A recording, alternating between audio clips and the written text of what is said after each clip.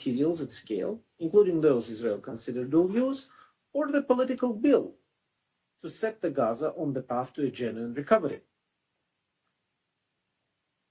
As you have learned from the announcement earlier, the integrated phase classification report released last week showed improvements in food security and nutrition in Gaza. But the situation remains highly fragile, and most families across the Strip are still relying on humanitarian assistance as their only lifeline. With winter approaching, the window to provide an effective response to pressing shelter needs is closing fast. Mr. President, at the same time, the increase in Israeli airstrikes and the expansion of territory under Israeli military control continues to increase pressure on the population in Gaza, which is now confronted to around 1/3 of Gaza. Gaza remains a dangerous place for UN to operate and deliver in, and I reiterate that under international humanitarian law, all parties must respect and protect civilians and humanitarian personnel, facilities, and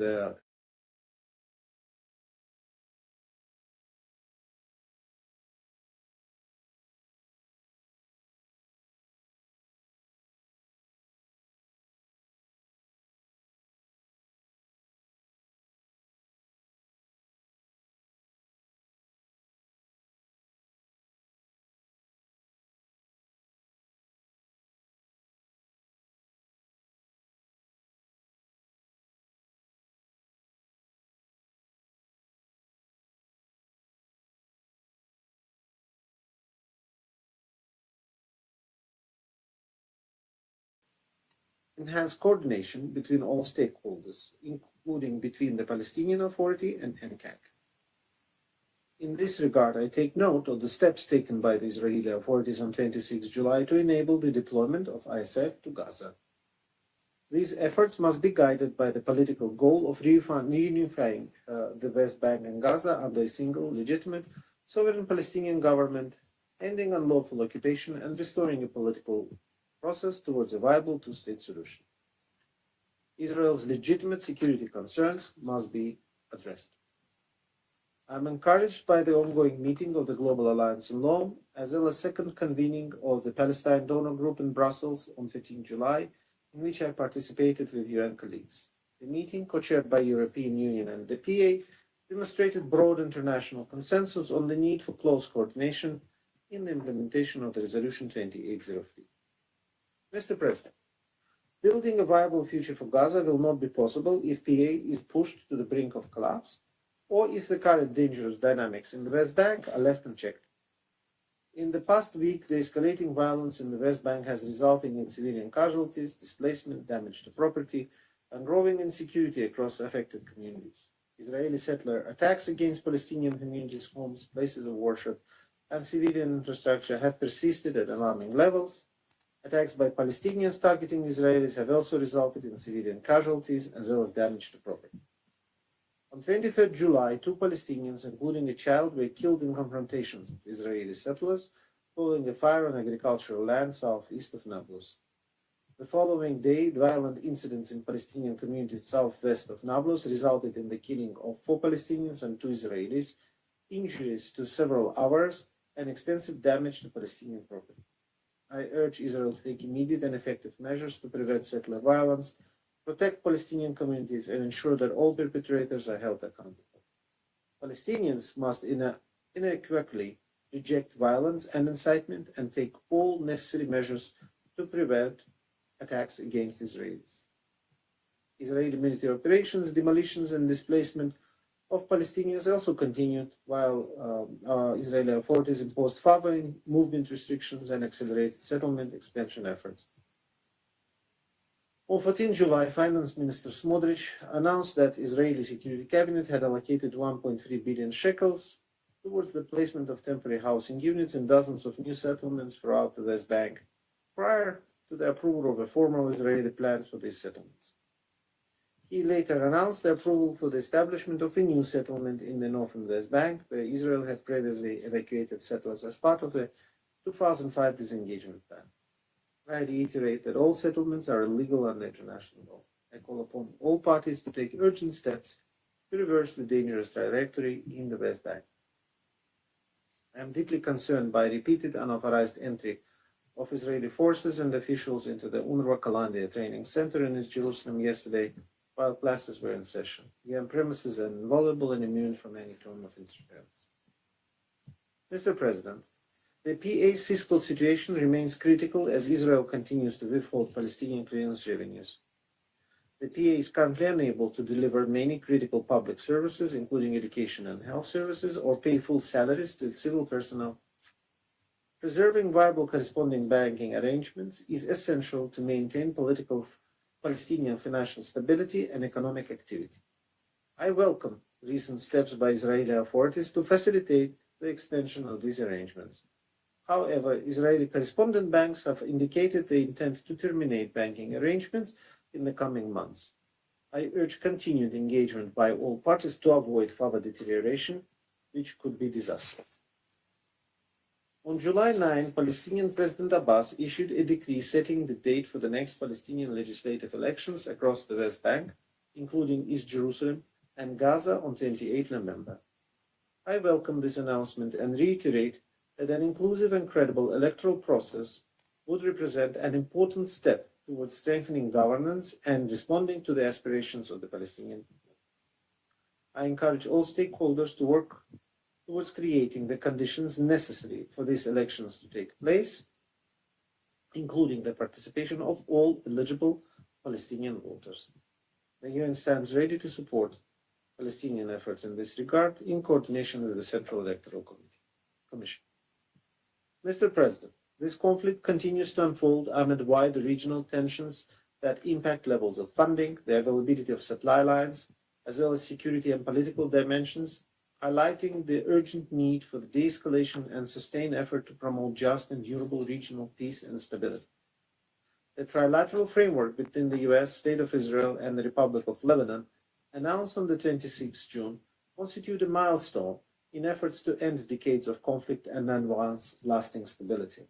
I welcome the launch of the pilot zone operations and encourage Lebanon and Israel to fulfill their obligations and advance the full implementation of the Security Council Resolution 1701.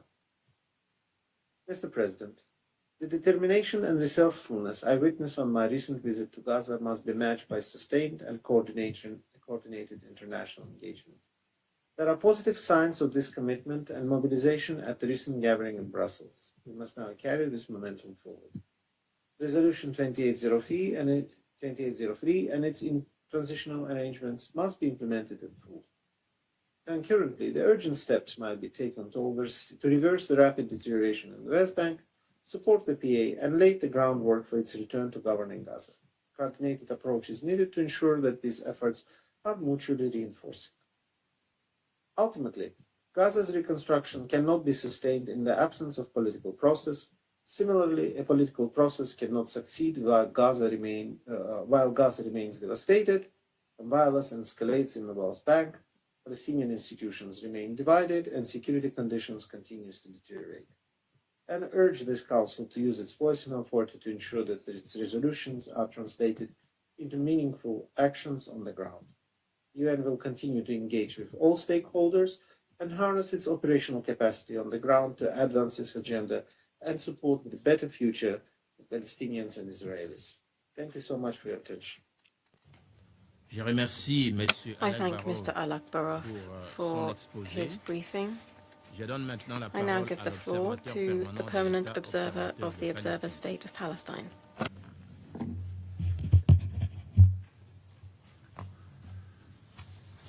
Mr. President,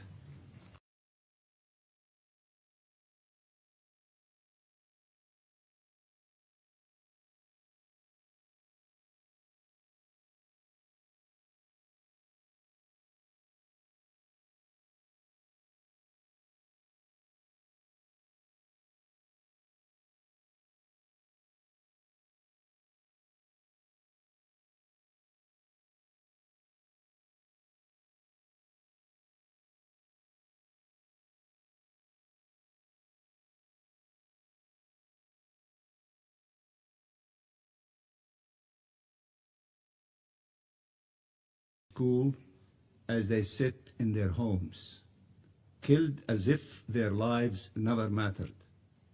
as if they were expendable, and they will continue being killed until those killing them are held accountable. Those who storm their towns, their villages, their homes, their lives, holding weapons and aiming it at them, want to hold our people responsible for the death that ensues. Their death and the death of those attacking them who should not have been there in the first place. And as if that was not enough, the Israeli Prime Minister's conclusion is that the answer is more colonization, more dispossession, more displacement, more violence.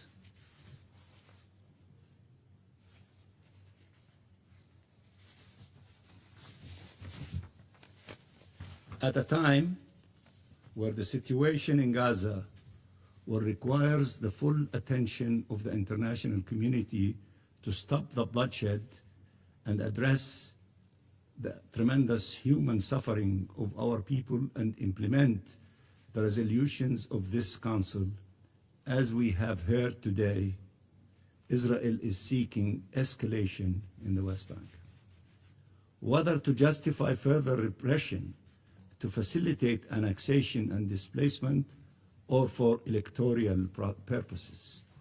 Yes, confronted with the prospects of losing the upcoming election, Netanyahu is seeking electoral gains on the blood of Palestinians and even Israelis. This requires a strong international response before it is too late, as impunity is the reason for the persistence and escalation of these crimes. Mr. President, for years now, we have warned of settlers' violence, with the backing of Israeli occupation forces as an integral part of the Israeli strategy to annex maximum Palestinian land with minimum Palestinians. Some measures were taken, but in no way commensurate with the threat this terror represents against hundreds of Palestinian communities. The Israeli officials pay some lip service when the actions are too outrageous, while continuing to create the conditions for their commission. Nothing was done by Israel to stop this violence. On the contrary, everything was done to fuel it. So it is the Israeli government that must be considered responsible for it, at par with the settlers committing it, with the support of the Israeli occupation forces. For those trying to disseminate fake news and alternative realities, there are numerous videos online of settlers attacks across the West Bank, from those armed with automatic weapons to adolescents with sticks beating people, to those setting fire in houses and properties. There are videos of them doing all this while shouting insults and racist slurs and chanting, "Death to Arabs, death to Arabs." The videos of the attacks by Israeli settlers at Tal village show them surrounding unarmed Palestinian civilians, holding them at gunpoint and threatening to shoot them. Tal village is south of Nablus, as was, indicated by Mr. Al-Akbarov. And too many times before that threat was followed by actions to be taken lightly. The tales about hikers wandering around in the hills is ridiculous. The settlers came with one objective in mind: terrorizing the population to uproot it. One provocation after another, one murder after another. Our people are entitled to international protection. I repeat, our people are entitled to international protection in the face of these repeated assaults, especially when asked not to respond to violence by violence, even as self-defense.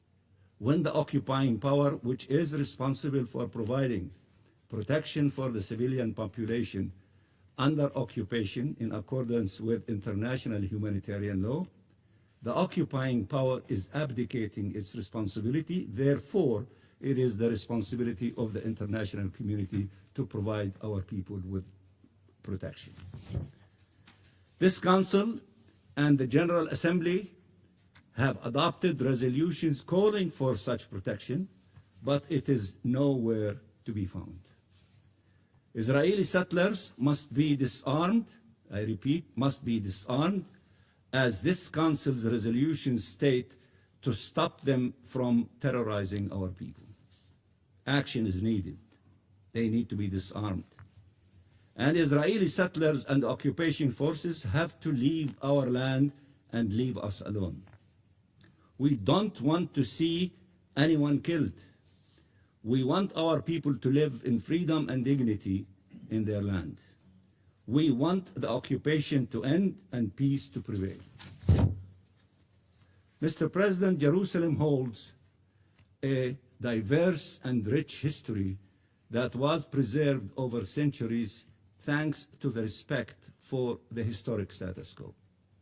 The images of Israeli extremists, officials, soldiers, and settlers storming Al-Haram al-Sharif are the definition of provocation and incitement, fueling dangerous tensions.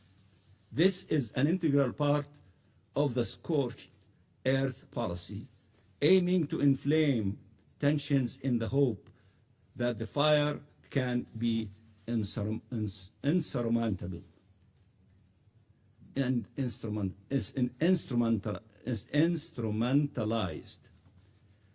A short-sighted and irresponsible approach. Mr. President, the resolutions of this Council are unequivocal in opposing annexation and forcible displacement. So why are they still ongoing? There are upcoming elections in Palestine and in Israel. What signal will the international community send? We have on one side a Palestinian government committed to non-violence and peace, and on the other side an Israeli government unleashing brutal violence and committed to annexation.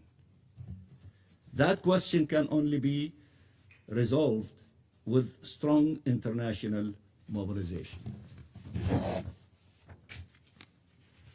To uphold international law and empower those seeking peace and restraining those who seek to destroy any such prospects.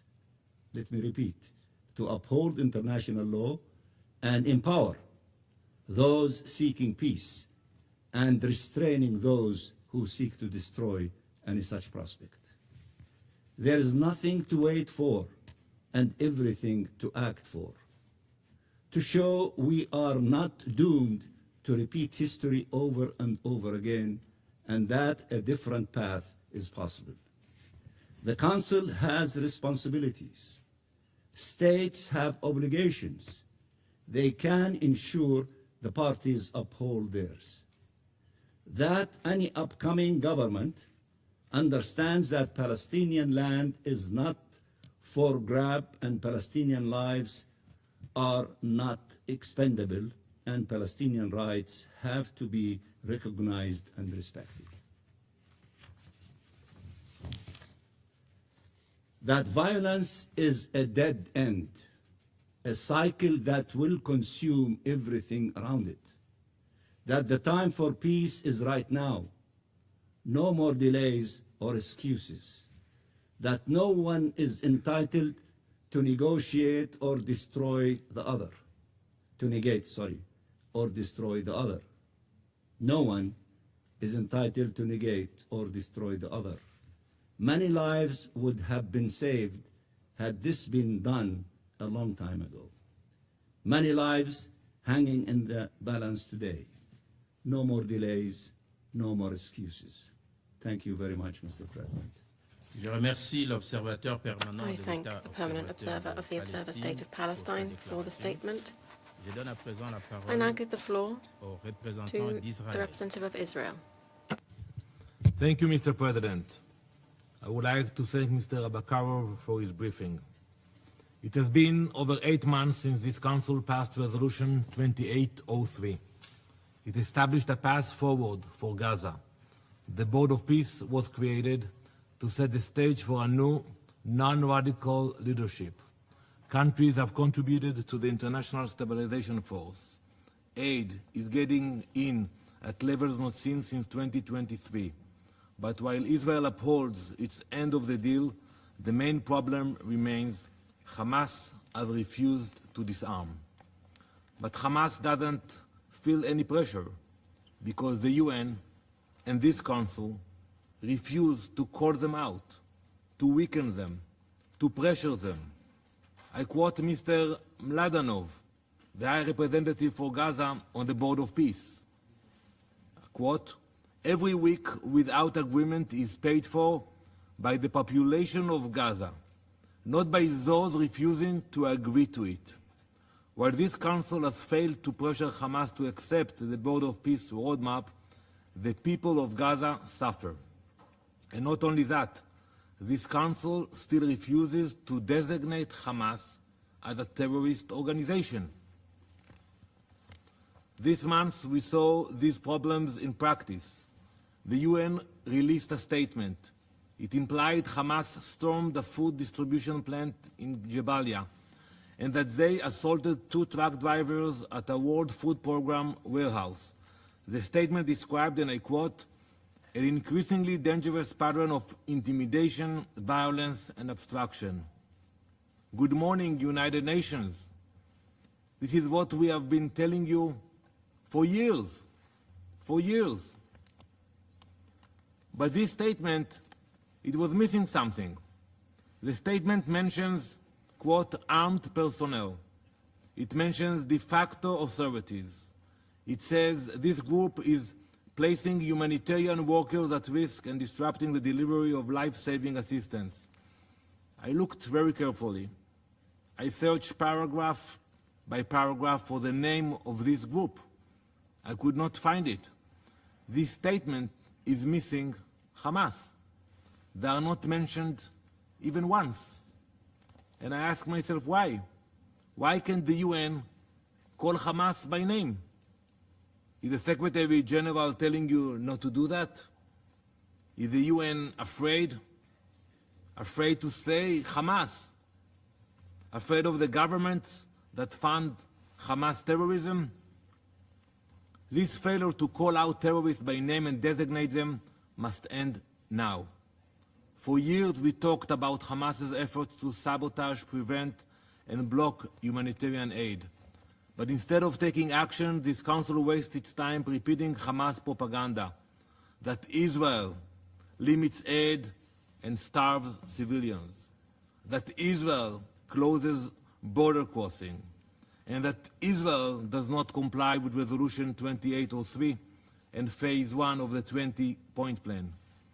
Just take a look at the new IPC report that examines the nutritional situation in Gaza. The report documents humanitarian improvements. Food insecurity is decreasing in every part of the Strip. But Israel, we still have reservations about this report. The report, unfortunately, must repeat the Hamas propaganda. It must reach the same alarmist conclusions, that there is food crisis in Gaza. The report claims that aid getting into Gaza is not enough. But that is not true. It is a lie. Because the projections are based on a flawed reporting process, incomplete sources of information, and anti-Israel bias. This month, an Israeli report showed the humanitarian situation in Gaza is stable. Over 600 aid trucks are entering Gaza per day. Not 100, like the IPC report says. Delivering over 1.8 million tons of food since the ceasefire began.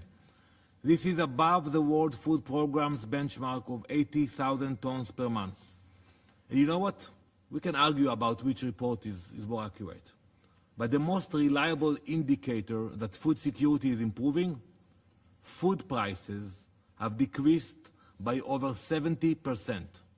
No one can argue with that. That means more families can access and purchase food at reasonable rates. The medical situation is improving as well. 18,000 tons of medicine and medical equipment have entered Gaza since the ceasefire began, and hospital capacity is up 50% since September.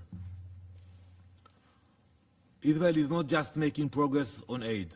On Sunday, the Israeli Security Cabinet approved the initial entry of the International Stabilization Force into Gaza, so we can start a pilot project for reconstruction in Rafah, creating a humanitarian zone without Hamas control. Mr. President, despite the complicated situation, Israel has been facilitating humanitarian assistance into Gaza. I'm sure that, like every month, we will hear today remarks regarding the entrance of dual-use items into Gaza. Items that can be used for humanitarian purposes and for terrorist activities. We know what happens when these dual-use items get into Hamas's hands. Look at this picture. Hamas posted this video. You can find it online. It's a picture of the video. You can see Hamas terrorists digging up water pipes and turning them into rockets. And the absurd that they actually put that video, that they're taking the water pipes and actually transforming them into rockets.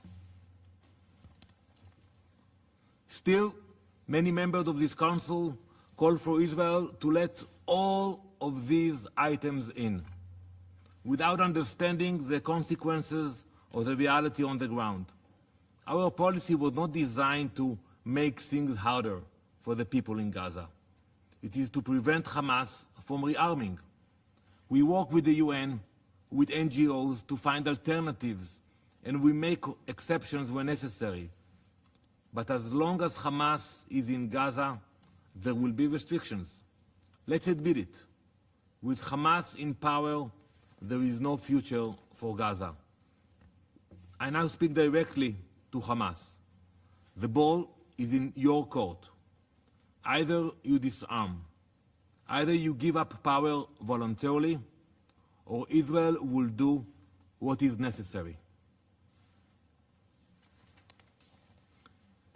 Mr. President, if we needed a reminder of Hamas's intentions, we were reminded this month. Hamas elected a new leader, Khalil al-Haya, as its next chairman. They elected one of the architects of October 7th as its new leader. He's an arch-terrorist. Do you remember him? He was in Doha on October 7th, front and center on video with Ismail Haniyeh, the former chairman of Hamas. He watched the terrorists invade Israel and kill innocent civilians. He was proud of it. He celebrated it. He cheered them on. After he was elected, the vice president of the moderate Palestinian Authority called to congratulate him. And look what happened on Friday. A terrorist in Samaria killed 2 Israelis and injured 3 more. They murdered Bnayahu Melet, a 32-year-old agriculture director, and they murdered Major Yuval Ezra, a 27-year-old IDF commander. Hamas not only praised the attack, they called for more violence. Mr. President, let us examine the irony in this council. Look at the list in front of you, at the country that will speak today. Some of these countries are hosting Hamas as we speak, both their military and political leadership. They are facilitating their banking infrastructure, and they are giving them the oxygen they need to survive. Today they will come here, will sit here, and they will call for a new future for Gaza. But at the same time, they embolden the terrorist organization that holds the people of Gaza hostage. So maybe you should ask them when the representatives of Turkey will sit here later today, or Qatar. Ask them if they allow Hamas banking to function in their countries, if they allow transfers to different banks in the world, before they tell us what should happen in Gaza. Mr. President, while Israel is fighting terrorism at home, New York is becoming the latest battlefield.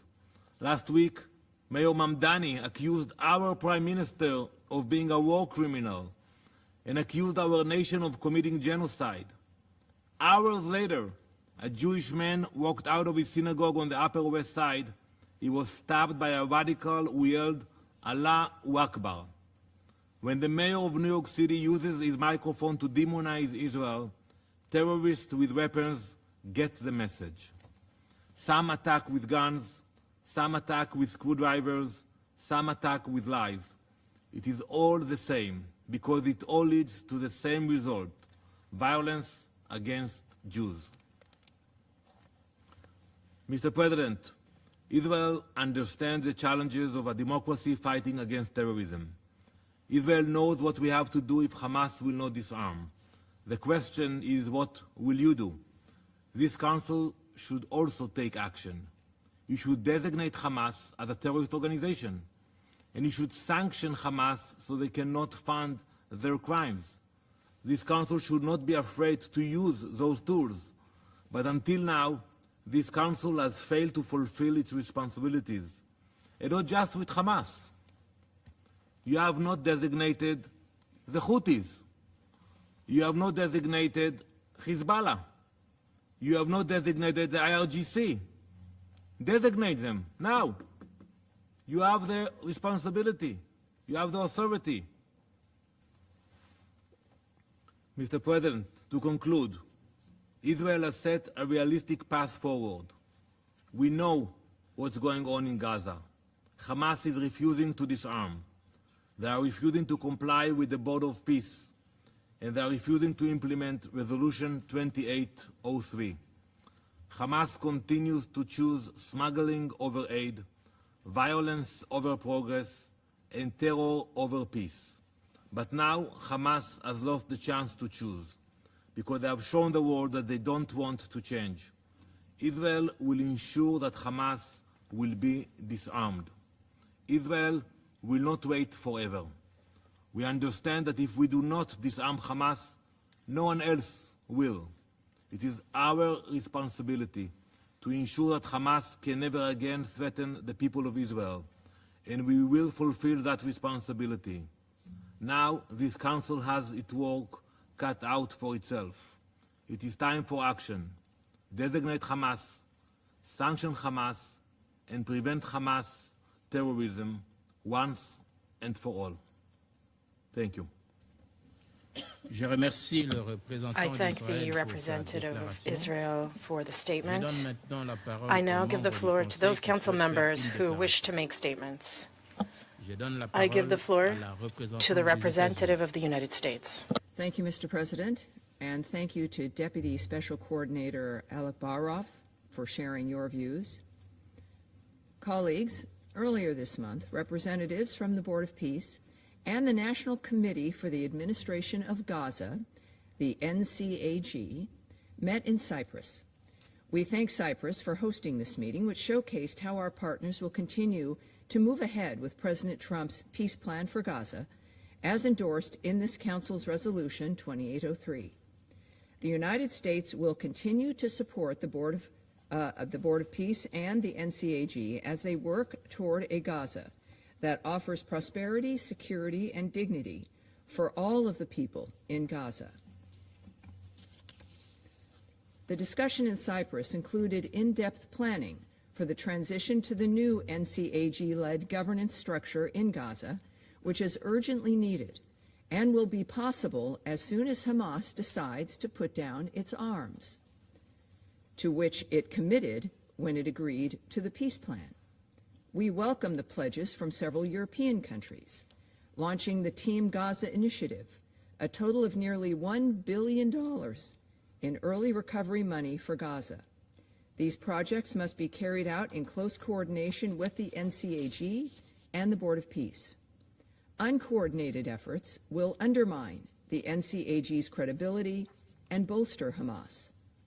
Detractors may say that it can't be done, but they are wrong. We know we will succeed.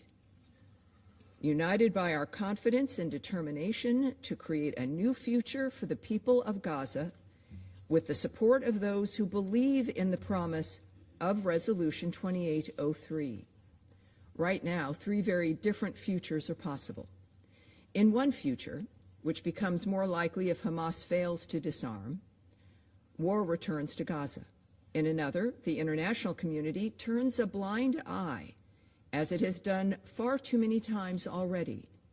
That would allow Hamas to hold the Palestinian people in Gaza hostage for years to come, threatening the security of Israel and the entire Middle East, and guaranteeing that a stunted, aid-dependent way of life remains the only option for people in Gaza. Neither of these futures is acceptable. With their commitment to action, our partners in the region and in Europe are opening the door on the third and transformative option. That door is the plan put forward by President Trump, implemented through the Board of Peace and the NCAG, permitting clear-eyed Palestinians from Gaza determined to break the vicious cycle of the past to move forward into the brightest possible future. Hamas has proven by its actions that it will do everything they can to retain power. They hope that we, the supporters of that bright future, the international community, will give up and turn a blind eye. I am here to say we will not. That is why the Board of Peace is moving forward with pilot programs in the areas it can, beginning in southern Gaza, despite Hamas's continued intransigence and refusal to put the people in Gaza first. We thank our Israeli partners for their assistance in getting these pilot programs off the ground. These projects will move forward and will demonstrate that what all of Gaza can be as soon as Hamas decides to uphold their commitments to the peace plan. And we've seen other welcome developments in the past few days. Morocco officially signed up as a troop contributor to the International Stabilization Force on July 15th, the first country to do so. We applaud and congratulate Morocco for achieving that distinction. Others will soon follow suit, and the ISF will be prepared to provide security for the pilot projects and other areas as we move forward with implementation of the next phase of the peace plan. Another welcome development has been the unprecedented exposure of the truth about Hamas. On July 12th, the UN put out a statement that laid plain what we have known for years. Hamas continues to obstruct and exploit humanitarian operations in Gaza. They continually put the lives of aid workers in danger. They raided a World Food Program warehouse and assaulted the truck drivers there. As Dr. Alek Marbarov said in his statement, these incidents are not isolated. They are a pattern. And although this welcome acknowledgement of reality comes late in the game, as we say, better late than never. Colleagues, we all know the facts. Hamas has no place in Gaza. The people in Gaza know this. They have been intimidated into submission, but that won't last forever. We also know that UNRWA has no place in Gaza. We have been clear about that as well. Hamas cannot play any role in the future of Gaza because of what they stand for, not for the people in Gaza, but as a proxy for the Iranian Islamic Revolutionary Guard Corps. Iran's ties to Hamas are the reason Hamas will not disarm. Iran wants to keep the Palestinian people hostage to Hamas. We cannot and will not let them. Iran also wants to keep Hezbollah in business in Lebanon. We won't allow that either. Durable peace requires that sovereign governments, not terrorist proxies, exercise full control over their territory. The historic talks between the governments of Israel and Lebanon, enabled by President Trump's leadership, will continue to that goal, building on the historic trilateral framework signed on June 26th. We look forward to continued negotiations as we look to restore peace and stability in the region. For decades, Iran kept the Syrian people under the thumb of the brutal Assad family. That is over now, too. The United States will continue to support Syria's transition, including by working with the Syrian government to bolster its efforts to counter terrorism and drug trafficking, eliminate the remnants of chemical weapons, hold perpetrators of atrocities accountable, and secure investment and assistance for the benefit of the Syrian people. The United States is committed to lasting peace in Syria, both internally and with its neighbors. Special Presidential Envoy to Iraq and Syria, Tom Barrack, continues to support engagement among groups within Syria and between Syria and Israel that could advance peace and stability throughout the entire region. And in Yemen, where the Yemeni people have suffered for far too long, the Houthis have once again demonstrated that they are doing little more than acting on behalf of Iran. The Houthis are attempting to hold the world hostage in the Bab el-Mandeb, just as the IRGC has done for weeks now in the Strait of Hormuz. To meet the political and security challenges throughout the Middle East, we must recognize a simple truth.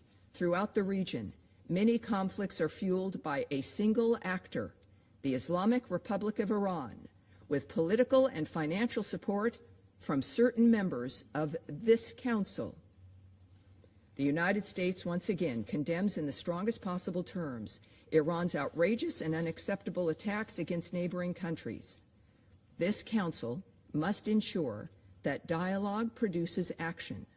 The United States remains committed to practical diplomacy that reduces conflicts, protects civilians, strengthens legitimate institutions, and advances a more stable and peaceful Middle East. We urge all UN member states to join us in working toward that goal. I thank you. I thank the representative of the United States for the statement. I now give the floor to the representative of France. Thank you, President. President, I'd like to begin by thanking the Deputy Special Coordinator, Ramiz Alakbarov, for his briefing. We have also listened very closely to the Permanent Observer of Palestine and the Permanent Representative of Israel and their important briefings. President, our debate cannot be separate from the reality of the region because in the Middle East, the sound of weapons still echoes, population displacement continues, and terrorism has not been contained. Civilian populations remain the primary victims of military escalation. The resumption of hostilities in the Gulf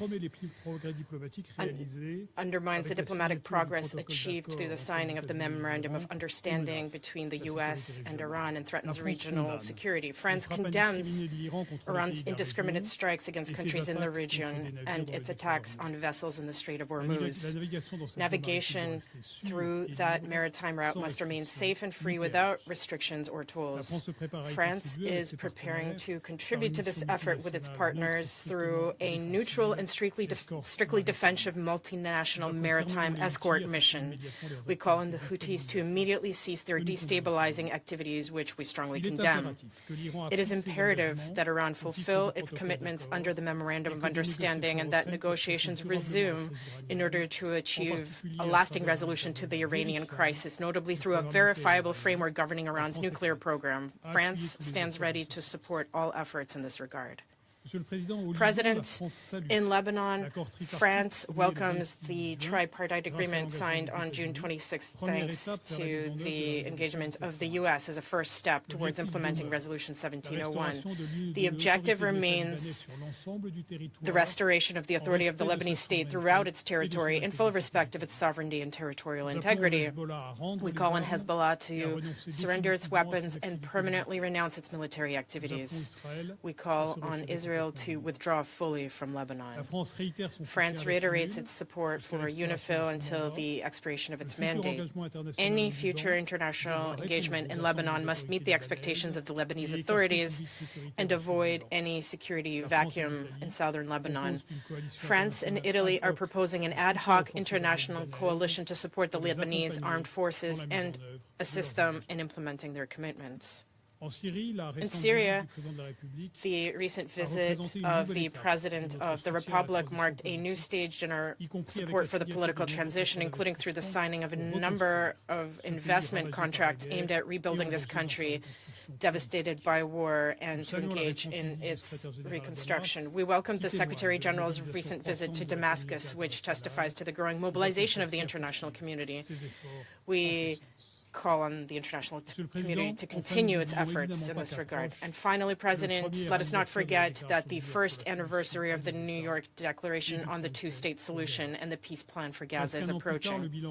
Nearly 1 year later, the situation remains worrying. It is urgent to implement Resolution 2803, which requires the disarmament of Hamas, the removal of obstacles to humanitarian action and reconstruction, and compliance by Israel with its international obligations. In the West Bank, we condemn the acceleration of settlement activity, which is illegal under international law. The forthcoming launch of tenders for the E1 project poses a threat to the two-state solution. We are deeply concerned by the current violence in the West Bank. As the Israeli authorities have announced the launch of a major military operation, France calls on all parties to exercise calm and restraint and recalls the responsibility of the Israeli army to protect civilian populations. The increasing violence perpetrated by settlers against Palestinians is unacceptable, and France will continue to work with its European partners to sanction those responsible for settlement activity and settler violence. Nearly 1 year after the adoption of the New York Declaration, we must redouble our efforts to implement the two-state solution, which is the only viable solution for peace and the recognition and respect of the rights of the Palestinian people and Israel's rights to security. Mr. President, France will always stand alongside those who are committed to peace. It is the responsibility of all parties to return to the path of dialogue and hostilities, and it is the responsibility of this Council to demonstrate collective determination in encouraging them to do so. Thank you. I thank the representative of France for his statement, and I now give the floor to the representative of Denmark. Thank you, Mr. President. And I would also like to thank Special Representative Alec Barra for his briefing. Mr. President, we convene today as countries across the Middle East stand on the brink of further escalation. Once again, Iran is attacking countries in the region and vessels in the Strait of Hormuz. Denmark strongly condemns these actions, which threaten both regional stability and a key maritime shipping route. We remain committed to the stability of the region. We also strongly condemn the recent attacks by the Houthis on Saudi Arabia, including on vessels in the Red Sea.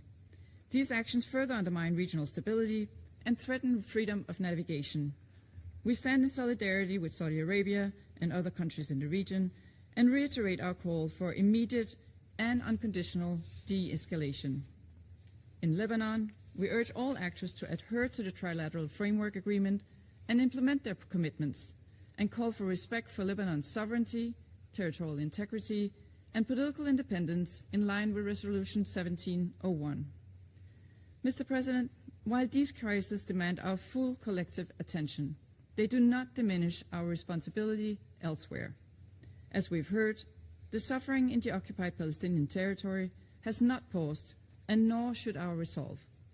The terrible violence over the weekend across the West Bank demonstrates just how volatile the situation has become.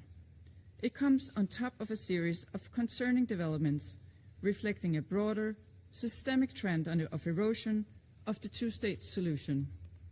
This includes the Israeli authorities issuing tenders for the construction of illegal settlements in the E1 corridor, which threatens to separate East Jerusalem from the West Bank and divide the West Bank in two. It also includes rapid settlement expansion, expelling Palestinians, and eroding the social cohesion of Palestinian society. Meanwhile, settler violence continues to rise, accounting for 55% of all physical injuries in the West Bank. there are already more Palestinian fatalities linked to settler attacks in 2026 than in all of 2025. We also see deepening impunity as the IDF either fails to stop violent acts by settlers or actively takes side of the settlers without holding perpetrators accountable. These developments are deplorable, and these actions violate international law. We urge the Israeli authorities to take immediate measures to prevent further attacks by Israeli settlers against Palestinian communities and ensure the protection of civilians in the West Bank. We further urge the Israeli authorities to ensure effective law enforcement and accountability for perpetrators. Mr. President, in Gaza, the situation remains catastrophic. Civilians live in ever-shrinking territories, in improvised tents in inhumane conditions, with insufficient access to nutritious food, clean water, and basic health care. The latest report from the IPC shows that more than half of Gaza's population still faces crisis levels of food insecurity or worse. Israel's restrictions on international NGOs operating in the occupied Palestinian territory further undermines stability and Palestinians' access to basic services. We call on Israel to allow full, immediate, safe, and unhindered access and sustained distribution of humanitarian assistance at scale into and throughout Gaza. Meanwhile, Israeli attacks continue, with over 1,000 Palestinians killed in Gaza since the ceasefire, including 294 children. 180 Palestinians were killed in July alone. This cannot continue. The only way forward is for all parties to strictly adhere to the ceasefire agreement. This includes disarmament of Hamas. Moreover, the International Stabilization Force and the Palestinian Police Force must be deployed without delay. Mr. President, the challenges facing the West Bank, including in East Jerusalem and Gaza, should not be addressed in isolation. They are key obstacles to the Palestinian people's legitimate aspiration to establish an independent, sovereign, and viable state under a reformed Palestinian leadership along the 1967 borders as part of a two-state solution, living side by side in peace and security with Israel. In closing, this renewed escalation across the Middle East and the Gulf shows how fragile regional stability remains. At the same time, we must not lose focus from the suffering of the Palestinian people and the urgent need for a two-state solution. Denmark will continue to work for both a stable Middle East and a credible path toward the two-state solution. I thank you. I thank the representative of Denmark for the statement. I now give the floor to the representative of Somalia.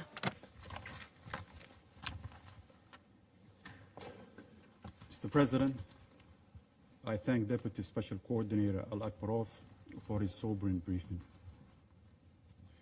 We gather again as the Palestinian people endure deep suffering while the Middle East faces ongoing instability and a worrying disregard for international law. 8 months after the Security Council Resolution 2803 has been adopted, its goal of ending conflict, expanding aid, and starting reconstruction remain largely unfulfilled, with little real progress for the civilians in Gaza. Somalia reiterates its call for the full implementation of Resolution 2803. Humanitarian aid is a legal duty, not a political tool. Civilians must receive assistance quickly, safely, and in the scale of their needs. All crossings should remain consistently open, and restriction on essential goods such as fuel, medicine, water, and supplies must be lifted. We recognize the value of humanitarian benchmarks for the monitoring of Resolution 2803, but they must be verified by the United Nations and humanitarian actors throughout the reporting period. International humanitarian and human rights law must always be respected. Civilian and humanitarian workers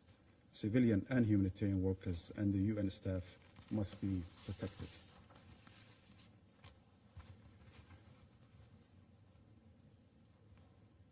We support.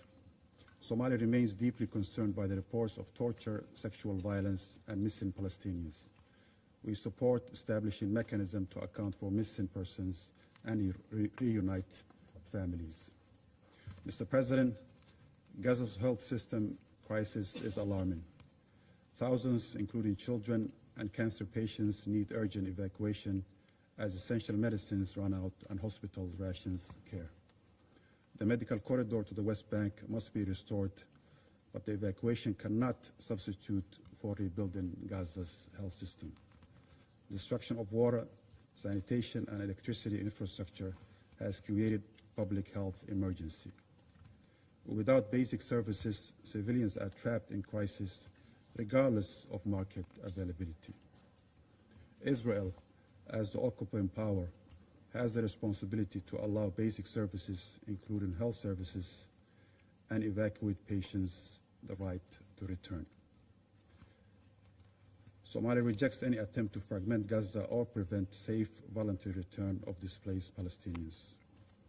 We condemn the continued expansion of military-controlled areas in Gaza, which restrict movement, block family returns, and raise fears of permanent displacement.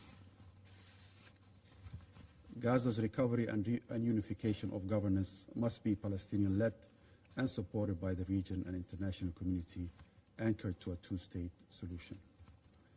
We reiterate that Gaza is an integral part of the occupied Palestinian territory and a future Palestinian state. Mr. President, while Gaza draws global attention, the West Bank, as we heard, including East Jerusalem, also face dangerous deterioration. Somalia remains gravely concerned about the continued illegal settlements, settler terrorism, forced displacement, land confiscation, arbitrary detention, and destruction of Palestinian properties. These actions violate international law and Security Council resolution and must cease immediately. Recent days, Mr. President, have also seen one of the largest incursions of Al-Aqsa Mosque, with more than 4,000 Israeli settlers and far-right groups entering the compound under heavy police protection, while Palestinian worshippers were barred entry. We unequivocally condemn the occupying power's actions, which represents a dangerous escalation and a violation of the historic and legal status quo of this holy site. We emphasize that Jerusalem's status cannot be changed by unilateral actions. The historical and legal status quo at the holy sites must be respected by Israel, and all incitements of violence must stop immediately and unconditionally. Mr. President, Somalia welcomes the renewed momentum behind the two-state solution, including efforts by Saudi Arabia, France, and the New York Declaration. Concrete actions, not just statements, are needed to preserve the foundation of a future Palestinian state, including the release of the Palestinian Authority's tax revenues withheld by Israel. Humanitarian aid cannot substitute for a political solution, and reconstruction cannot succeed amid occupation and settlement expansion. Somalia stands firmly for an independent, sovereign Palestinian state along the pre-1967 borders, with Al-Quds at Sharif as its capital. Turning to Lebanon, Somalia is concerned by the tensions along the Blue Line. We call for the full implementation of Resolution 1701, respect for Lebanon's sovereignty and international law. We take note of the ongoing strategic review of post-UNIFIL presence and stress the importance of maintaining a strong and meaningful UN presence to deter further escalation and support stability in Lebanon and beyond. In Syria, Somalia supports the Syrian-led political process per Resolution 2254. We condemn Israeli military incursions inside Syria and call for Israel to fully withdraw from all Syrian territories in line with its obligation under the relevant United Nations Security Council resolution and the 1974 disengagement agreement. In Yemen, Somalia calls for respect for its sovereignty and support for the Yemeni-led, Yemeni-owned political process under UN auspices. Mr. President, recent escalations in the Gulf show how fast conflict can spread in the Middle East. Somalia urges restraint, diplomacy, and respect for the sovereignty of all states and international law. Equally important is to guarantee freedom of navigation in the international waterways, including the Strait of Hormuz, and to refrain from actions that undermine maritime security and the free flow of global commerce. To conclude, Mr. President, regional security must rest on mutual respect, good neighborliness, and peaceful coexistence in accordance with the UN Charter. To achieve this in the Middle East is essential to address the common denominator and the root cause of the elusive peace in the Middle East. There can be no peace in the Middle East without addressing the long-standing occupation and annexation of Arab lands, including the Palestinian state. We remain committed to working with all Council members to that end. I thank you, Mr. President. I thank the representative of Somalia for the statement. I now give the floor to the representative of Panama. Thank you, Mr. President. Panama is grateful for the convening of this quarterly open debate and for the briefings that we heard from Mr. Ramiz Alakbarov. And we thank him also for his constant efforts. We welcome the representatives of the delegations who honor us today with their participation. For too long now, the peoples of the Middle East have witnessed one crisis after another without any definitive resolution of the root causes of the conflicts. Although some situations do show encouraging signs of easing and openness to dialogue, others continue to be marked by violence, displacement, and a humanitarian crisis that continues to affect millions of people. In Gaza, 9 months of an albeit shaky ceasefire have partially alleviated some of the most urgent needs for the population, to the extent that it is worth also recognizing that humanitarian assistance has increased. Nonetheless, the cumulative consequences of the conflict are plain to see in the daily lives of thousands of families, while tremendous challenges remain to rebuild hospitals, schools, homes, water systems, and other essential services that were destroyed during the war. Panama reiterates the need for humanitarian assistance, which fortunately has been flowing better.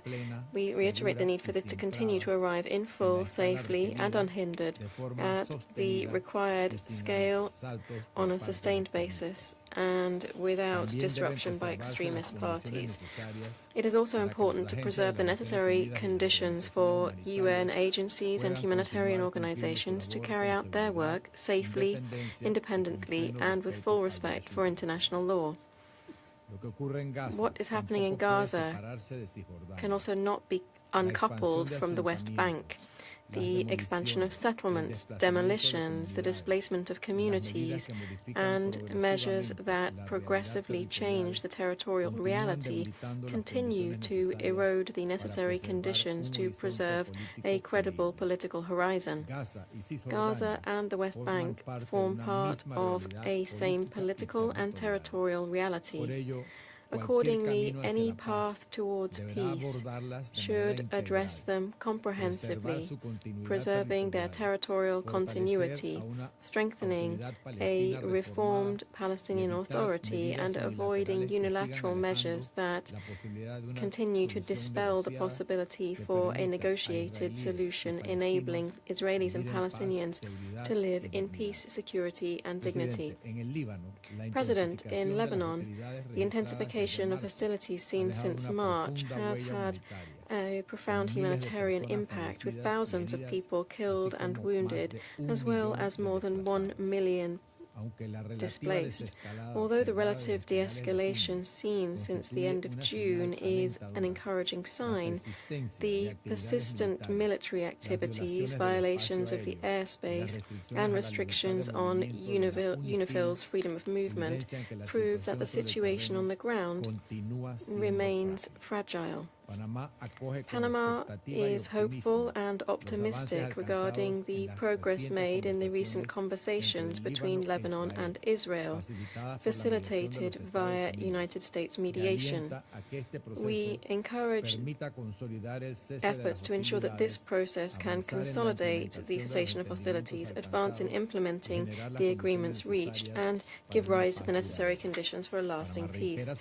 Panama reiterates its commitment to the sovereignty, political independence, and territorial integrity of Lebanon within its internationally recognized borders. Panama likewise reaffirms its support for the work of UNIFIL to support stability along the Blue Line.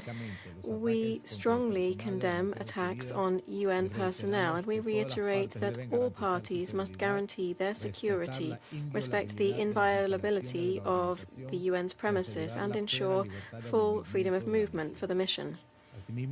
In addition, we believe that the discussions regarding the future presence of the United Nations in Lebanon should respond to the current reality on the ground, avoiding creating security vacuums and ensuring that any mechanism agreed by this Council enjoys the necessary capacities to be able to implement its mandate effectively. Syria is facing a different challenge.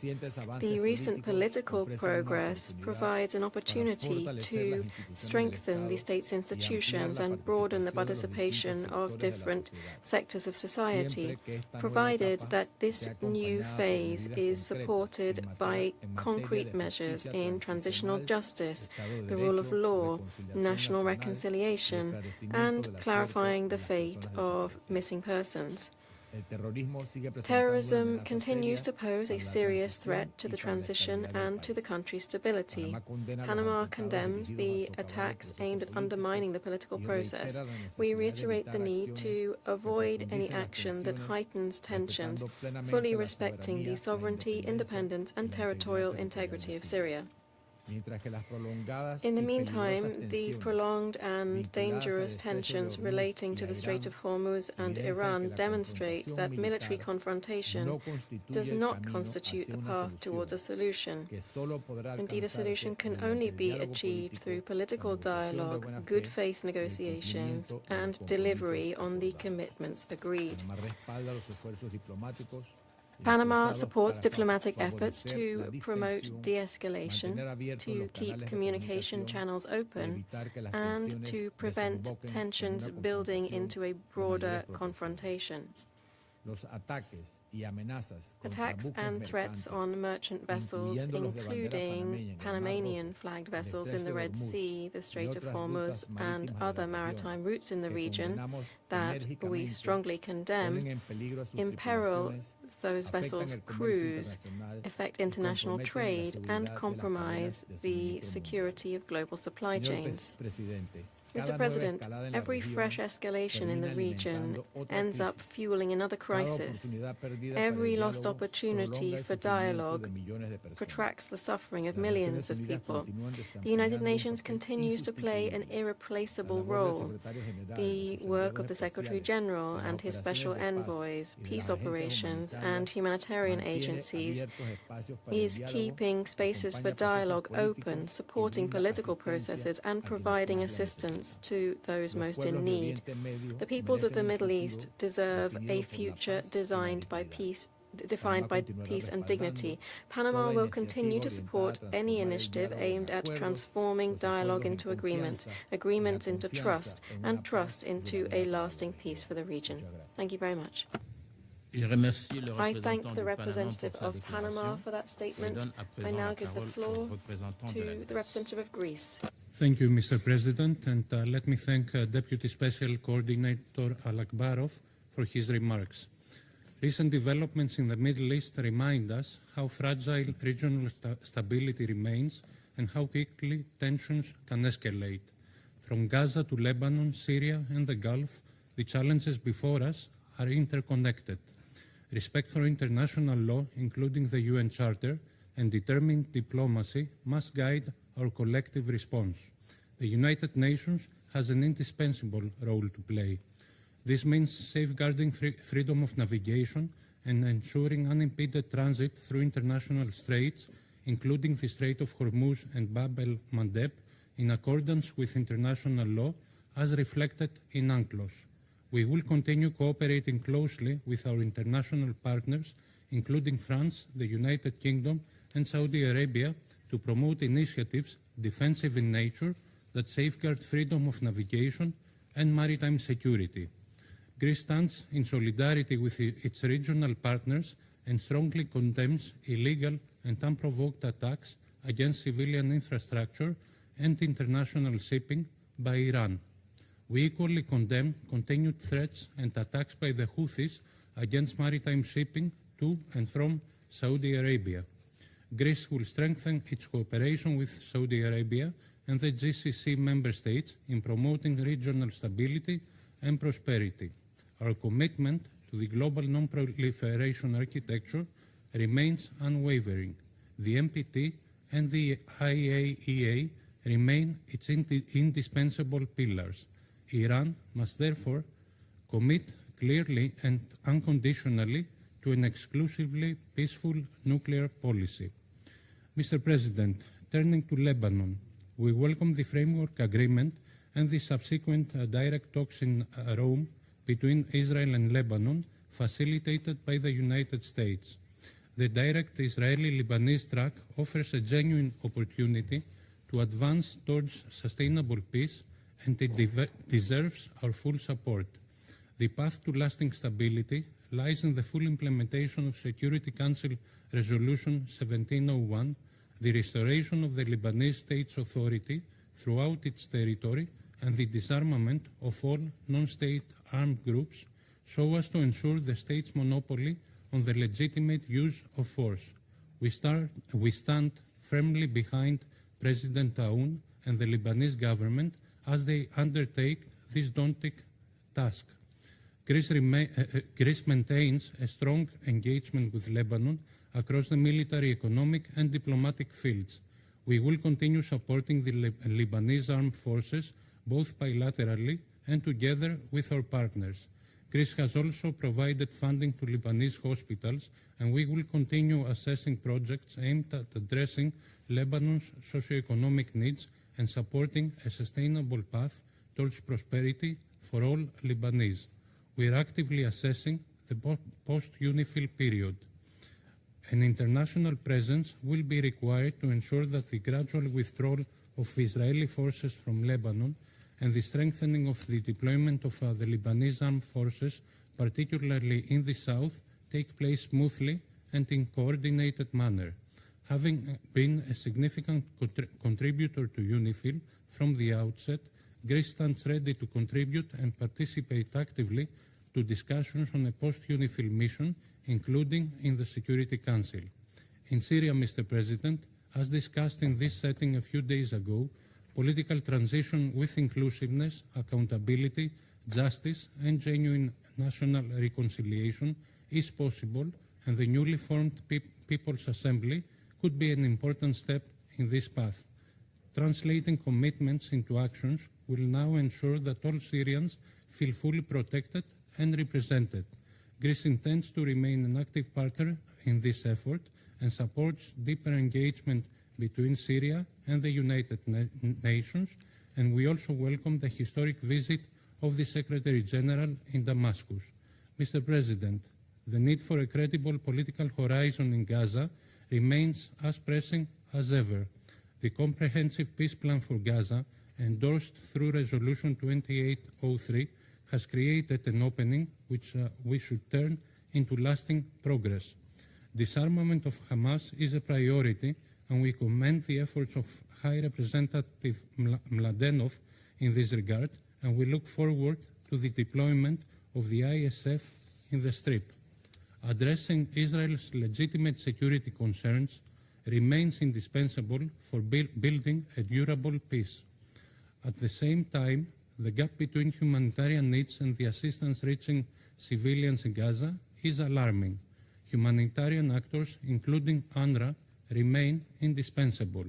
The Palestine Donors Group meeting in Brussels reaffirmed the international commitment to Gaza's recovery, including through the Horizon Fund. Greece will participate in the Team Gaza initiative launched by the European Commission. As a first step, we will focus on enhancing social and economic infrastructure across the Strip. Transitional arrangements should reinforce, not replace, Palestinian institutions. We support the National Committee on the Administration of Gaza and the deployment of the newly vetted Palestinian police forces. Our collective objective is to support the Palestinian Authority in implementing reforms, paving the way for its return to Gaza, as provided for in Resolution 2803.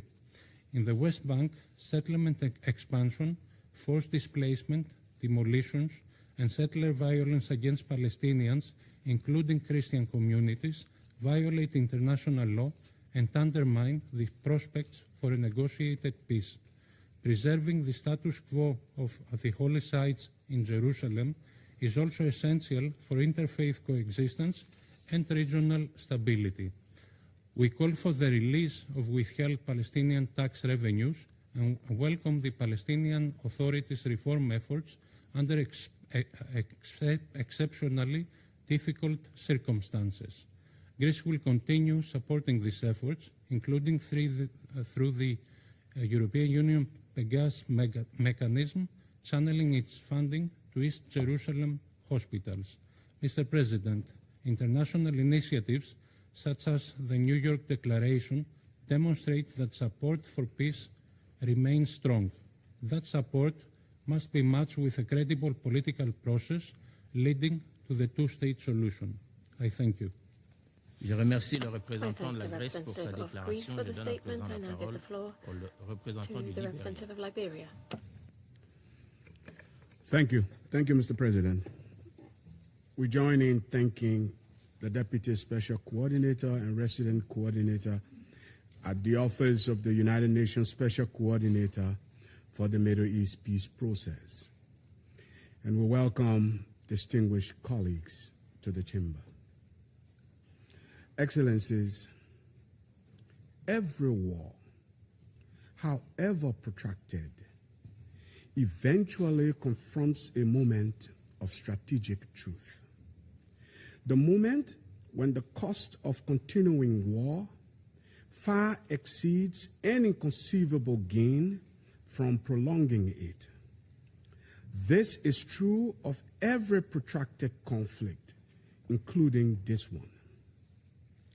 The briefing of today and the figures presented by OCHA and other UN agencies confirm that the occupied Palestinian territory is approaching that point. We are no longer merely observing a crisis. We are witnessing the systemic erosion of the conditions necessary for human life itself. According to OCHA, in the West Bank, fatalities from settler attacks this year have already surpassed the total for all of 2025. In Kalkilia alone, recent demolitions claimed homes, water networks, and 19 donor-funded settlers' shelters, displacing dozens of families, including 34 children. In Gaza, the humanitarian catastrophe strikes at the very generation to come. Nearly 4,000 miscarriages were recorded in just the first 6 months of this year. Over 57% of pregnant women suffer from severe anemia. Beneath 60 million tons of rubble, human hope is being buried. The clearing of 630,000 tons of debris is not a sign of recovery. It is a drop in an ocean of ruin. This council must also not lose sight of the fact that the attacks of October 7, 2023 killed close to 1,200 people, and took 251 hostages into Gaza, taking a toll on Israeli families. It took more than 2 years until January of this year before the last of them, living and deceased, were finally accounted for and returned home. That suffering is also a part of this record as well, and it must inform how the Council thinks about deterrence, justice, and the conditions for a lasting peace. Excellencies, Liberia speaks as a nation that walked through the fire of civil conflict. We speak from a continent that understands a fundamental truth. No society ever truly emerges from war simply because one side managed to exhaust the other. Peace does not begin when the last weapon fires. Peace begins when leaders find the courage to acknowledge that dialogue yields what weapons never can and never will.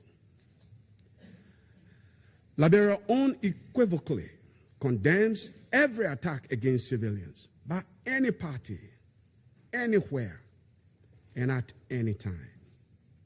We affirm without reservation Israel's legitimate right to live in peace and security, free from terror and the threat of future attacks. And we affirm with equal conviction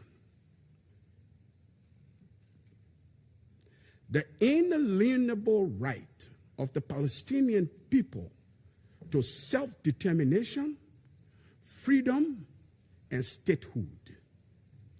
These rights are not mutually exclusive. They are mutually dependent. Security that denies dignity and humanity is an illusion.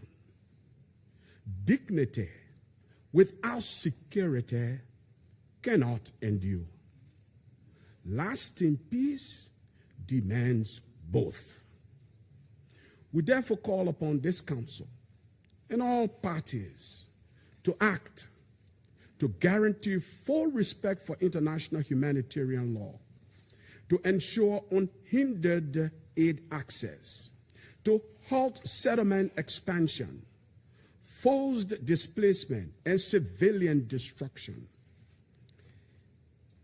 to ensure full accountability and transparency in the treatment of all captives and detainees, and to urgently reignite a credible political pathway toward a durable and just two-state solution. Mr. President, to conclude, the greatest illusion in any protracted conflict is the belief that tomorrow's battlefield will produce what yesterday's battlefield could not. Peace is never achieved when one people surrender their future to another. It never will happen. Peace begins when both peoples finally reclaim their right to dignity and shared humanity. That is the responsibility of the parties. It is the solemn duty of this Council. And I thank you for your kind attention. I thank the representative of Liberia for his statement, and I now give the floor to the representative of the Russian Federation. Mr. President, we thank UN Deputy Special Coordinator for the Middle East Peace Process, Ramiz Alakbarov, for his briefing. The situation in the Middle East has been one of the main items on the Security Council's agenda since practically the very establishment of the United Nations. Nonetheless, despite decades of painstaking work, it is clear that the goal of achieving peace and prosperity for the countries and peoples of the Middle East remains far from being achieved. To our profound regret, it sometimes appears as though any diplomatic successes that we have witnessed, including in recent months, are simply erased every time.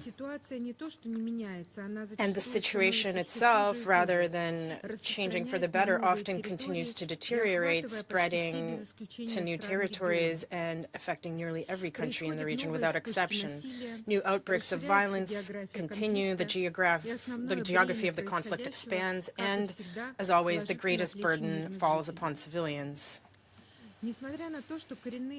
Although the deep-seated problems of the region are often overshadowed by the daily stream of news, we are convinced that the international community must not lessen its attention to an issue that remains fundamentally important for the Middle East, namely the Palestinian question. We regret that the implementation of the ceasefire agreements between Israel and Hamas in Gaza, reached in October 2025, has largely stalled. Reports continue to emerge regularly of new operations by the Israeli Defense Forces, resulting in continued civilian death and suffering. Restrictions persist on the import and delivery of humanitarian assistance. The Donald Trump plan, which formed the basis of the peace agreements, remains on paper. The Board of Peace has essentially yet to become operational. The International Stabilization Force has still not been established. The prospects of a complete withdrawal of Israeli forces from Gaza remain dim. It is also clear that there are currently no practical actions being taken to launch reconstruction efforts in the Gaza Strip. U.S. peace efforts on the Palestinian track have effectively been currently put on pause. Despite efforts by the High Representative of the Board of Peace to Gaza, Nikolai Mladlenov, to secure agreement on the roadmap he has prepared together with mediators, it has so far proved impossible for the parties to reach mutually acceptable solutions. The main stumbling block continues to be the difficult issue of demilitarizing the Palestinian enclave. Moreover, the document also lacks guarantees regarding the end of Gaza's occupation, let alone prospects for its political reunification with the West Bank and a long-term settlement of the Palestinian issue.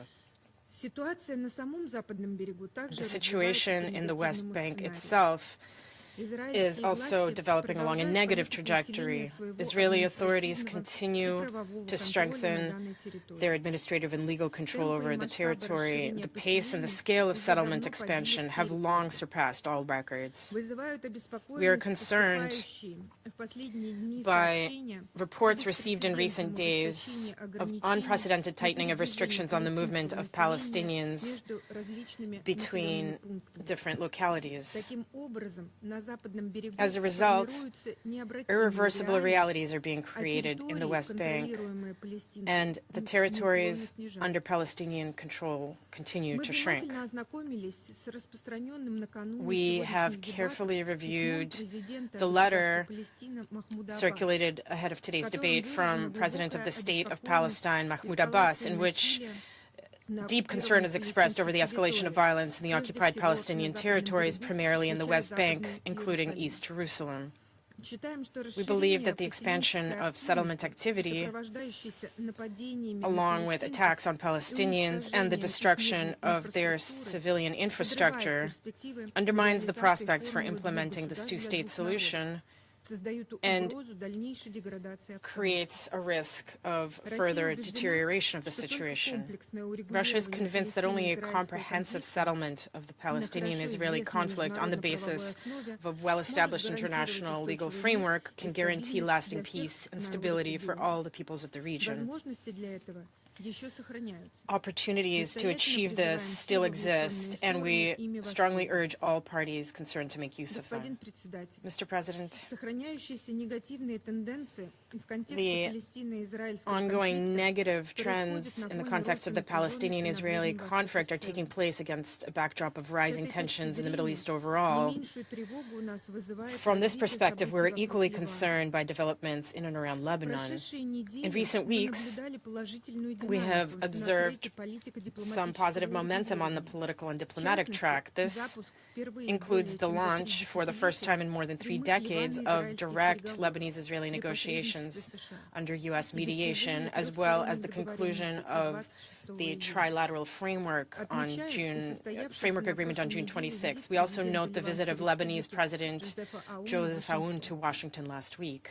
At the same time, negotiations have not resulted in a complete cessation of hostilities. Israel continues to occupy areas of southern Lebanon, particularly north of the Litani River. According to reports, between July 25th and 27th, the IDF continued demolitions and controlled explosions of buildings in a number of Lebanese towns. The actions of the Israeli military pose a direct threat not only to the health and the lives of civilians, but also to those of UN peacekeepers, hindering the UN interim force in Lebanon from carrying out its mandate. Against this backdrop, legitimate questions arise as to the potentially explosive consequences of winding down the mission in 2027 amid expanding Israeli occupation and the likely emergence of a security vacuum. We remain convinced that a complete cessation of hostilities and a political settlement of the Lebanese conflict remain imperative, including for the full implementation of Security Council Resolution 1701.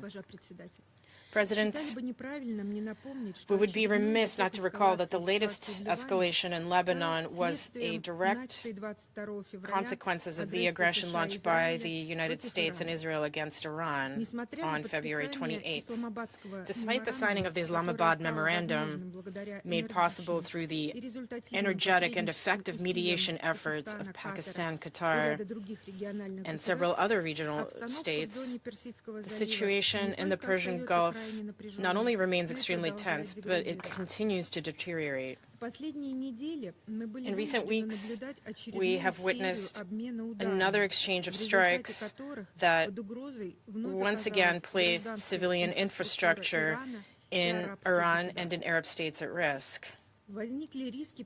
Risks have also emerged to navigation through the Strait of Hormuz and the Red Sea, threatening serious consequences for global energy and food security. Our country has consistently called for a political and diplomatic resolution of the U.S.-Iranian conflict that takes the interests of all states in the region into account.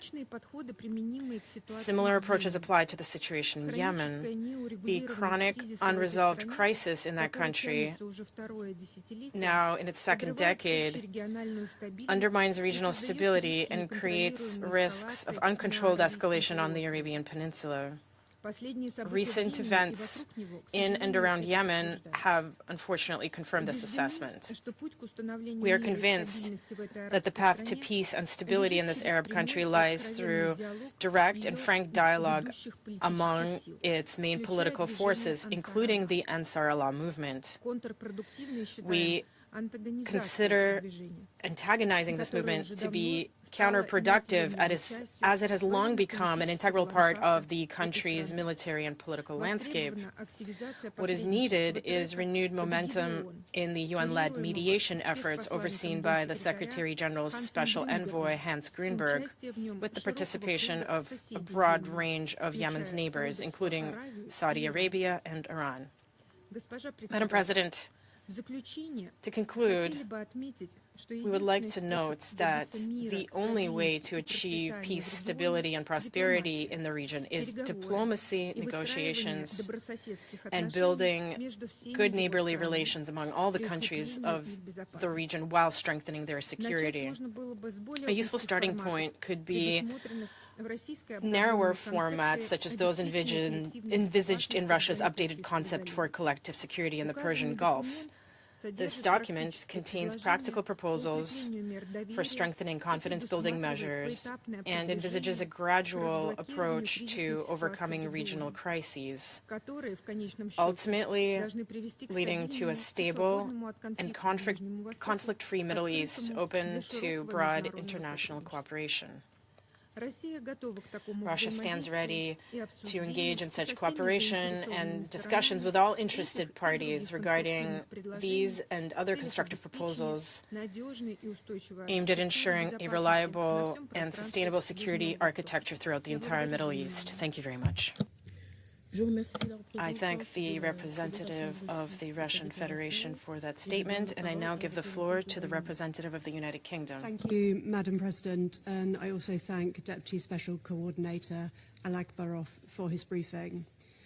Madam President, last November, this Council adopted UN Security Council Resolution 2803, endorsing President Trump's comprehensive peace plan for Gaza. It continues to offer a historic opportunity to achieve lasting peace, but 8 months on, implementation risks stalling. Now is the time for all parties to fulfill their commitments under the plan in full. In that context, I'll highlight 3 points. First, we need further action to improve the humanitarian situation in Gaza. Civilians continue to endure horrendous conditions surrounded by sewage and rubble. We welcome the progress that has pulled Gaza back from the levels of famine seen last year. However, according to the IPC's latest snapshot, 1.2 million people still face significant food shortages, with projections indicating 90% of the population will remain dependent on humanitarian aid to survive. While food may be available in some private markets, it remains unaffordable or inaccessible for many Palestinians, particularly the most vulnerable. Averting famine cannot be a benchmark for success, nor can improving the humanitarian situation be conditional on progress on other tracks. Israel must fulfill its commitments under the comprehensive plan by ensuring unimpeded humanitarian access. This includes opening more crossings into Gaza, streamlining the dual-use approvals process, and allowing life-saving and essential recovery items to enter. We are also deeply concerned by reports of Hamas obstructing humanitarian operations, as Deputy Special Coordinator Alakbarov set out today. That includes the recent incident at a World Food Programme distribution centre. Actions that disrupt life-saving assistance are unacceptable. The UN, including UNRWA and NGOs, must be able to operate safely and at scale so that they can help alleviate the suffering. Second, we need greater momentum on security, governance and recovery in Gaza. We reiterate that Hamas must fulfill its commitments to decommission its weapons and dismantle its terrorist infrastructure. This should be phased and verified alongside a strengthened Palestinian security presence, deployment of an international stabilization force, and a sequenced Israeli withdrawal. At the recent Palestinian donor group, the UK joined the Team Gaza initiative and announced over $13 million for the UN Horizon Fund. These commitments should support Palestinian-led delivery across all of Gaza. There can be no permanent arrangements that entrench Gaza's division or leave millions of people living under Hamas control. Thirdly, the trajectory in the West Bank and East Jerusalem remains deeply alarming. We're appalled by the violence in the West Bank on the 24th of July, in which 4 Palestinians and 2 Israelis were killed. We condemn violence on all sides and call for de-escalation. We urge the Israeli government to exercise restraint to uphold stability and international law and to ensure accountability for crimes. We're also alarmed by the mass incursion at the Haram al-Sharif Temple Mount on the 23rd of July by thousands of Jewish worshippers. The status quo on Jerusalem's holy sites is clear and should be respected.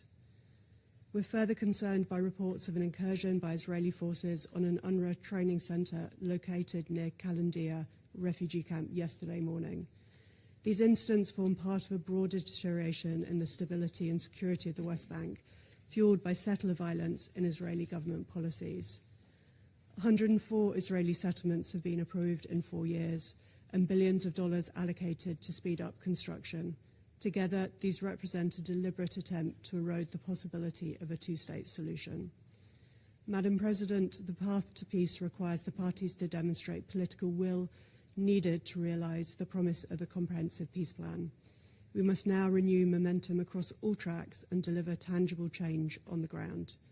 That is the only route to a future based on a two-state solution that delivers peace, security and dignity for Palestinians and Israeli alike. I thank you. I thank the representative of the United Kingdom for her statement, and I now give the floor to the representative of Bahrain.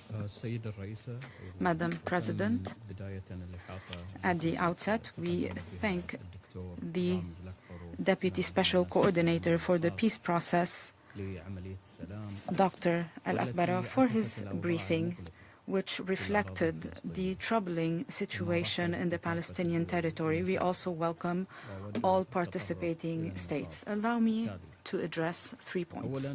First, despite the inability to achieve the desired progress in achieving the first phase of the comprehensive plan to end the Gaza conflict through a complete ceasefire and guaranteeing a complete and effective humanitarian response. However, we remain hopeful. We must make every effort to alleviate the suffering of the Palestinian people in Gaza and the West Bank. We remain hopeful due to the significant work of the National Committee for the Administration of Gaza and the holding of the third official meeting of the Coordination Committee between the Palestinian government and the Board of Peace on the margin of the Palestine Donor Group meeting in Brussels. The Kingdom of Bahrain calls for removing all obstacles before the work of the Board of Peace as a transitional administrative entity with international legal personality that will set the framework to coordinate funding for the redevelopment of Gaza according to the comprehensive plan and in line with relevant principles of international law until the Palestinian Authority completes its reform program. The Kingdom of Bahrain highlights the importance of early recovery and reconstruction in Gaza. We emphasize the importance of deploying the International Stabilization Force in Gaza and the need for a full Israeli withdrawal. Second, the Kingdom of Bahrain expresses its deep concern regarding the tragic humanitarian situation facing 2 million Palestinians in Gaza. We reaffirm the importance of a full resumption of humanitarian assistance into Gaza in cooperation with the Board of Peace. We warn of the repercussions of denying Palestinian children their rights guaranteed by international law, including international humanitarian law and international human rights law.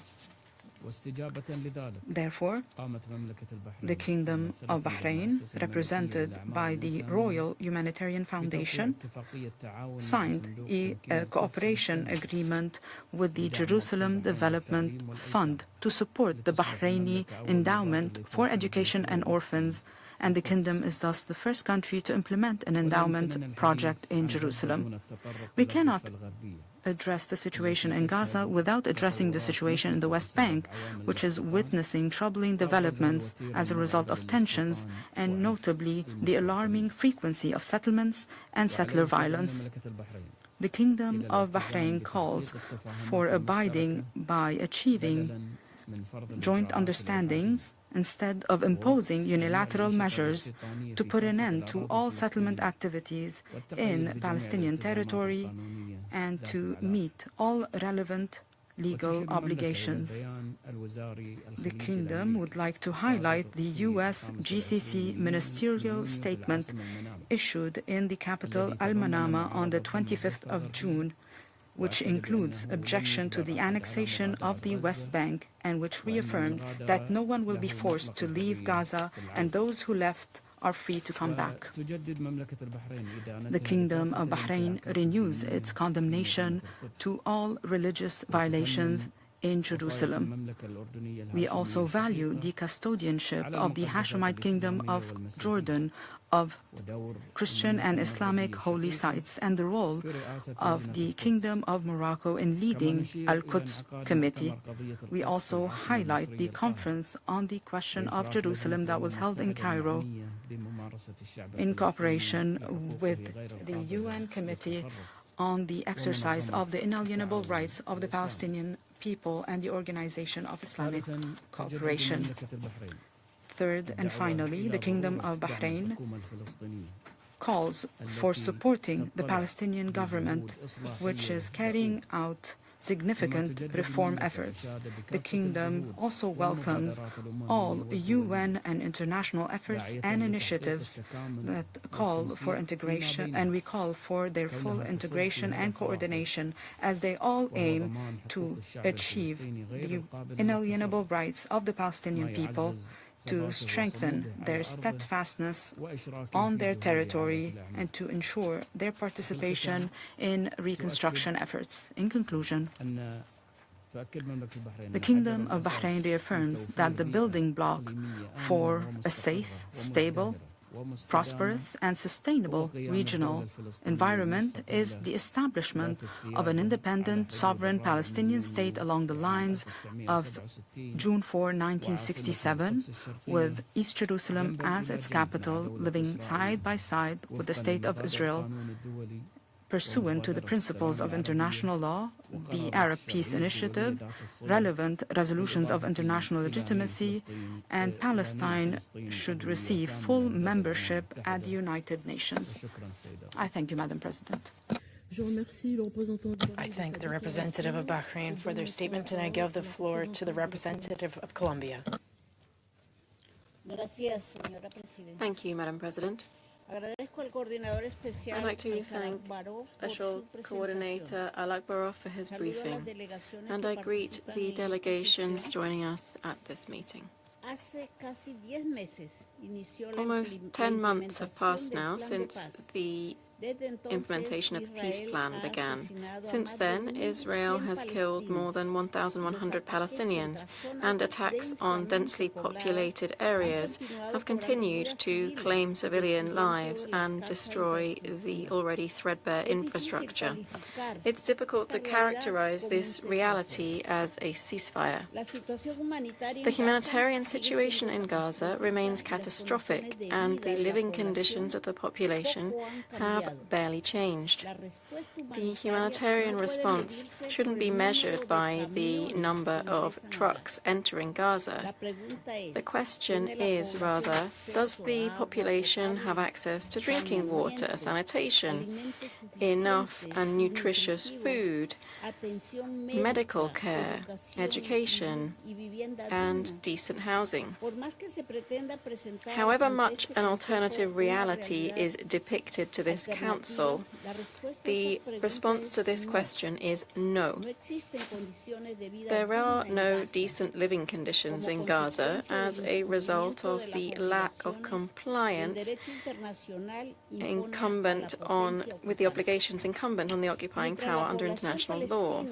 While the Palestinian population continues to be confined to increasingly small and fragmented areas, high-ranking Israeli officials continue to promote a hateful rhetoric, encouraging the expansion of settlements, settler violence, forced displacement, and ethnic cleansing in Gaza and the West Bank. Colombia has been clear regarding the principles that should guide the implementation of Resolution 2803.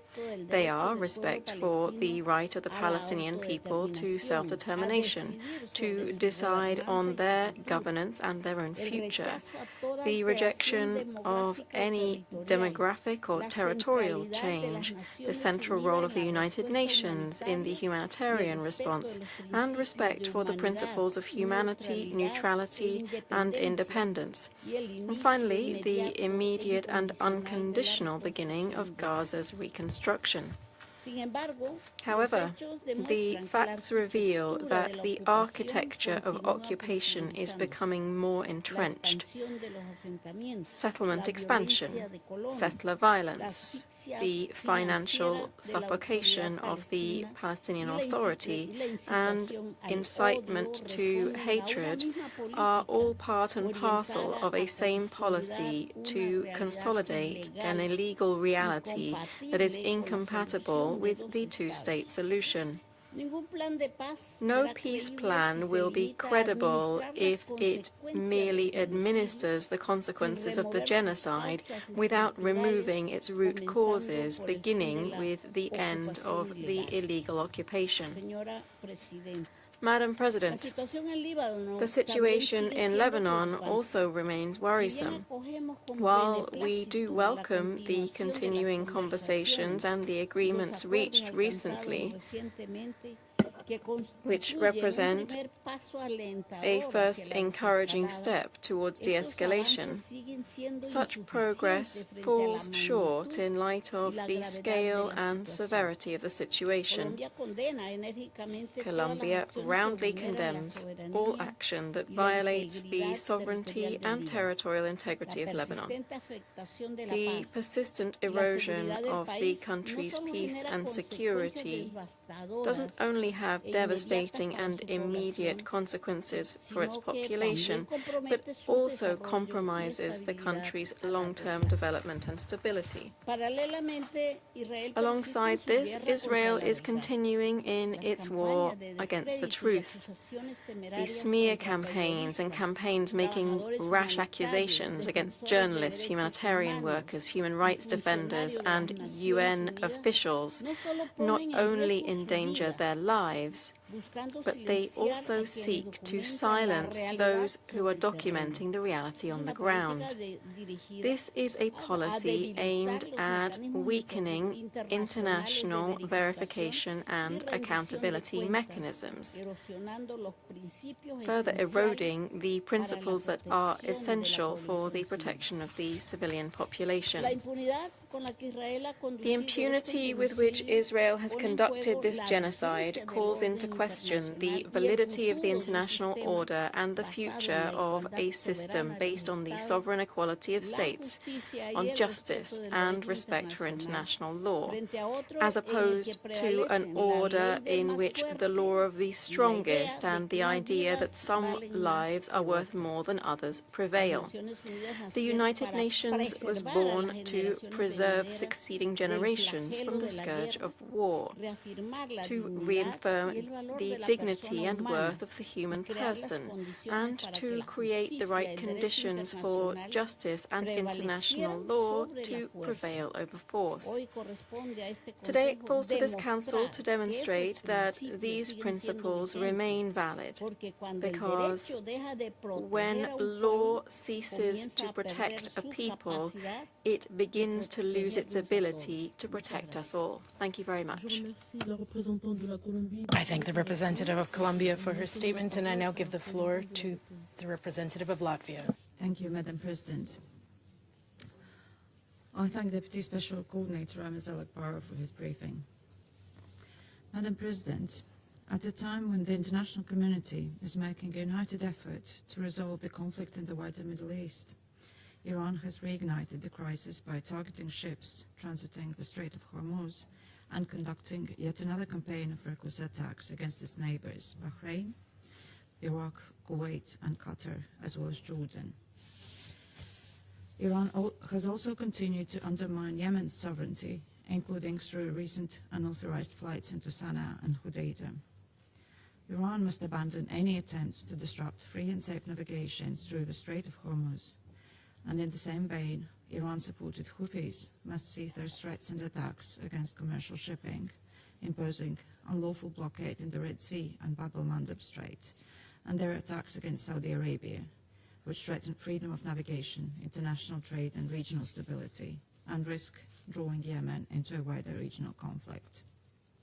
By launching an attack against Syria on 17th of July, Iran demonstrated that it prioritizes its own strategic objectives and the preservation of its disruptive influence in the region over serious post-war stabilization efforts. Iran's unjustified aggression blatantly disregards the memorandum of understanding, threaten regional stability, and constitute a flagrant violation of the sovereignty, security, and territorial integrity of the respective countries. Latvia categorically condemns these attacks, and we express full solidarity with our Gulf partners, as well as Jordan, Iraq, and Syria. The wars in the Gulf and Ukraine are becoming increasingly interconnected, with Russia and Iran acting as mutually reinforcing drivers of instability across both regions. Russian-Iranian cooperation is no longer just a tactical partnership. It is a long-term strategic alliance based on shared interests to weaken and challenge the international security and strengthen the military capabilities of both countries, leading to irregular migration flows. Russia has repeatedly relaxed visa rules, facilitated transit, provided logistical support, and used disinformation to channel migrants from the conflict areas of the Middle East and Africa toward EU borders, instrumentalizing the consequences of the conflicts it helped to spread. We reiterate our support for the resumption of meaningful negotiations between the United States and Iran, and appreciate the mediating efforts of Pakistan and Qatar, among others. In order for diplomacy to succeed, a complete cessation of hostilities and free navigation in the Strait of Hormuz is needed, in full compliance with the MOU and Resolution 2817. On Lebanon, we welcome the ongoing peace negotiations between Lebanon and Israel under the auspices of the United States, which pursue the same objectives as the Resolution 1701, to secure a permanent ceasefire, achieve a sustainable solution to the conflict, and provide lasting peace. We commend the conclusion of the 26 June trilateral framework agreement, providing for the deployment of the Lebanese armed forces throughout the southern part of the country, disarmament of Hezbollah, and withdrawal of Israeli forces from Lebanon. Launching the pilot zones plan represents a tangible step towards the implementation of this framework. We call for the continuation of negotiations between Lebanon and Israel to reach a comprehensive and sustainable agreement, restoring Lebanon's sovereignty and territorial integrity while addressing Israel's security concerns. This effort also requires an end to Iran's support for and influence over Hezbollah, which undermines Lebanon's sovereignty and the prospects for lasting peace. The international community must continue and reinforce its support to Lebanon's government and armed forces to take full control of the territory and the monopoly of weapons. Adjusted, credible, and impartial UN presence in Lebanon will be essential to oversee the implementation of the Resolution 1701 after the drawdown of UNIFIL, as well as the comprehensive bilateral agreement once it is reached. Madam President, in Gaza, further progress on implementing Resolution 2803 and the comprehensive peace plan put forward by President Trump is urgently needed. In this regard, all parties must abide by their commitments. Hamas and non-state armed groups must accept the plan proposed by the Board of Peace, disarm and relinquish their power. The ongoing daily strikes in Gaza and the resulting Palestinian civilian casualties must stop. The deployment of the ISF and the Palestinian police, as well as withdrawal of the IDF, must provide a pathway for stabilization. The long-delayed recovery of the entire Gaza Strip through the work of the National Committee for the Administration of Gaza must be enabled urgently. And we welcome the recent meeting of the Palestine Donor Group and launching the Team Gaza initiative to support reconstruction and healthcare. As the humanitarian situation in Gaza remains extremely challenging. Insecurity, access restrictions, and repeated displacements continue to constrain humanitarian operations. Limited and unpredictable flows of humanitarian goods are increasing hunger, restricting the availability of essential supplies, and placing additional pressure on a nearly collapsed health system. Sustained, safe, and predictable humanitarian access remains critical to enable an effective response. And in the West Bank, including East Jerusalem, the human rights, humanitarian and security situation keeps deteriorating. Expansion of Israeli settlements, including in the E1 area, is ongoing, with increasing numbers of Palestinian families being evicted from their homes. Settler violence continues, and we call on Israel to ensure accountability for all committed assaults and killings and fully respect all of its legal obligations. A political solution encompassing Gaza and the West Bank, including East Jerusalem, is the only way to sustainable peace based on the two states. On Syria, Syria's achievements by pursuing the path of stability and recovery stand out against the backdrop of broader regional turmoil and inspire hope that positive change is possible. And we welcome the Secretary General's recent visit to Syria and trust that UN's continued support will reinforce Syria's political transition, reconstruction and transitional justice. In conclusion, Madam President, Latvia remains committed to achieving comprehensive and lasting peace in the Middle East, as well as fully restoring freedom of navigation, and expresses its readiness to continue efforts alongside regional and global partners to achieve the shared goal. I thank the representative of Latvia for the statement.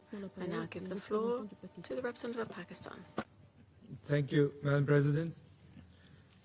This debate is an important opportunity for a holistic assessment of the situation in the Middle East, including the Palestinian question. The Deputy Special Coordinator's briefing and the detailed statements in the Chamber testify that the occupied Palestinian territory remains in dire straits.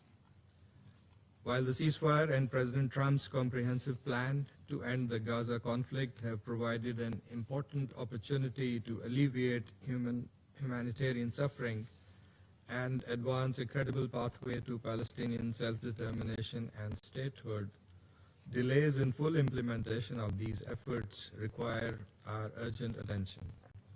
It is imperative to uphold the commitments reflected in the peace plan and Resolution 2803 that endorsed it. Failure to act now risks irreparably undermining the prospects for a just and lasting peace. Developments in the West Bank are a matter of grave concern. Continued settlement expansion, the establishment of new settlement outposts, and increased incidents of settler violence are altering the demographic and geographic character of the occupied Palestinian territory. In this context, the so-called Crimson Thread project, a planned 500-kilometer network of walls and military roads bisecting the Jordan Valley, also raises serious concerns, as these efforts to isolate Palestinian communities and sever the Jordan Valley from the rest of the West Bank will undermine the viability and territorial contiguity of a future Palestinian state. The foreign ministers of the group of 8 Arab and Islamic countries, including Pakistan, have also condemned in the strongest terms the Israeli escalation at Al-Aqsa Mosque, Al-Haram al-Sharif, particularly the continued mass incursions by settlers. They stress that these provocative actions constitute a flagrant violation of international law, the relevant UN resolutions, and the historical and legal status quo at the holy sites in the occupied East Jerusalem. Madam President, in Gaza, the humanitarian situation is extremely fragile. The ceasefire and the implementation of elements of the peace plan have yielded some improvements. However, 59% of the population still faces crisis-level food insecurity. And notably, since the ceasefire, over 1,100 Palestinians have been killed. And that calls into question the full and faithful implementation of the plan. And nearly 2 million people remain confined to just 30% of Gaza's territory and enduring catastrophic living conditions. There are also reports of a massive earthen barrier being constructed across Gaza, entrenching Israeli occupation and control over nearly 70% of the territory. A Against this backdrop, the Security Council should act with unity and support the full implementation of the comprehensive plan to end the Gaza conflict and Security Council Resolution 2803. Demand an immediate halt to all settlement activities and reject any attempts at annexation, forced displacement, or alteration of the demographic and geographic character of the occupied Palestinian territory in accordance with relevant UNSC resolutions, including 2334. Ensure international protection for the Palestinian people, as also urged by President Abbas in his recent letter to the Council, and hold accountable those responsible for crimes and violations committed against civilians, and secure the immediate unconditional release of withheld Palestinian revenues to enable the Palestinian Authority to continue delivering essential public services. Madam President, the only credible path to a just and lasting peace is the establishment of an independent, sovereign, contiguous, and viable state of Palestine based on pre-1967 borders with Al-Quds Al-Sharif as its capital. In the broader context, Pakistan continues to follow with deep concern the recent developments that are further escalating regional tensions.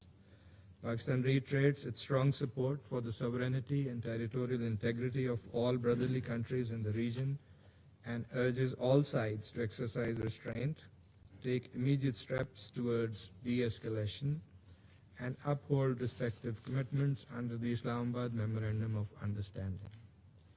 On its part, Pakistan remains committed to providing all support towards achieving lasting peace and stability in the region through dialogue and diplomacy. In Lebanon, the full implementation of Resolution 1701 remains essential for achieving lasting peace and stability.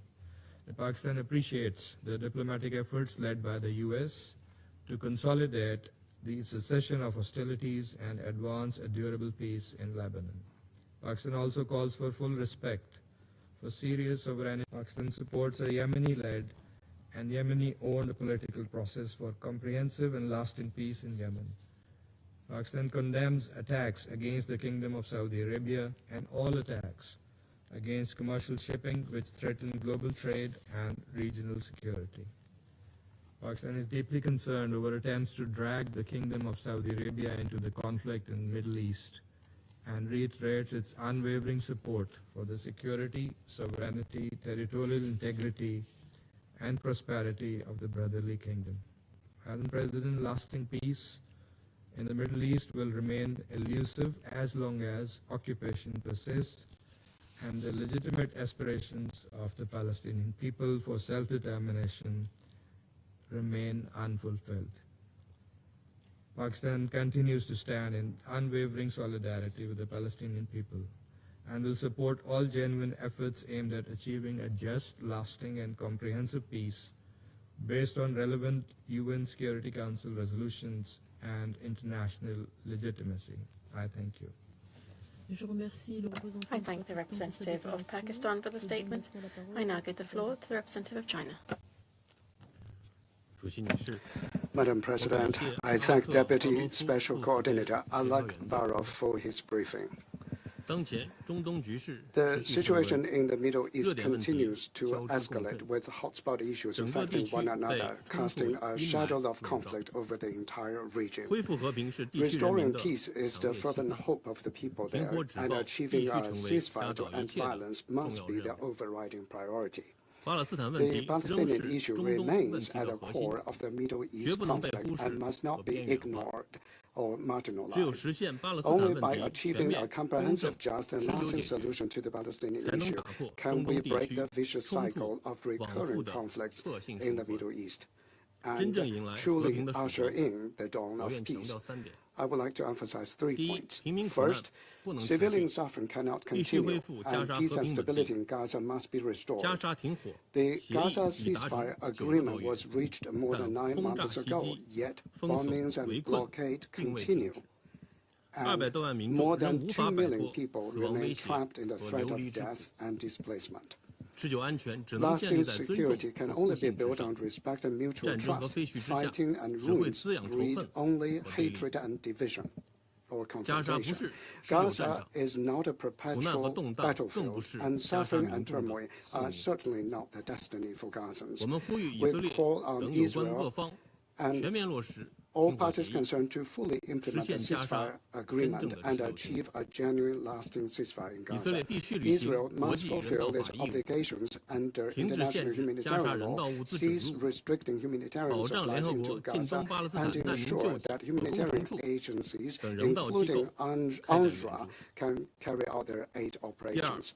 Second, the international rule of law must not be compromised, and tensions in the West Bank must be eased.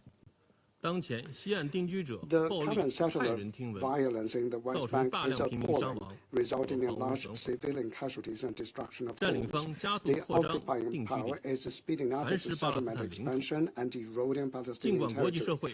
Despite strong appeals from the international community, the situation in the West Bank continues to worsen. A key reason for this is the unrealized investigation and accountability and the persistence of impunity. International law and Council Resolution 2334 must be respected and abided by, and any double standards and selective applications are unacceptable. We urge Israel to immediately cease settlement activities, take concrete actions to curb violence, and ensure strict accountability for all attacks.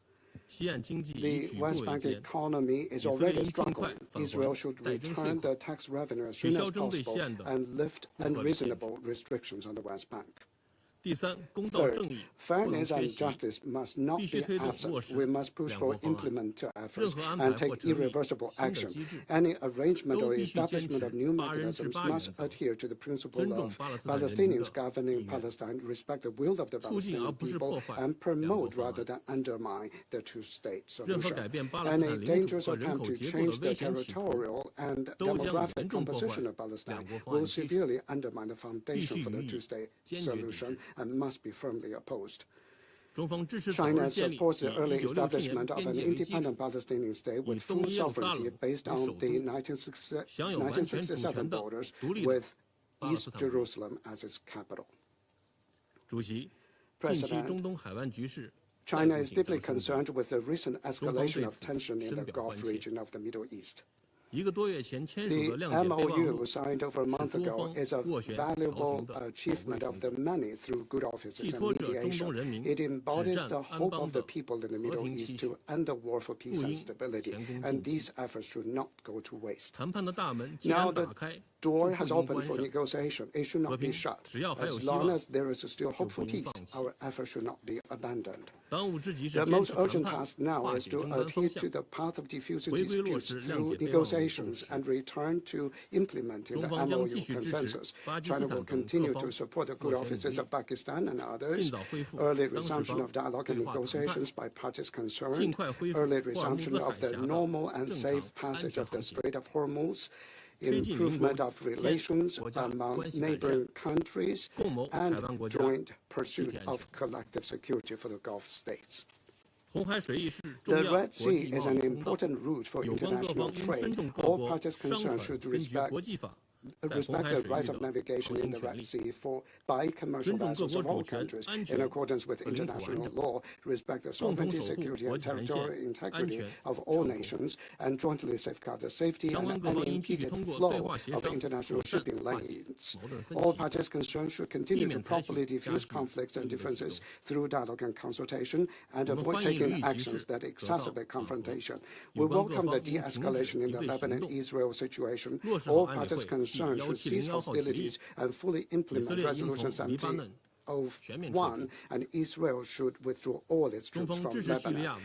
China supports Syria in maintaining sovereignty, independence, unity, and territorial integrity. Golan Heights is an occupied Syrian territory recognized by the international community, and the 1974 disengagement agreement should be abided by. The Middle East belongs to the people of the Middle East. It should not become an arena for great power rivalry or a victim of geopolitics.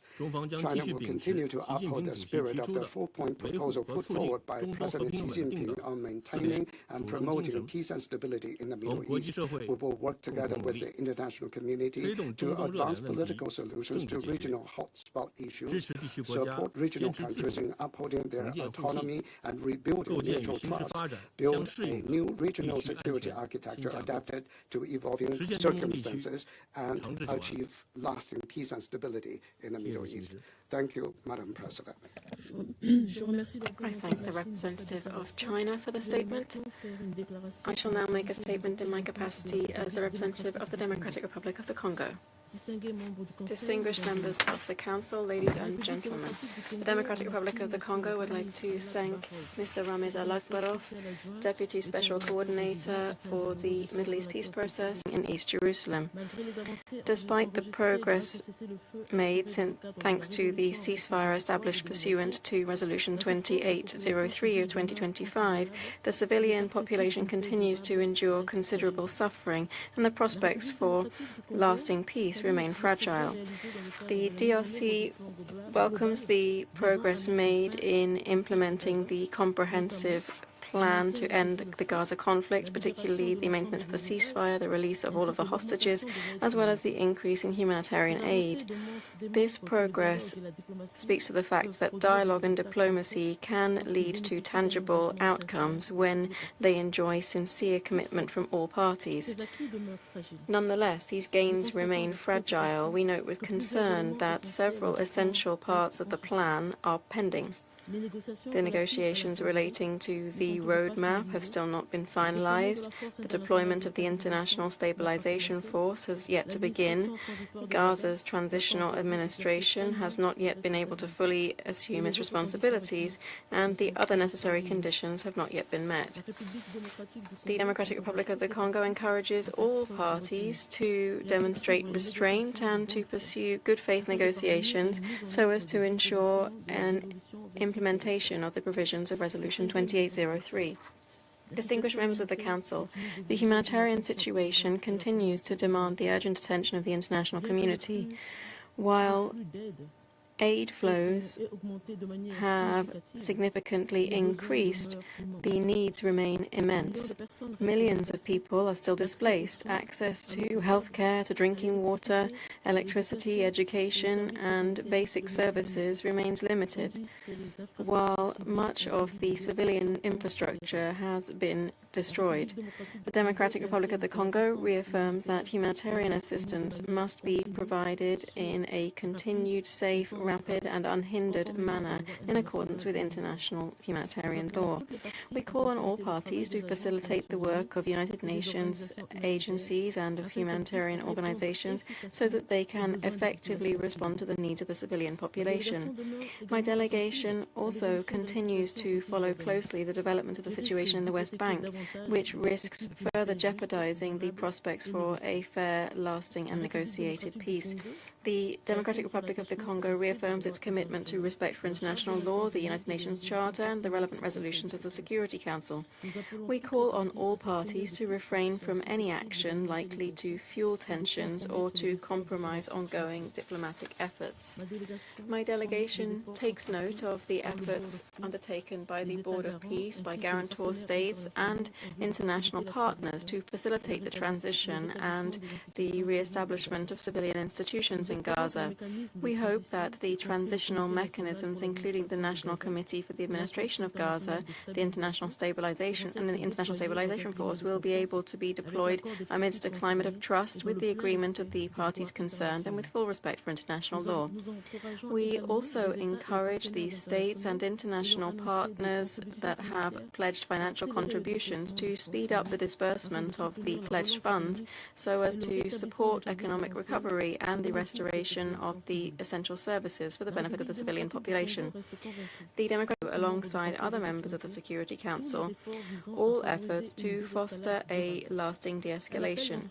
We call on all parties to demonstrate restraint, to preserve the ceasefire, and to ensure the protection of the civilian population, to guarantee safe, rapid, and unimpeded humanitarian access, and to focus on the path of dialogue and diplomacy so as to establish the conditions for a fair, comprehensive, and lasting peace in the Middle East. Thank you. I resume my function as President of the Council. I wish to remind all speakers to limit their statements to no more than 3 minutes in order to enable the Council to carry out its work expeditiously. The flashing light on the microphone will prompt speakers to bring their remarks to a close after 3 minutes. I now give the floor to His Excellency Mr. Kolisek, Chair of the Committee on the Exercise of the Inalienable Rights of the Palestinian People. Thank you very much, Madam President. Excellencies, ladies and gentlemen, I would like to thank the Deputy Special Coordinator for the Middle East Peace Process, Ramis Alakbarov, for his briefing. The Committee on the Exercise of the Inalienable Rights of the Palestinian People addresses the Council with deep concern.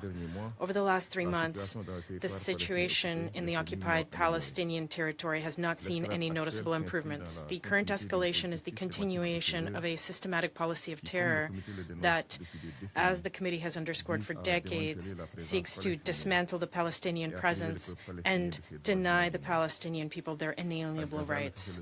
In Gaza, the ceasefire remains fragile and incomplete. It has not put an end to the suffering of civilians. Since the ceasefire was announced, more than 1,000 Palestinians have reportedly been killed and thousands more injured. The majority of the population remains displaced, confined to shrinking areas, and exposed to hunger, disease, and insecurity. UNRWA and other United Nations agencies must be able to fully carry out their activities, and the Security Council must ensure full implementation of Resolution 2803, guarantee unhindered humanitarian access, ensure the protection of civilians, and support the start of reconstruction efforts, while reaffirming that Gaza remains an integral part of the occupied Palestinian territory. The most recent report of the Secretary General on conflict-related sexual violence also documents patterns of sexual violence against Palestinian detainees. This means that there is a need for immediate protection for victims and survivors, urgent independent investigations, and full accountability for those responsible at every level. The same goes for the demolitions, evictions, settler violence, military operations, and restrictions on movement. These actions are carried out in full impunity and in flagrant violation of international law, and they are designed to terrorize the Palestinian population. Madam President, Jerusalem remains at the heart of the question of Palestine. On July 18th, the committee, together with the Organization of Islamic Cooperation, convened the 2026 Conference on the Question of Jerusalem in Cairo. The participants stressed the need to preserve the historic and legal status quo of the holy sites, to protect freedom of worship, and to defend the Palestinian presence, rights, and sovereignty in occupied East Jerusalem. Madam President, the path forward is clear. International law must be respected. The two-state solution must be preserved through concrete actions, including by pursuing efforts that have been undertaken in the context of the Conference on the Two-State Solution in 2025. The unlawful occupation must end. The Palestinian people must exercise their inalienable rights, including their rights to self-determination, independence, and return. I thank you. I thank His Excellency Mr. Sek for his statement, and I now give the floor to the representative of Kazakhstan. Thank you, Madam President. I thank you for convening today's open debate and express appreciation to Mr. Ramis Alakbarov for his valuable briefing. Madam President, Kazakhstan remains deeply concerned by the deterioration of the situation in the Middle East and by wider impact of regional tensions on international peace and security. The Palestinian question remains at the heart of the crisis in the Middle East. Kazakhstan reaffirms its support for a just, comprehensive and lasting settlement based on the two-state solution. We underscore the indispensable role of the United Nations, including UNRWA and Security Council Resolution 2803, in supporting the Palestinian people and advancing recovery and reconstruction. Humanitarian relief should be devoted to early recovery and reconstruction under the United Nations coordination. These efforts should reflect Palestinian priorities and contribute to the reunification of Gaza and the West Bank within the framework of a viable Palestinian state. Moreover, we invite to utilize the peace potential of the Islamic Organization for Food Security, headquartered in Astana, which has already delivered aid to Afghanistan, Syria, and Gaza. Madam President, the recent developments in the Gulf region once again show how quickly tensions can escalate, with consequences extending far beyond the immediate area of conflict. This dangerous crisis threatens to drive the Middle East deeper into uncharted waters, placing regional security and global supply chains under severe strain. Developments affecting the Strait of Hormuz are a reminder that regional instability can affect international trade, transport, and energy supplies, as well as states not party to the conflict. Kazakhstan is therefore concerned by attacks on civilian vessels and critical civilian infrastructure. Such attacks undermine confidence in transport routes, disrupt lawful economic activities, and increase risks to global energy security. They must stop, and practical steps are needed to ensure the safety of maritime navigation and the protection of civilian infrastructure in line with international law. In this context, we note the important role played by countries of the Gulf region in maintaining regional stability, supporting dialogue and ensuring the resilience of global energy and trade systems. Their constructive engagement remains essential for de-escalation and confidence building. Recent developments in the region once again warn us from dangerous escalation. Non-parties of the conflict should not be drawn in it. Kazakhstan remains committed to working with all partners in support of peace, security, and stability in the Middle East and beyond. I thank you. I thank the representative of Kazakhstan for the statement, and I now give the floor to the representative of the Republic of Korea. Thank you, Madam President. I thank Deputy Special Coordinator Ramich Alakbarov for his valuable briefing. 9 months have passed since the endorsement of the Gaza Comprehensive Peace Plan by the Security Council Resolution 2803, which established a framework to end the conflict in Gaza and chart a path toward a sustainable peace. We welcome the border peace efforts and ongoing steps to establish transitional governance in Gaza. The recent declaration by Hamas of its intention to transfer authority to the National Committee for the Administration of Gaza is an encouraging sign for the future progress. However, while some progress has been made since the announcement of the ceasefire, the Republic of Korea is deeply concerned that the progress toward the plan's second phase has been largely stalled, and the already dire humanitarian crisis on the ground continues to worsen. To break the deadlock and prevent further regional destabilization, my delegation would like to emphasize 3 critical priorities. First, the implementation of Resolution 2803 must proceed in a balanced and accountable manner. The deadlock cannot be resolved unilaterally. Progress on the phased withdrawal of the IDF and deployment of the ISF and Hamas decommissioning of weapons all remain closely linked. These interdependent elements require renewed political commitment and mutual trust and sustained engagement by all key stakeholders. Second, Gaza requires unhindered humanitarian access at scale immediately. It is very alarming that nearly 1,200 Palestinians have been killed since the ceasefire. and that 90% of Gaza's population still remains forcibly displaced and concentrated into less than a third of streets. Families are enduring immense hardship and severe shortage of all basic necessities, including food, while humanitarian operations face vast constraints. Measures to revoke licenses for key international NGOs severely compound an already fragile relief environment. My government underscores that humanitarian aid must reach civilians rapidly and safely and without obstruction, and all parties must respect international humanitarian law under all circumstances. Third, we must prevent the further fragmentation of the occupied Palestinian territory. We remain seriously troubled by the development in the occupied West Bank, including illegal settlement expansion and nearly daily settler violence, as well as deteriorating economic conditions. As last week's deadly violence did Nablus clearly exemplifies, the West Bank is becoming an increasingly volatile region. And such developments directly undermine peace and jeopardize the two-state solution. The unity, continuity, and territorial integrity of Palestinian land must be preserved.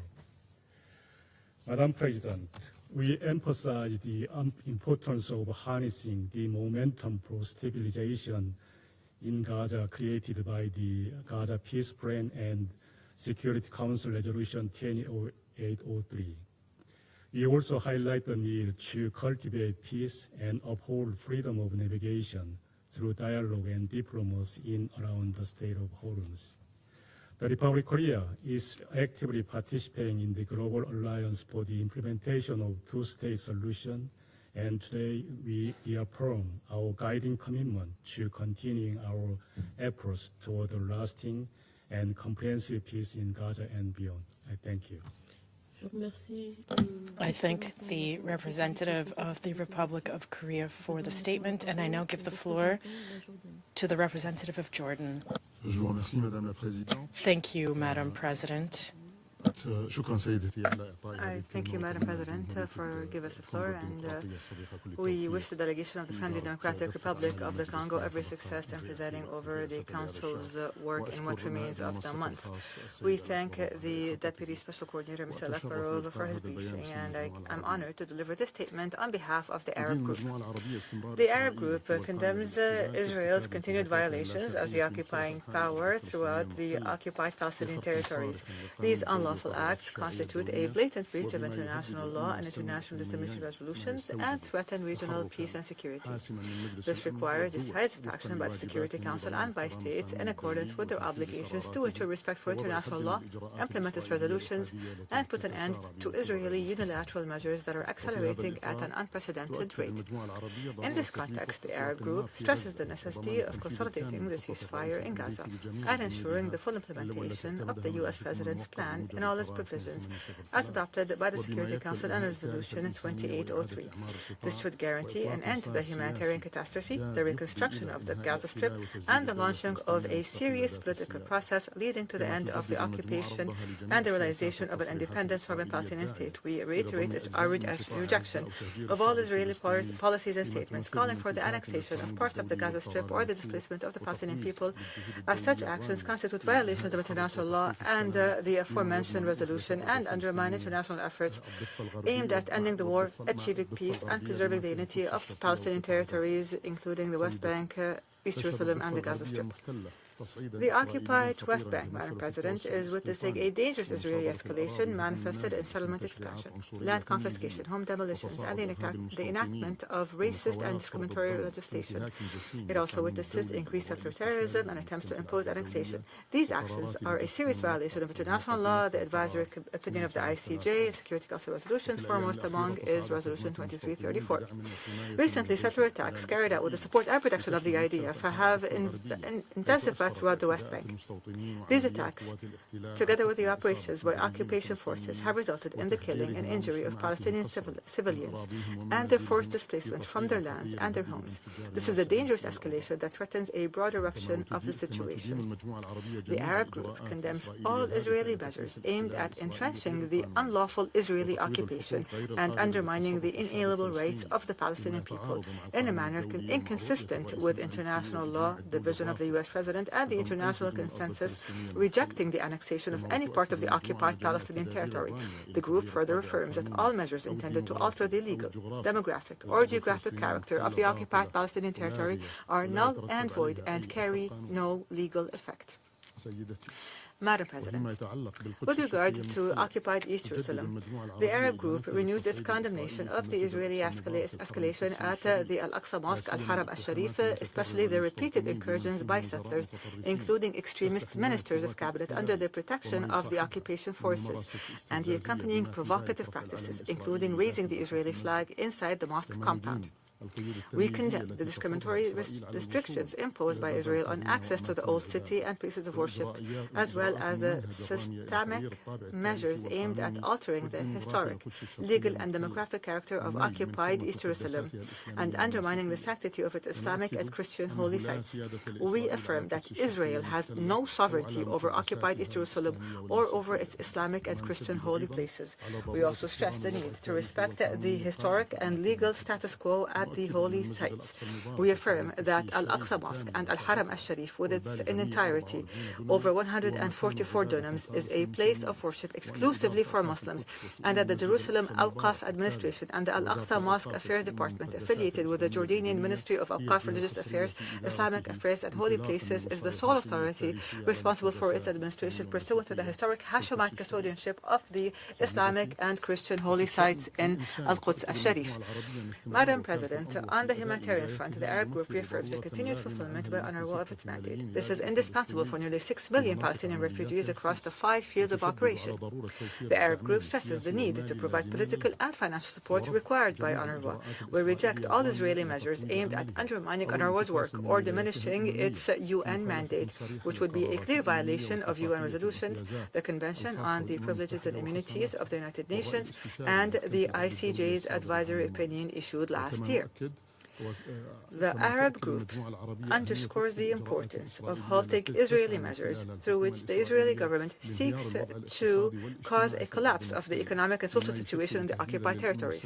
This would threaten international peace and security, particularly Israel's withholding of clearance revenues and measures aimed at causing the collapse of the Palestinian banking sector.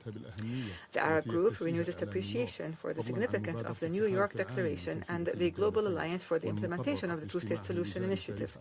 A ministerial meeting is due to be scheduled on the 24th of September on the margins of the GA's high-level week. Next session. These are manifestations of the international will to end Israeli occupation.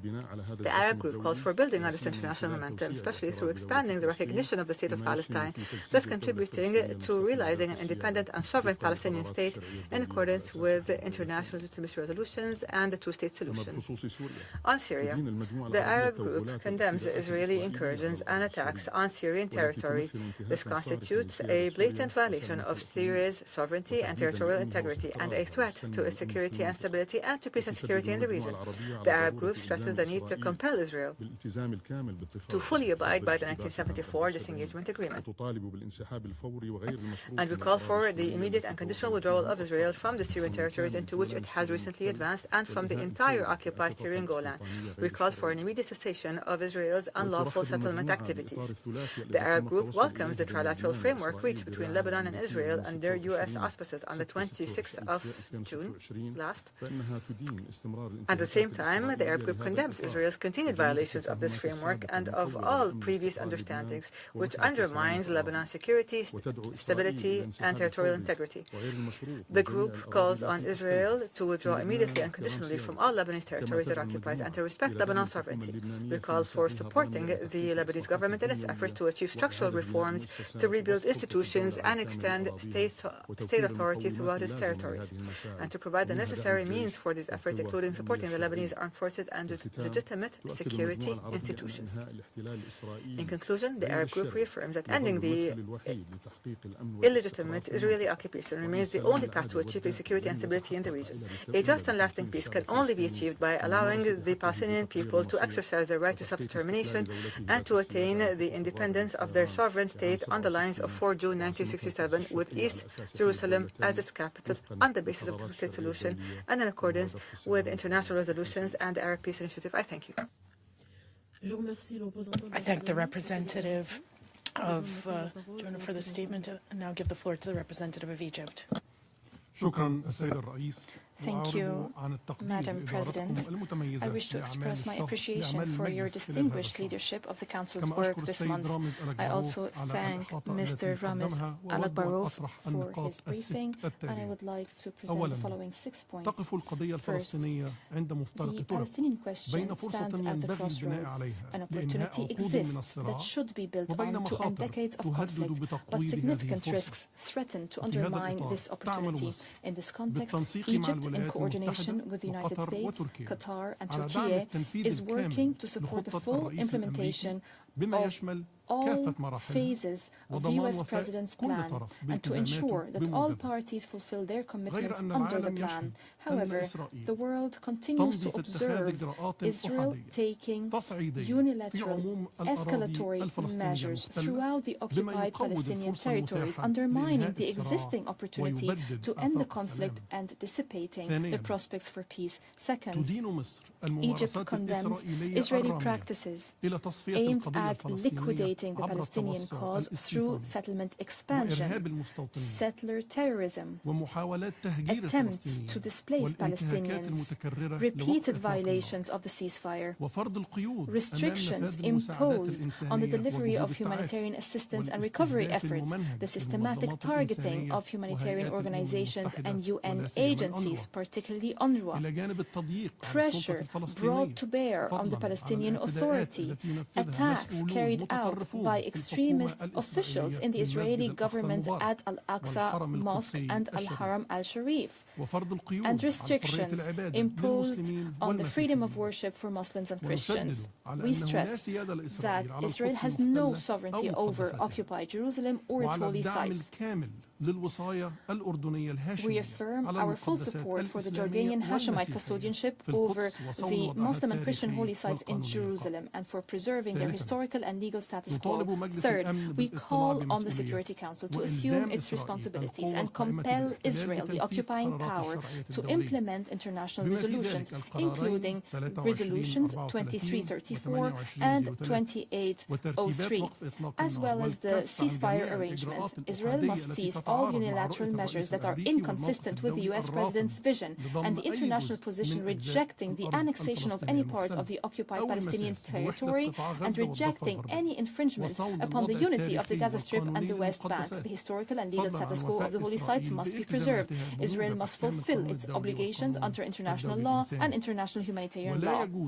Compliance with international law must not be made conditional on any requirements. Settler violence against Palestinian civilians must be stopped and perpetrators must be held accountable. Safe and unhindered delivery of humanitarian assistance must be ensured in full. Israel must refrain from obstructing early recovery and reconstruction efforts throughout the Gaza Strip, and Israel must ultimately withdraw fully from the Strip.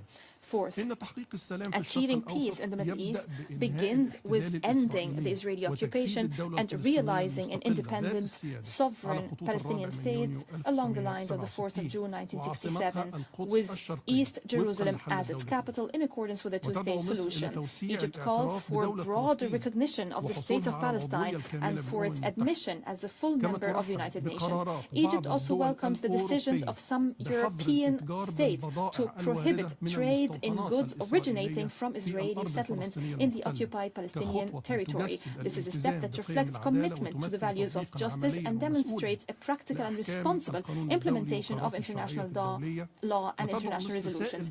Egypt calls on the rest of the European Union member states and the international community to adopt similar legal measures. Fifth, regional peace will not be complete without ending the Israeli occupation of all occupied Arab territories. We therefore call for the implementation of the framework agreement between Lebanon and Israel under U.S. auspices to ensure Israel's full withdrawal from Lebanese territories and allow the Lebanese state to exercise control over all its territory and to implement Security Council Resolution 1701. We also renew our call for an end to the Israeli occupation of the occupied Syrian territories and for Israel's complete withdrawal therefrom, including from the occupied Syrian Golan in implementation of Security Council resolutions. Sixth, Egypt condemns the Iranian attacks against the Arab states of the Gulf and the Hashemite Kingdom of Jordan. We fully support the legitimate measures taken by Arab states to preserve their security and sovereignty. Egypt also stresses the need for the immediate cessation of any actions that could threaten the security of Arab states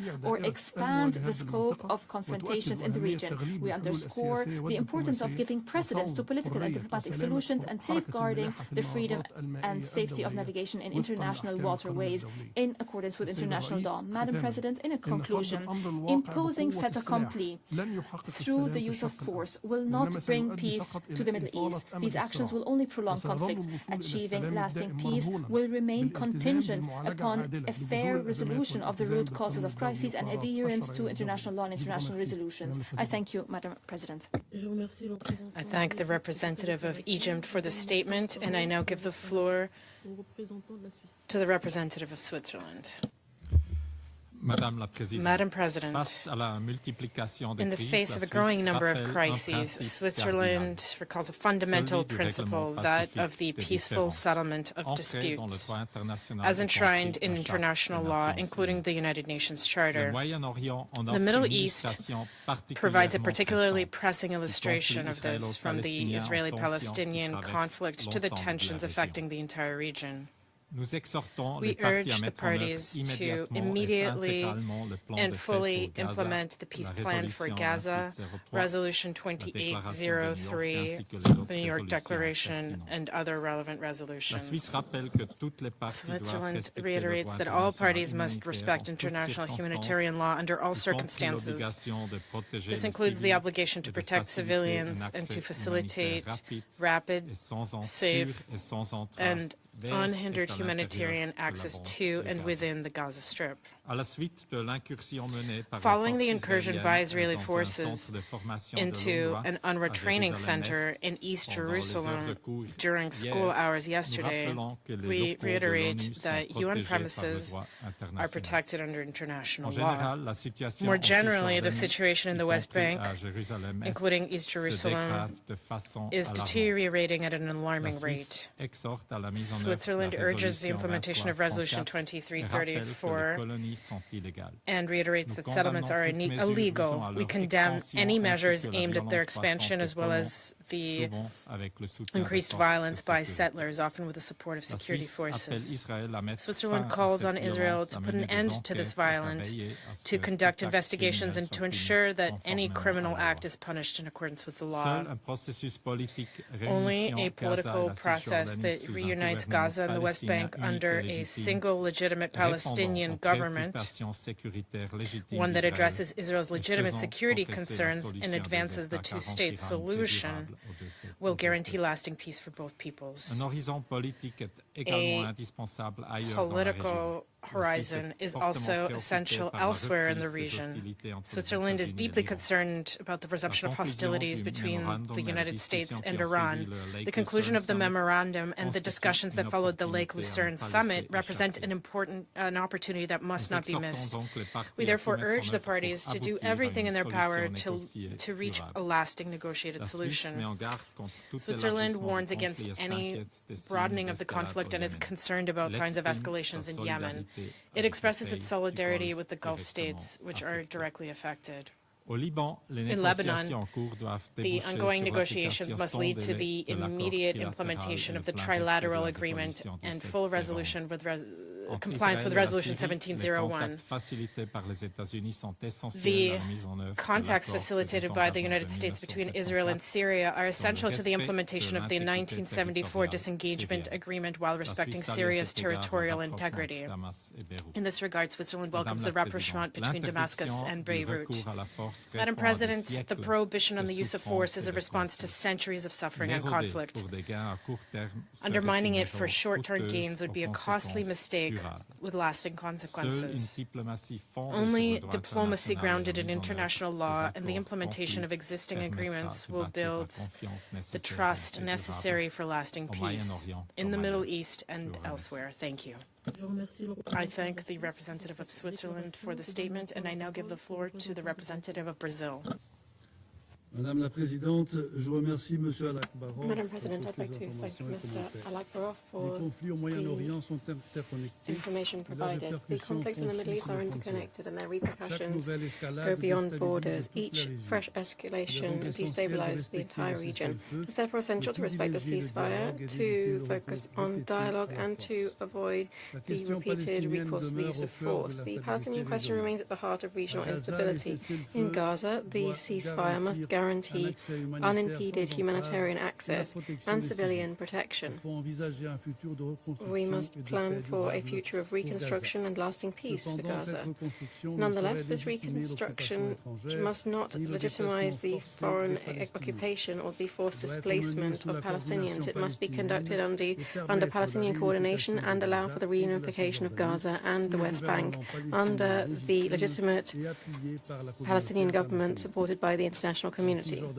In the West Bank, including East Jerusalem, the expansion of settlements, demolitions, forced displacements, and settler violence must end without preconditions. Lasting peace requires two independent states, Israel and Palestine, within the pre-1967 borders, living side by side in peace and security. Palestine's admission to the UN would contribute to correcting one of the asymmetries harming us in this regard. It's regrettable that the agreement concluded between the United States and Iran had such a short life. Brazil firmly condemns the resumption of attacks in the region. Attacks on civilian infrastructures are particularly unacceptable. The security of navigation in the Strait of Hormuz and in the Red Sea must be guaranteed through frank dialogue and through the adoption of specific measures to strengthen mutual trust. Militarization and acts of force, wherever they may come from, only serve to worsen the situation, not only for countries in the region, but also for the entire world. In Lebanon, all parties must respect the ceasefire and Resolution 1701. Brazil reaffirms its support for the sovereignty and territorial integrity of this country, which we are so closely linked to, as well as the monopoly of force held by the Lebanese state. The Israeli occupation in the south of Lebanon and attacks on the civilian population and UNIFIL are unacceptable and must end immediately and definitively. In Yemen, only inclusive negotiations under the auspices of the UN will allow headway towards a lasting political solution. Finally, in Syria, Brazil welcomes the efforts of the Syrian government and its cooperation with the UN, particularly its recent presentations on the country's needs in terms of recovery, stability, and economic growth, as well as on the potential contribution by the international community. The peace-building Commission can play a creative role in this vast project of rebuilding a stable and democratic Syria. Madam President, in light of the proliferation of conflicts and tension in the Middle East, it is only through respect for our Charter, international law, and international humanitarian law on the one side, and through diplomacy and true political will by all actors on the other hand, that we will open true prospects for lasting peace and sustainable development for the entire region, without exception. Thank you very much. I thank the representative of Brazil for the statement, and I now give the floor to the representative of Indonesia. Madam President, thank you for convening this meeting. I should also like to thank Deputy Special Coordinator Dr. Alakbarov for his briefing. Indonesia associates itself with the statement by the Committee on the Exercise of the Inalienable Rights of the Palestinian People. Indonesia shares a deep concern over the deteriorating situation in the Middle East. Diplomatic initiatives have too often been followed by setbacks that undermine collective efforts to resolve the situation. This Council has the obligation to reverse this deteriorating situation. Diplomacy must prevail. Peace must be waged, not war. I have 3 points to share. First, it's time to confront Israel's illegal practices. We condemn Israel's recent inflammatory actions in Jerusalem aimed at altering the demography and the historical and legal status quo of the holy sites. These actions fuel hatred and extremism and aggravate instability across the wider region. We reiterate that Israel has no sovereignty over occupied Jerusalem or its Islamic and Christian holy sites. The Council must halt these practices, restore respect for international law, and prevent further escalation. Second, bring to an end the occupation of Palestine. Israel occupation remains the root cause of persistent conflict in the region. It is a clear violation of international law. Remain unchecked, it erodes the prospects for peace and lasting solution based on the two-state solution.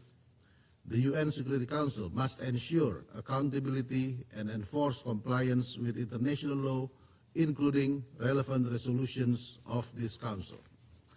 Concrete action to end the Israel-Palestinian conflict is imperative for a lasting regional peace and security. Third, building an inclusive regional security architecture. An inclusive security architecture would create conditions that replace confrontation into cooperation. Lessons learned can be taken from the experiences of other regions, such as from the experience of the Association of the Southeast Asian Nations, or ASEAN. Through trust-building, institutional framework, and dialogue, countries in the region can build a robust regional security architecture as a bedrock for regional development. This includes denunciation of the use of force or threat to use of force, non-interference and respect for territorial integrity and national sovereignty, and promoting dialogue through deliberation for consensus. The importance of inclusive security architecture in the Middle East is therefore paramount, as envisaged in the New York Declaration on the Two-State Solution. Madam President, Indonesia reaffirms that any meaningful peace process in the Middle East must be comprehensive, inclusive, and firmly grounded in international law. The Council must therefore act in unity, resolve, and moral clarity to ensure that justice, dignity, and humanity will prevail. Thank you. I thank the representative of Indonesia for that statement. I now give the floor to the representative of Qatar. Thank you, Madam President. At the outset, we congratulate your friendly country on assuming the presidency of the Council for this month, and thank you for holding this quarterly debate. We align ourselves with the statements of the Arab Group, and now we thank the briefer for his valuable briefing. Madam President, given the situation in the Gulf region since the 28th of February and its repercussions on international peace and security, the state of Qatar expressed its extreme condemnation for the targeting of the Qatari tanker Al Rikayat as it crossed the Strait of Hormuz. This attack is a grave violation of the safety of international navigation. It is a direct threat for the security of global energy supplies. This is also a blatant violation of the rules of international law. We condemn the attacks of the Islamic Republic of Iran on its territory and the territories of Kuwait, Bahrain, Jordan. We condemn the targeting of the Kuwaiti tanker Kifan, the Emirati tankers, and the Saudi tanker Wadian as it crossed the Strait of Hormuz. These are a blatant violation of the sovereignty of these countries and a threat to the safety of navigation. region. These are a clear violation of international law and Security Council Resolution 2817. We also condemn the targeting of a Saudi vessel by al-Houthis as it sailed in the Red Sea. These attacks are a grave violation of the safety of international navigation and a threat to the security of global energy supplies. The State of Qatar believes in mediation and the peaceful resolution of settlements to strengthen security and stability internationally and regionally. We have welcomed the fact that the U.S. and the Islamic Republic of Iran electronically signed on the 17th of June a memorandum of understanding to address pending issues, including to stop military operations and guarantee freedom of navigation in the Strait of Hormuz. This reaffirms the will of both sides to move forward to address their differences through negotiations and peaceful means to strengthen peace and economic growth. We reaffirm the need to refrain from any act that could expand escalation and to return to dialogue and negotiations and to abide by what was achieved through diplomatic efforts. We appreciate the partnership and efforts from Pakistan and other regional and international parties to de-escalate and bring points of view together, which led to this memorandum. Qatar, as a mediator, announced on the 21st of June 2026 the launch of the work of the Lake Lucerne Summit and the first meeting with the participation of representatives from the U.S., Iran, and the two mediators, Qatar and Pakistan. When it comes to the situation in the occupied Palestinian territory, we condemn the Israeli escalation in Al-Aqsa Mosque, especially the ongoing incursions by settlers led by extremist Israeli ministers under the protection of Israeli police. They raised Israeli flags within the mosque and other provocations that are a blatant violation of international law. We reject any attempts to change the historic and legal status quo. We reaffirm the special role of the Hashemite custodianship in this regard. We reaffirm our firm position based on resolutions of international legitimacy, including the New York Declaration on settling the Palestinian question and the two-state solution to ensure the establishment of an independent Palestinian state along the lines of 1967 with East Jerusalem as its capital, to end occupation and settlement and other illegitimate Israeli practices in the occupied territory. As for the situation in Gaza, we reaffirm the need to abide by the ceasefire completely, to open crossings, to guarantee the entry of humanitarian assistance to Gaza in a sustainable way and without obstacles. We remain committed to the Board of Peace, which since day one of the launching of the negotiation efforts and until the signature of Sharm el-Sheikh agreement, we will continue to coordinate humanitarian efforts with our partners at the UN and the Board of Peace in order to strengthen the prospects of a sustainable peace pursuant to Resolution 2803.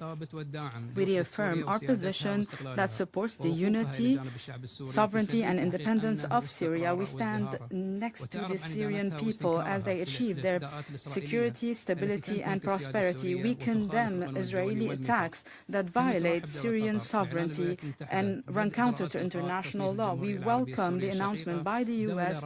to begin to cancel the classification of Syria as a state sponsoring terrorism. This is a positive development. As for the situation in Lebanon, we reaffirm our position regarding the unity, sovereignty and territorial integrity of Lebanon. We stand with Lebanon as it takes efforts to maintain the security and stability. We welcome the announcement of the ceasefire as a first step for de-escalation. We appreciate the efforts of President Donald Trump, and in this regard, we reaffirm the need for a ceasefire and to build on this ceasefire. Thank you, Madam President. I thank the representative of Qatar for that statement. There are still a number of speakers remaining on my list for this meeting. I intend, with the concurrence of members of the Council, to suspend the meeting until 3 p.m. The meeting is suspended.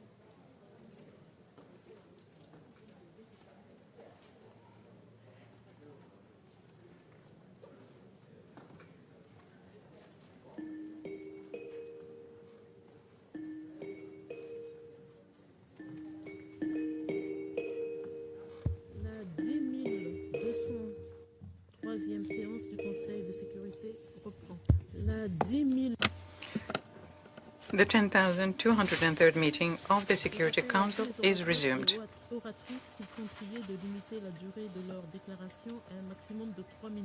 I wish to remind all speakers to limit their statements to no more than 3 minutes in order to enable the Council to carry out its work expeditiously. The flashing light on the microphone will prompt speakers to bring their remarks to a close after 3 minutes. I now give the floor to the representative of Cuba.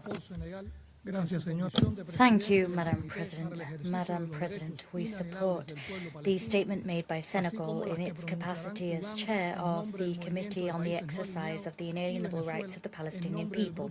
We also support those statements that will be made by Uganda on behalf of NAM and Venezuela on behalf of the Group of Friends in Defense of the United Nations Charter. Since the last open debate on this topic, the United States military attacks against the Islamic Republic of Iran have broadened the conflict and plunged the region into a dangerous escalation of tensions. We strongly condemn the use of force. It constitutes a flagrant violation of the purposes and principles of the United Nations Charter and international law. We unequivocally reaffirm the principle of respect for national sovereignty and the territorial integrity of all nations in the region, including the Arab Gulf states, along with the call to uphold the principles of good neighbourliness, restraint and dialogue at this difficult time. Madam President, the continued and illegal Israeli occupation of Palestinian territory and other occupied Arab territories, as well as the disproportionate and sustained use of force and the lack of accountability for serious violations of international law, all of this with the dangerous spiral of violence with wholesale repercussions for regional and international peace and security. Cuba condemns in the very strongest terms the continuation of these illegal Israeli practices. They continue to claim the lives of Palestinian civilians, including women and children. It is equally unacceptable to see the use of starvation as a method of warfare, the deliberate destruction of civilian infrastructure essential to the population's survival, and the obstacles imposed on humanitarian assistance. Israel's actions constitute a flagrant violation of the United Nations Charter and of international humanitarian law. Moreover, they breached numerous resolutions of the Security Council, as well as those of the General Assembly, resolutions which reaffirm the inalienable right of the Palestinian people to self-determination. It will not be possible to achieve a just and lasting peace in the Middle East without a comprehensive and definitive solution being found to the Palestinian question, a solution that puts an end to the genocide against this noble people. Palestine must be admitted without delay as a fully fledged member state of the United Nations. It is urgent that the Palestinian people be able to exercise their inalienable right to an independent and sovereign state within the pre-1967 borders, with East Jerusalem as its capital, based on the two-state solution. Likewise, the right of return for refugees must be guaranteed. We decry the attacks waged by the Zionist regime of Israel in southern Lebanon. These actions constitute a flagrant violation of international law and of international humanitarian law against a sovereign state. Israel must cease its aggression against Lebanese territory and respect Lebanon's sovereignty and territorial integrity. These are prerequisites for peace and stability in the Middle East. We once again call for Israel's total and unconditional withdrawal from the Syrian Golan, a territory recognized as an integral part of Syria, and from all occupied Arab territories. President, the dangerous escalation of the conflict in the Middle East confirms that coercion and the abhorrent doctrine that seeks to impose peace through force only generates instability and deepens the suffering of peoples. We have warned time and time again of the danger of these practices, the danger they pose to Latin America and the Caribbean. Cuba is a peaceful country that poses no threat whatsoever to the United States or to any other nation. We suffer the consequences of a policy of economic strangulation rooted in a blockade which was imposed 70 years ago by the United States. It includes a severe energy blockade whose effects are equivalent to a naval blockade. This act of war and of genocide subjects the Cuban people to conditions that threaten their integrity and their very existence. Moreover, it it constitutes a cruel and indiscriminate form of collective punishment. Moreover, we see other criminal extraterritorial measures and recurring threats of military aggression from the highest levels of the US government. These are issued with total impunity in flagrant violation of the United Nations Charter, international law, and the principles of the proclamation of Latin America and the Caribbean as a zone of peace. Such threats are reported in public sources where dangerous options and preparations for war are described.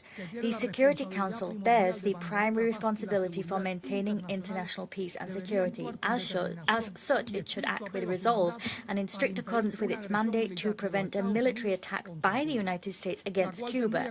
Such an attack would have incalculable consequences not only for both countries but also for the entire hemisphere and for international peace and security. Our collective aspiration must be that of an international order free of blockades, unilateral coercive measures, hegemony and attempts at domination. Ours must be an just international order that guarantees peace and development for all peoples. Thank you. I thank the representative of Cuba for the statement. I now give the floor to the representative of Turkey. Thank you, Madam President. I also thank Deputy Special Coordinator Alakbarov for his comprehensive presentation. Madam President, the realization of the two-state solution is indispensable to the peace, security, and stability of the wider Middle East.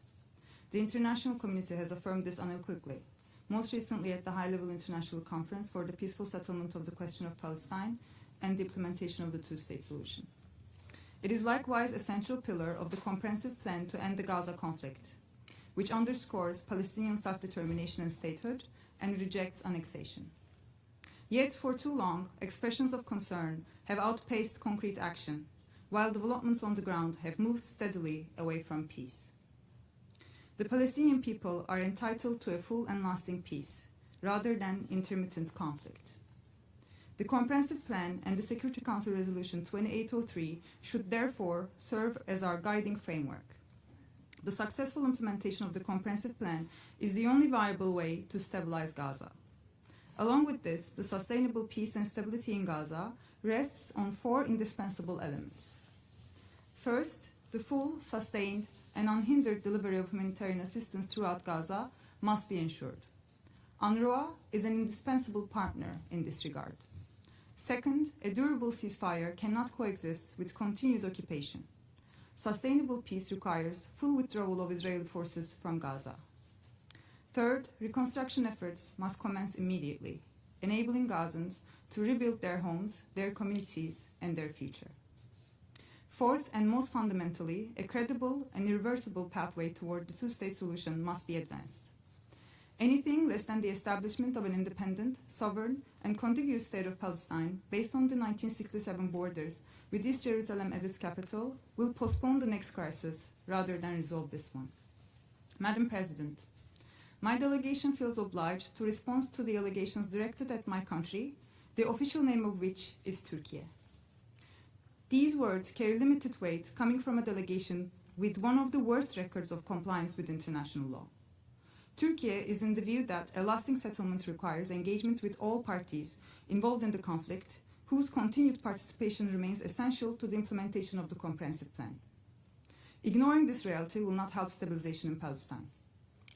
The mediation efforts of Turkey, United States, Qatar, and Egypt brought an end to hostilities in Gaza. These efforts must now be followed by sustained political action. Madam President, Israel's actions in the occupied West Bank are converting the threat of annexation into a de facto reality. Similarly, Israel's aggression on Lebanon and Syria remains a matter of serious concern. Turkey condemns the rising settler violence in the occupied Palestinian territories. The killing of 4 Palestinians on July 24th is a direct consequence of the persistent impunity granted to Israel. We also condemn in the strongest terms the storming of Al-Aqsa Mosque by Israeli officials. We reject these acts that violate the historical and legal status of the holy sites in Jerusalem and desecrate their religious prominence.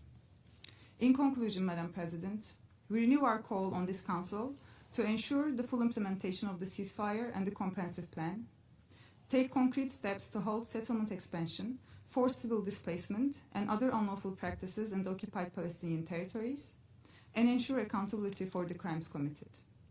We urge the international community to move beyond rhetoric and take concrete steps to secure a just peace for all peoples of the region. I thank you. I thank the representative of Turkey for the statement. I now give the floor to the representative of Morocco. Thank you, Madam President. Thank you, Madam President. I would like to thank you for holding this open debate. We commend the wise leadership of the DRC. I thank Mr. Ramez Alakbarov, Deputy Special Coordinator for the Middle East Peace Process, for his valuable briefing. Madam President, we are committed. His Majesty King Mohammed VI, the chair of Al-Quds Committee, is committed with the Palestinian cause. This is why we call for mobilizing international efforts to get the Middle East out of the spiral of crises and to reach comprehensive and just peace in the region. His Majesty the King stated in his letter dated 25th of November 2025 to the Secretary General that it is important to ensure the inalienable rights of the Palestinian people on the occasion of the International Day of Solidarity with the Palestinian people. I quote, "The Kingdom is committed to the Palestinian cause, committed to constructively contributing to reaching a just settlement. This is the main pillar, the cornerstone of peace in the region and of ensuring stability in the Middle East." End of quote. In this context, the Kingdom of Morocco welcomes the statement by His Excellency Donald Trump of the beginning of the second phase of the ceasefire in Gaza. We appreciate the efforts and personal engagement of President Donald Trump. They paved the way for this hopeful outcome. We value all efforts by mediators, and we call upon all parties to fully implement this agreement, to allow for the entry of humanitarian aid swiftly, and to allow the start of reconstruction efforts. The humanitarian situation is dire, and Gaza has urgent needs. We must focus on a lasting, just and comprehensive settlement for the Palestinian question. It is important to stop any annexation plans and any storming of the Al-Aqsa Mosque and any settlement activities. Madam President, the Kingdom of Morocco and his King chairs the Al-Quds Committee. The Kingdom of Morocco is committed to the two-state solution as the main pillar to achieve comprehensive, just and lasting peace in the region through the establishment of a Palestinian state, sovereign state, along the lines of the 4th of June 1967. With Al-Quds al-Sharif as its capital. Gaza is an integral part of the State of Palestine. The State of Palestine would live side by side with the State of Israel in peace and security. The Kingdom of Morocco is fully ready to actively contribute to all tracks that have been agreed upon to ensure the realization of the rights of the Palestinian people and to reach stability in the Middle East. Madam President, the Kingdom of Morocco is engaged in achieving peace in the Middle East, and we continuously support any efforts to achieve the two-state solution. Against this background, His Majesty the King accepted the invitation of Mr. Donald Trump to join the Board of Peace as a founding member. This is an initiative to contribute to peace efforts in the Middle East. We will adopt a new approach to settle disputes around the world.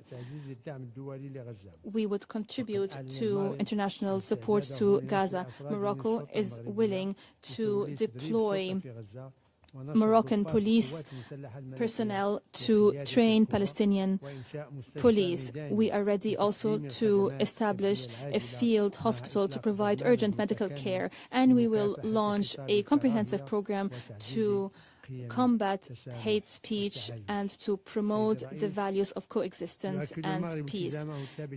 Madam President, we are fully committed to protecting the places of worship, especially Al-Aqsa Mosque, which has a special status for Moroccans and the King. The King is the chair of the Al-Quds Committee, and this commitment is manifested in various projects that are implemented by Beit Mal Al-Quds Agency. We seek to preserve the historical and legal status of Jerusalem. We seek to support the Palestinian people and its right to establish its independent state with Al-Quds Sharif as its capital along the lines of 1967. In conclusion, Madam President, the Kingdom of Morocco stresses once again that we are fully stresses its solidarity with GCC countries, our Arab brethren, and the Hashemite Kingdom of Jordan. We support all these countries in any legitimate measures it takes to protect their security and to reassure its citizens and residents. The Kingdom of Morocco stresses that the security of brotherly Arab countries in the Gulf is part of its security, the security of the Kingdom of Morocco. I thank you, Madam President. I thank the representative of Morocco for this statement. I now give the floor to the representative of Austria. Thank you, Madam President. The situation in the wider Middle East remains dangerously fragile, with many violent incidents despite much welcome ceasefire agreements. At the outset, we call upon all actors to prioritize diplomatic solutions, to exercise restraint, and to refrain from further violence. We welcome all efforts to find diplomatic solutions, including by Oman, Pakistan, many others, including, of course, the parties themselves, as we urgently need de-escalation as well as the resumption of free navigation in the Strait of Hormuz. As all those situations are linked, allow me to focus on three. First, on the Palestinian question. Austria supports and welcomes the effort to implement the comprehensive plan to end the Gaza conflict and the United Nations Security Council Resolution 2803, which remains a challenging task. While important progress has been made, we call for full, safe and unhindered humanitarian access into and throughout Gaza and for safe working conditions for all humanitarian agencies, including UNRWA. We reiterate that Hamas cannot have a future in Gaza and that it and all other non-state armed groups must be disarmed. We regard the swift deployment of the International Stabilization Force to Gaza as an important step in creating the conditions for stability and recovery. At the same time, humanitarian assistance and interim arrangements do not replace a sustainable political solution. Peace will only be achieved through a negotiated two-state solution based on international law, in which two states, Israel and Palestine, live side by side in peace and security. Austria has embraced the New York Declaration and is therefore particularly concerned by the continued expansion of settlements in the West Bank, annexation plans, as well as by ongoing settler violence. Second, on Syria. As discussed in a recent ARIA meeting, Austria supports the peaceful transition towards a stable and inclusive political system in Syria, respect for human rights and the protection of all ethnic and religious groups, as well as women's rights, are of utmost importance. We welcome the recent inaugural sessions of both the People's Assembly and the Constitutional Court as positive steps. On the economic front, we see steady progress towards recovery and reconstruction. We welcome the lifting of most sanctions, as well as the recent announcement by the US President to delist Syria as a state sponsor of terrorism. Austria stands ready to work together with the Syrian government towards rebuilding the country. The population of Syria needs economic perspectives, including for their safe return. The sovereignty and territorial integrity of Syria must be respected by all actors in the region. Third, on Lebanon. We welcome the Lebanese government's decision to declare Hezbollah's military activities illegal. The trilateral framework agreement of 26 June marks a significant outcome of the direct diplomatic engagements between Israel and Lebanon, facilitated by the US. We welcome that the two countries are engaged in efforts to re-establish Lebanese sovereignty in southern Lebanon. As a troop contributing country to UNIFIL, Austria urges all parties to respect UNIFIL's mandate and to guarantee the safety and security of our peacekeepers.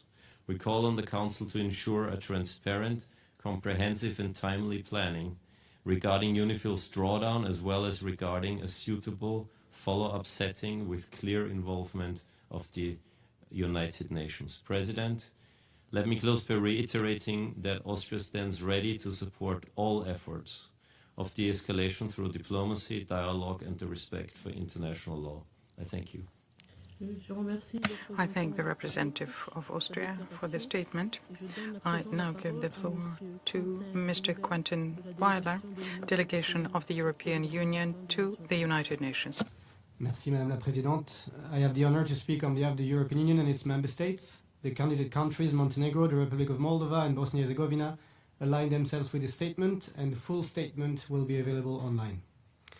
The European Union expresses grave concern about the humanitarian situation in Gaza.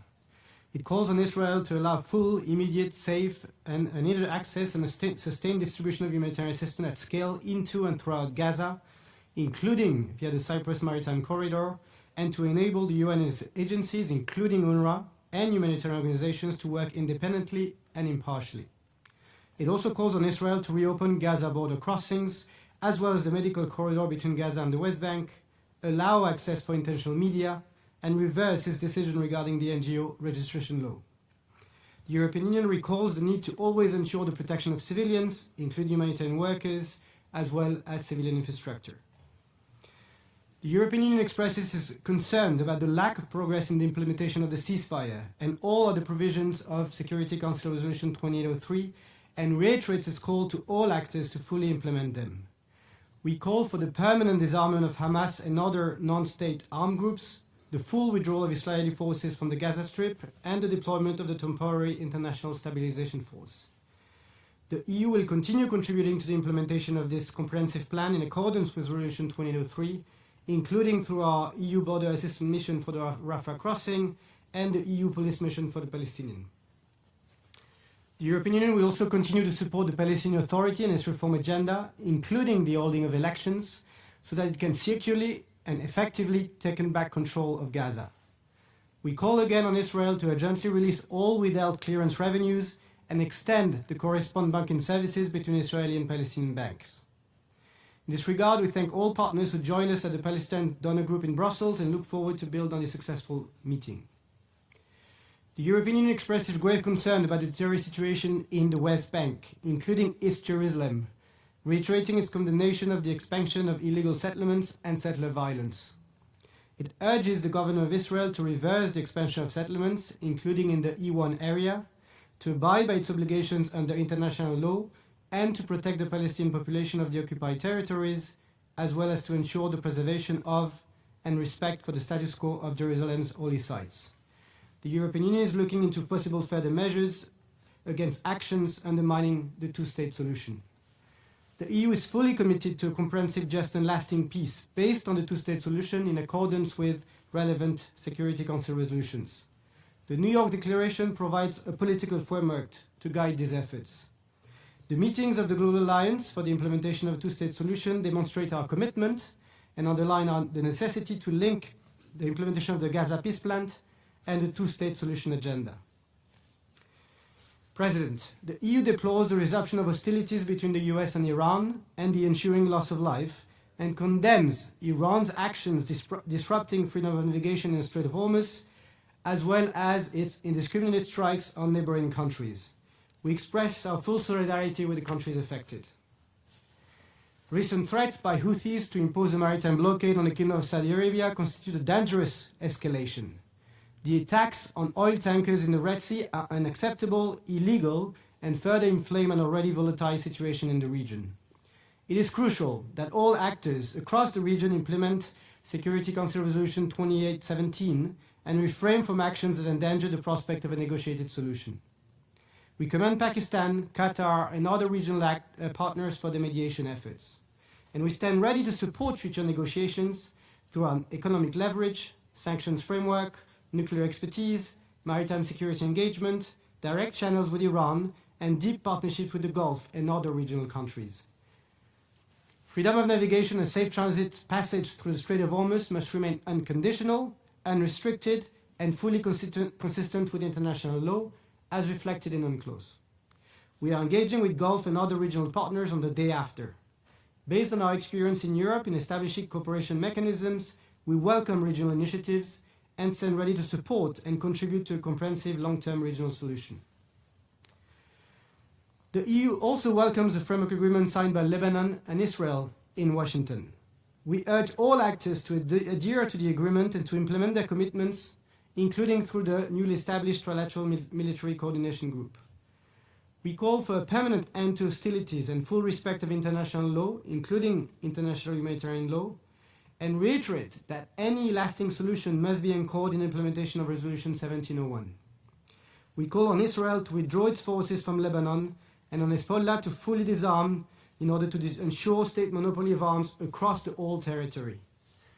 The EU stands ready to support the implementation of the framework agreement and further enhance its support for the Lebanese armed forces and the international security forces, including through a possible EU mission.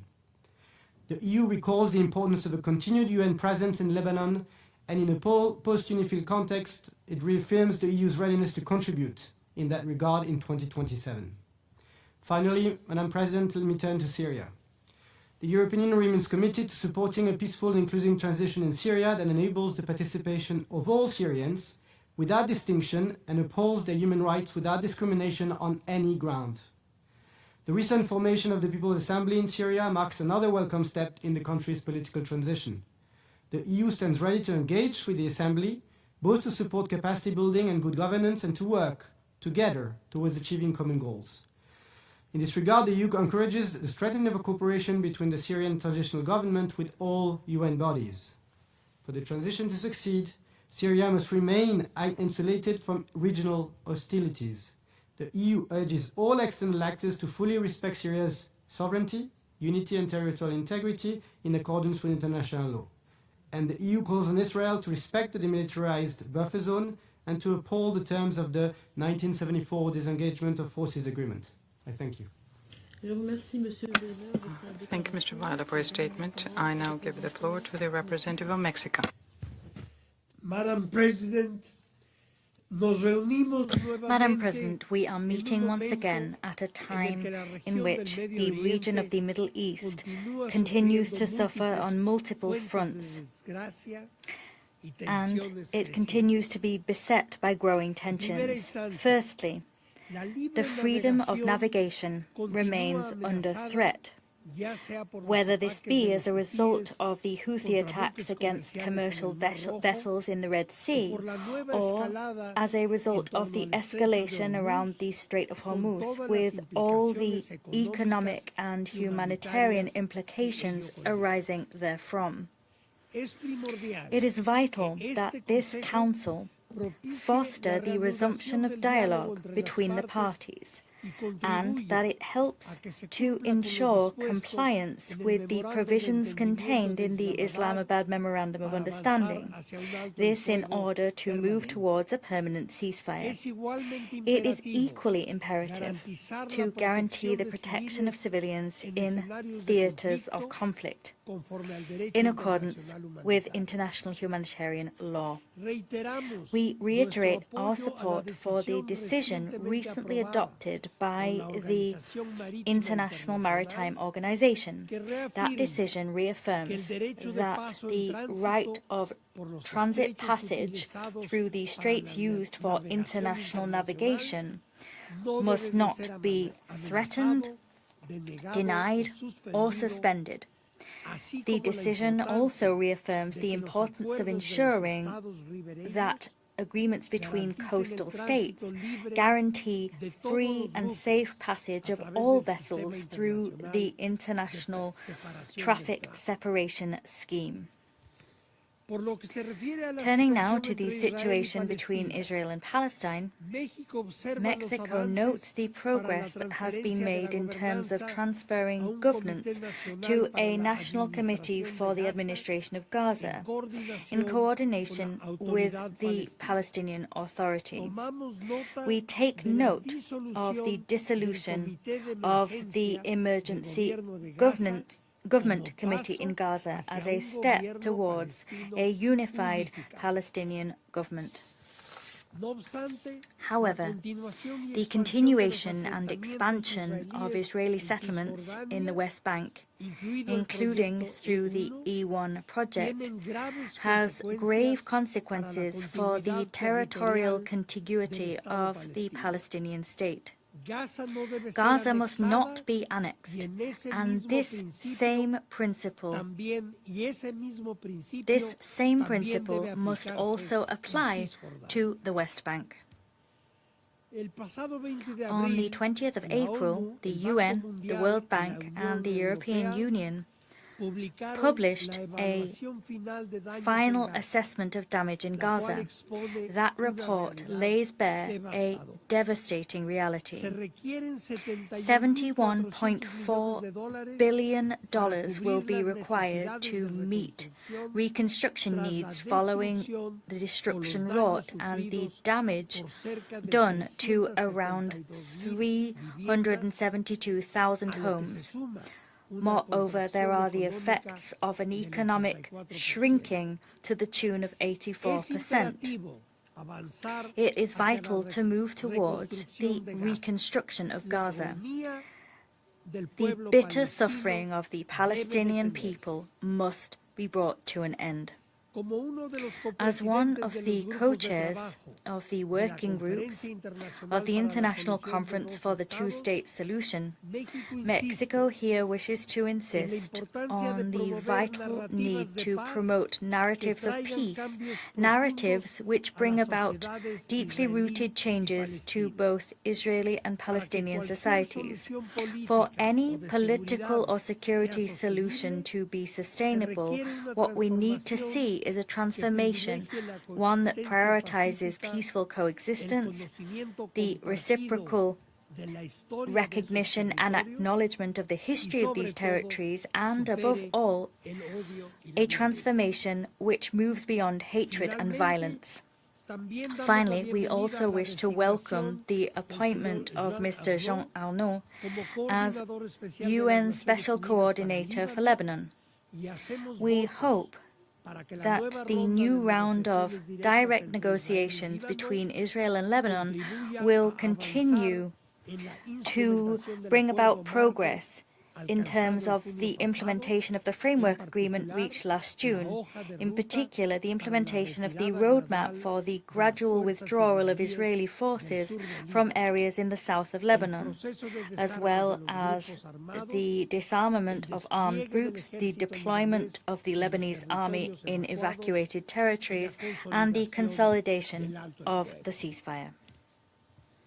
The international community and the United Nations must support any and all initiative or diplomatic effort designed to ensure that parties involved engage in negotiations in good faith to achieve a permanent ceasefire, and one which leads to lasting stability. The United Nations Charter, in its 6th chapter, provides us with tangible options to ensure the peaceful settlement of disputes. I thank you. I thank the representative of Mexico for the statement. I now give the floor to the representative of India. Madam President, India thanks the Democratic Republic of Congo for convening today's open debate. I also thank the briefer for his insightful remarks. Middle East, which is West Asia, is a region of immense importance to India. Our stakes in the security and stability of the region are high. India's trade and energy supply chains are strongly linked to this region, with bilateral annual trade of around $180 billion, accumulative foreign direct investment of over $31 billion, and remittances of more than $52 billion from GCC alone. These linkages have direct implications for our economy and energy security. Around 10 million Indians live and work in the Gulf region. Their safety and well-being are a key priority for us. After a brief pause in the ongoing conflict in the region, there has been a worrying resumption of attacks and escalation of hostilities. This is deeply concerning, and India calls for an immediate de-escalation of tensions. We strongly condemn the recent attacks on several vessels, GFS Galaxy, MT Al-Bahia and MT Mombasa among them, during their transit through the Strait of Hormuz this month. Several Indian citizens were injured, including some seriously. One Indian tragically lost his life and one is missing in these attacks. India has consistently condemned acts of violence targeting seafarers and disrupting free and safe navigation through international waterways like the Strait of Hormuz. India strongly advocates a return to dialogue and diplomacy in the interests of peace, security and stability in the region. The targeting of commercial shipping and civilian infrastructure in the region must end, and free and unimpeded navigation and commerce through the international waterways in the region, in keeping with international law, must be restored at the earliest. Sayyida Raisa. Madam President, we need to focus on the Strait of Hormuz, but also we need to focus on the tragic humanitarian situation in Gaza, the loss of civilian lives, the destruction of civilian infrastructure. These are some of the main concerns that the international community must focus on in an urgent manner and must act upon. We must fully support efforts by fully implementing Security Council resolutions, including Resolution 2803. India remains firmly committed to the efforts that impact in a positive way the lives of Palestinian civilians. The humanitarian assistance provided by India to Palestine is valued at over $400 million. This assistance comes in various forms. We have provided humanitarian assistance, development assistance. We have also assisted UNRWA. We have provided other forms of assistance as well. India is one of the main donors to UNRWA. We believe that this is the UN agency that will help distribute the assistance that we will deliver. During the Palestine donor group in Brussels, India announced that it is committed to build a specialized hospital and a center for prosthetics, as well as a training center, vocational training center in Palestine. India also will contribute to building the Palestinian Institute. We have sought to alleviate the suffering of the civilians in Palestine, but at the same time we must seek a permanent political solution. India's support to the two-state solution is well known to all. India believes that the establishment of a Palestinian state that is sovereign, independent and viable, living side by side in peace with Israel within secured and recognized borders is important to reach a permanent solution. Madam President, on Lebanon, the Blue Helmets serve in challenging circumstances. UNIFIL peacekeepers pursue UN Security Council mandates and therefore must never become targets. They serve the cause of international peace and security. India has strongly condemned all attacks on UNIFIL peacekeepers. Their safety and security are a priority. The sanctity and inviolability of UN premises must be fully respected. Further, it's important to be ready for a post-UNIFIL scenario, and in this context, the Lebanese armed forces must receive requisite support and assistance. On Syria, we stress the importance of a Syrian-led and Syrian-owned political process in line with UNSC Resolution 2254. The principles of sovereignty, independence, unity and territorial integrity of the Syrian Arab Republic must remain central to all efforts. We also reiterate our support to ongoing efforts in finding long-term solutions. On Yemen, India reaffirms its unwavering commitment to the unity, sovereignty and territorial integrity of the Republic of Yemen and rejection of any interference in its internal affairs. We further condemn attacks by Houthis on maritime navigation. The protection of the Bab el-Mandab Strait and the southern Red Sea is a shared international responsibility and is a global interest. Madam President, the people of the Middle East need normalcy and lasting peace. As a member state guided by our civilizational doctrine of Vasudhaiva Kutumbakam, or the whole world is one family, India is committed to global well-being and a more secure, stable and prosperous world. India will continue to be driven by this approach. I thank you, Madam President. I thank the representative of India for that statement. I now give the floor to the representative of Norway. Thank you, Madam President. Let me start by expressing Norway's deep concern over the current instability in the Middle East. Recent developments have once again demonstrated how quickly tensions can escalate. We urge all parties to exercise maximum restraint, to respect international law, and to prioritize dialogue over confrontation. In the context of rising regional tension, we cannot forget the situation in Palestine. Despite the ceasefire in Gaza, civilians are still being killed. The humanitarian situation remains desperate. Far too little medicine, essential goods, and emergency aid is reaching an already severely affected civilian population. Despite improvements since the ceasefire, acute food insecurity remains widespread. Furthermore, Israel has voiced ambitions to control up to 70% of Gaza, and an earthen barrier to entrench the division of Gaza is being constructed. This underlines the importance of moving forward with the implementation of the 20-point plan and Security Council Resolution 2803. Norway reiterates that international humanitarian law must be respected by all parties. Humanitarian assistance must reach those in need safely, rapidly, and without obstruction. The situation in the West Bank is equally concerning.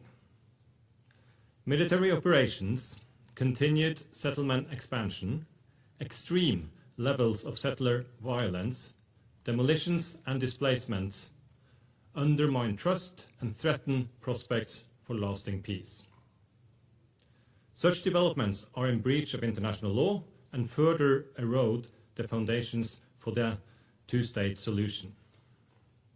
President, the Palestinian Authority's worsening fiscal crisis, caused in large part by the continued withholding of revenues that belong to Palestine, as well as other economic restrictions, are bringing essential public services to the brink of collapse. We call on Israel to urgently release revenues that rightfully belong to the Palestinian people. In this context, we cannot ignore Israel's extensive use of administrative detention without formal charge. Thousands of Palestinians are being detained in Israeli prisons without charge or trial.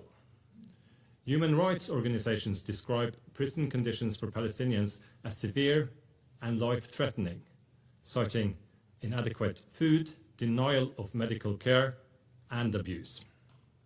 We urge Israel to uphold its human rights obligations towards detainees under international law, including by granting the ICRC immediate access to all detention facilities, as stipulated in the recent Israeli Supreme Court ruling.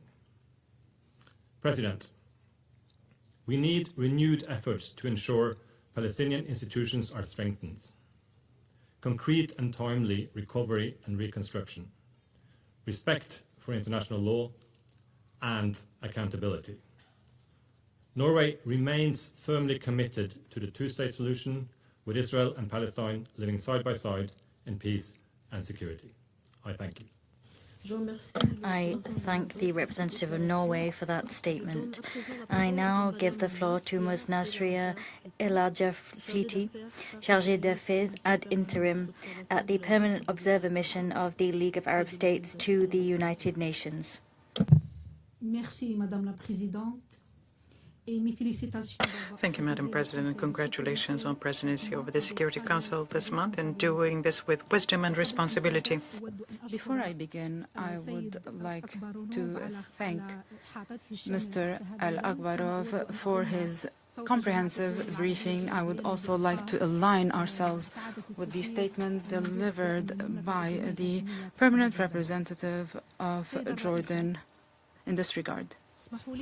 Madam President, allow me to deliver the statement before your august Council on behalf of the Secretariat of the League of Arab States on the dangerous developments in the region and the need for a responsible international action to end the attacks, prevent the expansion of the conflict, and maintain the sovereignty, security, and territorial integrity of Arab countries. I quote, "Ladies and gentlemen, the Middle East is going through a dangerous phase where circles of confrontation are widening and crises are intertwining in a way that threatens regional and international peace and security.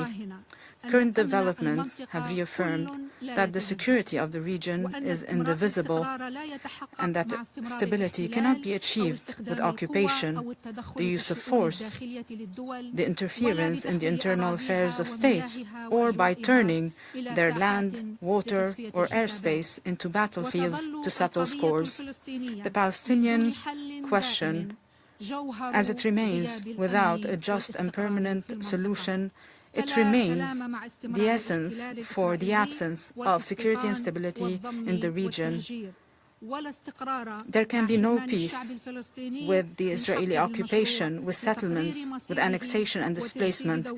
There can be no stability as the Palestinian people are denied their legitimate right to self-determination and the establishment of an independent sovereign state with East Jerusalem as its capital.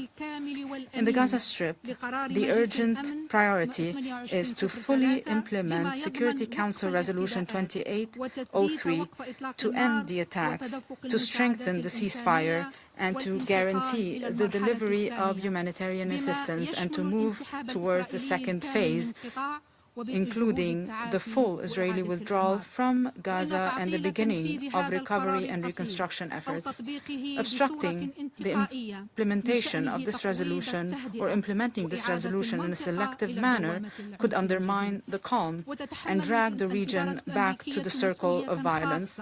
The U.S. administration holds a special responsibility in guaranteeing the implementation of the peace plan launched by President Trump last October, which was supported by the League of Arab States and the Security Council, to lead to the reconstruction of Gaza and to open a political track to establish the Palestinian state based on the two-state solution.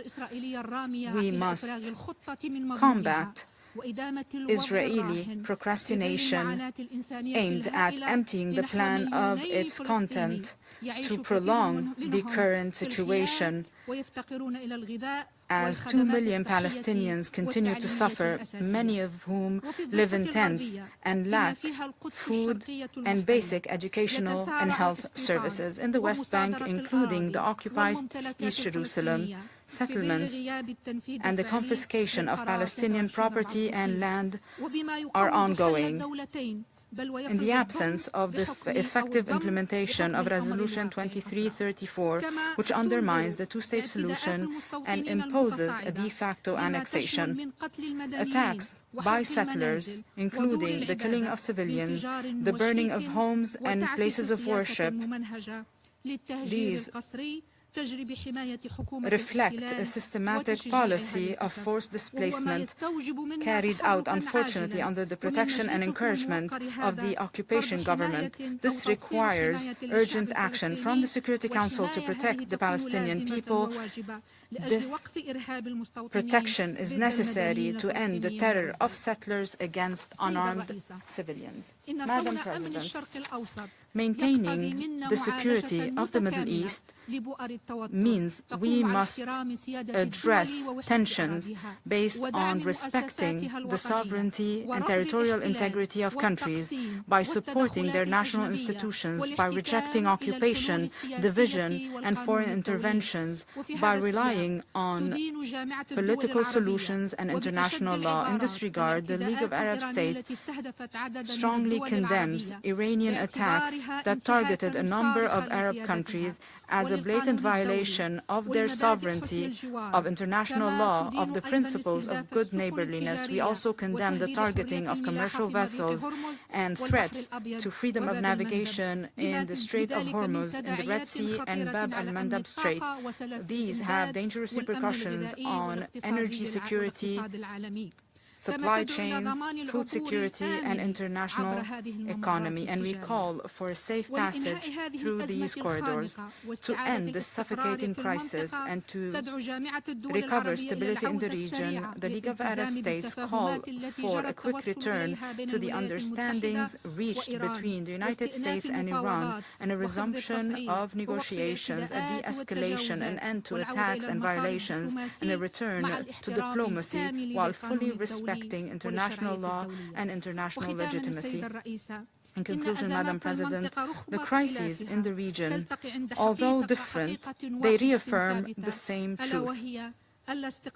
No stability can be achieved with occupation. No security can be achieved as the sovereignty of countries are violated, and no future can be achieved if institutions are weakened or divided. We call on the Security Council to shoulder its responsibility and guarantee the full implementation of its resolutions without selectivity or delay to protect unarmed civilians and maintain the sovereignty and territorial integrity of countries and support just and permanent political solutions. End of quote. I thank you, Madam President.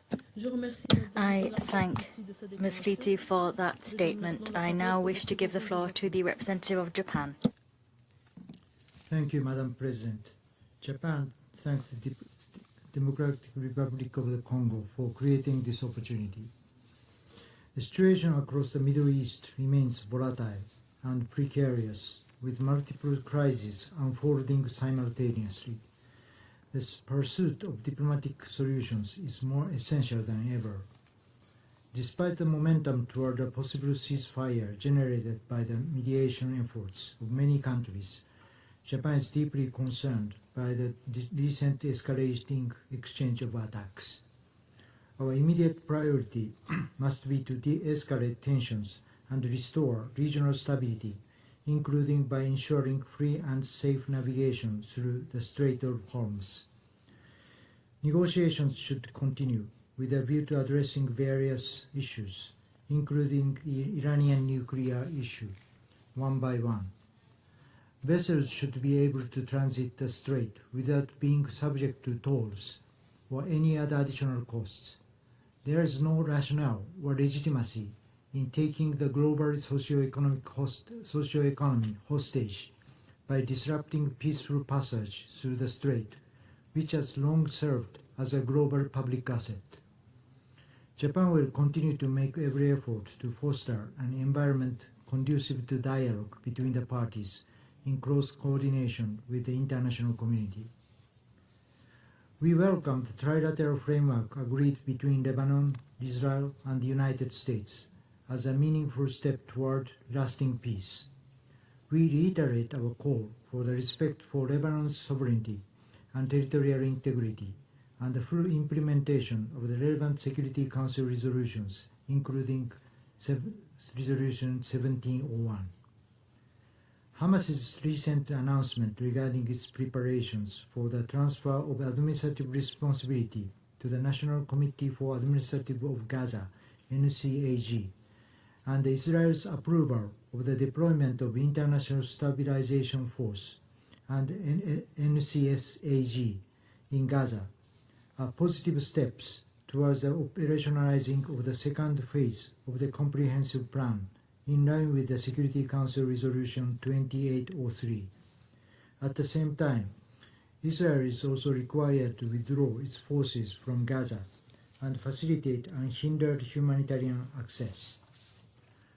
We are also gravely concerned by the deteriorating situation in the West Bank, particularly the escalation of settler violence against Palestinian civilians, and reiterate our call on Israel to take the necessary measures. As part of our initiatives to expand our assistance network toward achieving peace through a two-state solution, Japan co-hosted the ministerial meeting of CPAT, the Conference on Cooperation among East Asian Countries for Palestinian Development, last week. CPAT's approach is to leverage the resources and development expertise of East Asian countries to contribute to Palestinian state building.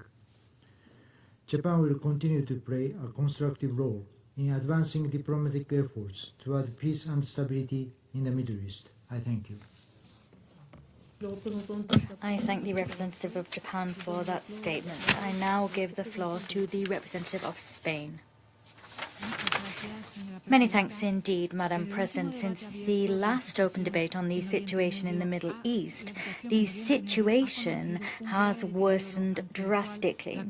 In view of that fact, the international community should assume its responsibility to change the course of a situation which, should it worsen, will threaten global stability on several fronts. In view of the open conflict in the Gulf, the blockade of the Strait of Hormuz and the threat against Bab el-Mandeb, in view of the humanitarian situation in Gaza and the violations committed by the occupation in the West Bank, in view of a situation that remains fragile in Lebanon, Syria and Iraq, our efforts today must unite to demand compliance with international law and IHL. There is no military solution to conflict. We are fully committed to efforts at a multilateral level. As such, Spain defends diplomacy and dialogue as the only viable and effective path towards the resolution of conflicts. We support the laudable work done by regional mediators, many times or often under attack, and we support the immediate cessation and permanent cessation of military operations on all fronts. It's only in working in that way that we'll forge a sustainable peace which endures over time. Allow me in this connection to reaffirm the importance of the full and effective participation of women in negotiation processes. Respect for international law is the only way to resolve all unresolved questions with Iran, including the crisis around the Strait of Hormuz and the nuclear file.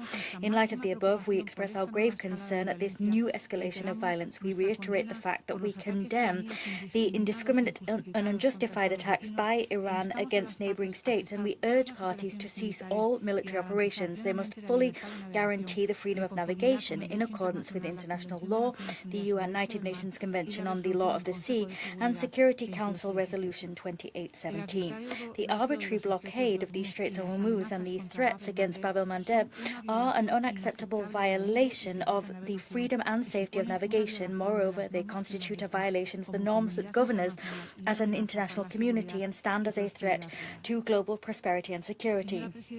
President, events in Iran must not bury the alarming situation in Palestine, which is worsening daily in Gaza and also in the West Bank, including in East Jerusalem.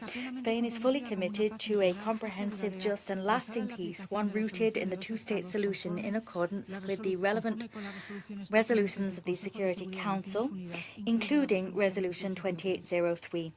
We reiterate the need to strengthen the Palestinian Authority. They are our vital partner and the only body with the legitimacy required to ensure the viability of a lasting, sustainable peace, and one which meets the aspirations of both the Palestinian and Israeli people.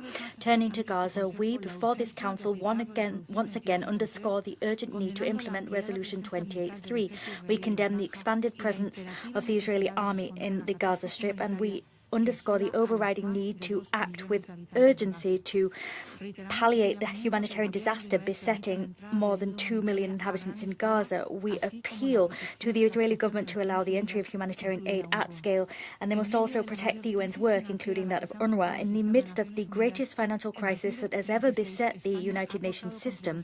In 2026, Spain so far has already disbursed more than $15 million to Euro. We wish to condemn the adoption of the law on the death death penalty in Israel and the State of Palestine. The terms of this law are discriminatory against the Palestinian people. This discrimination is gravely alarming because it enshrines legal inequality between persons and lays waste to the most fundamental guarantees of due legal process on an issue which directly undermines the fundamental right to life.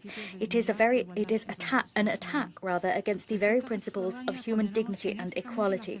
On the West Bank, we fervently condemn the hasty expansion of Israeli settlements and the continued proliferation of settlement outposts. At the same time, we're seeing a rising tide of violence which enjoys impunity, that is settler violence, and we're seeing arbitrary restrictions on Palestinian land access. We urge accountability for these violations. They threaten the viability of the Palestinian state. At the same time, they violate international law.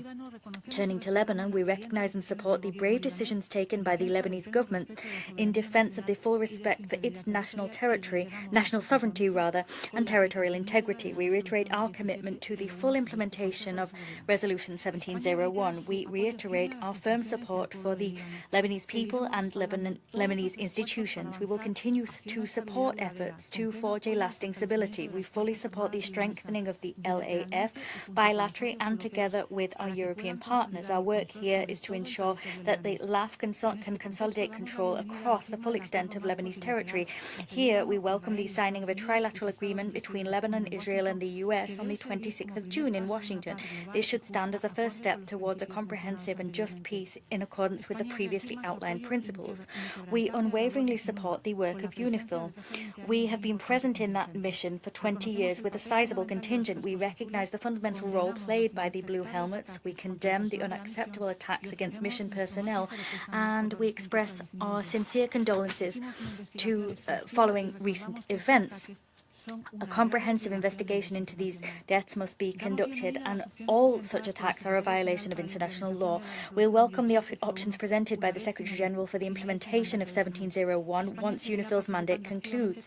We will continue working actively with TCCs and PCCs and Security Council members to guarantee an orderly transition and to contribute to efforts underway to ensure stability down the blue line following UNIFIL's withdrawal.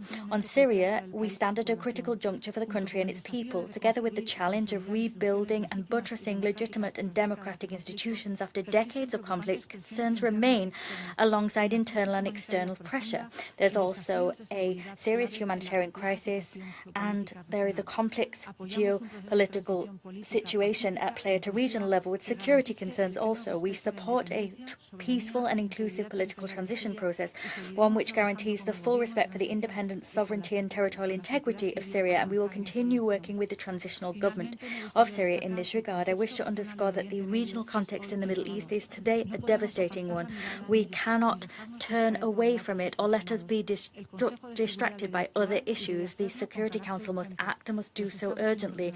Member states of the United Nations have a responsibility and indeed the moral obligation to use all means at our disposal to achieve the restoration of peace and stability in the Middle East. Thank you. I thank the representative of Spain for that statement. I now give the floor to the representative of the Islamic Republic of Iran. Bismillah ar-Rahman ar-Rahim. Madam President, despite the declared ceasefire, Gaza remains devastated and under siege. Israel, the occupying regime, continues to violate the ceasefire through ongoing military attacks and severe restriction on humanitarian access. It is further deepening the suffering of civilians. At the same time, the Israeli regime continues its illegal settlement expansion in the occupied West Bank, in clear violation of international law and relevant United Nations resolutions. Israel's repeated acts of aggression against Lebanon and continued violations of Syrian sovereignty and territorial integrity further threaten regional peace and security. The continued unlawful actions of the Israeli regime pose a grave threat to international peace and security. Against this backdrop, Iran reiterates that any credible solution must ensure a permanent ceasefire, unhindered humanitarian access, the full withdrawal of Israeli occupying forces, and full UN membership for the State of Palestine. Humanitarian assistance and Gaza's reconstruction must never be conditioned on political or military objectives. Accountability is indispensable. The Israeli regime, together with those that enable this regime for its atrocious crimes through political, military, and economic support, must be held responsible for grave violations of international humanitarian law. The issuance of arrest warrants by the ICC on 21st November 2024 against the criminal Prime Minister of the Israeli regime for the commission of war crimes and crimes against humanity is a clear reminder that no one is above international law. Madam President, I must also respond to the baseless allegations leveled against my country, particularly by the representative of the United States. I categorically reject all those unfounded and politically motivated accusations.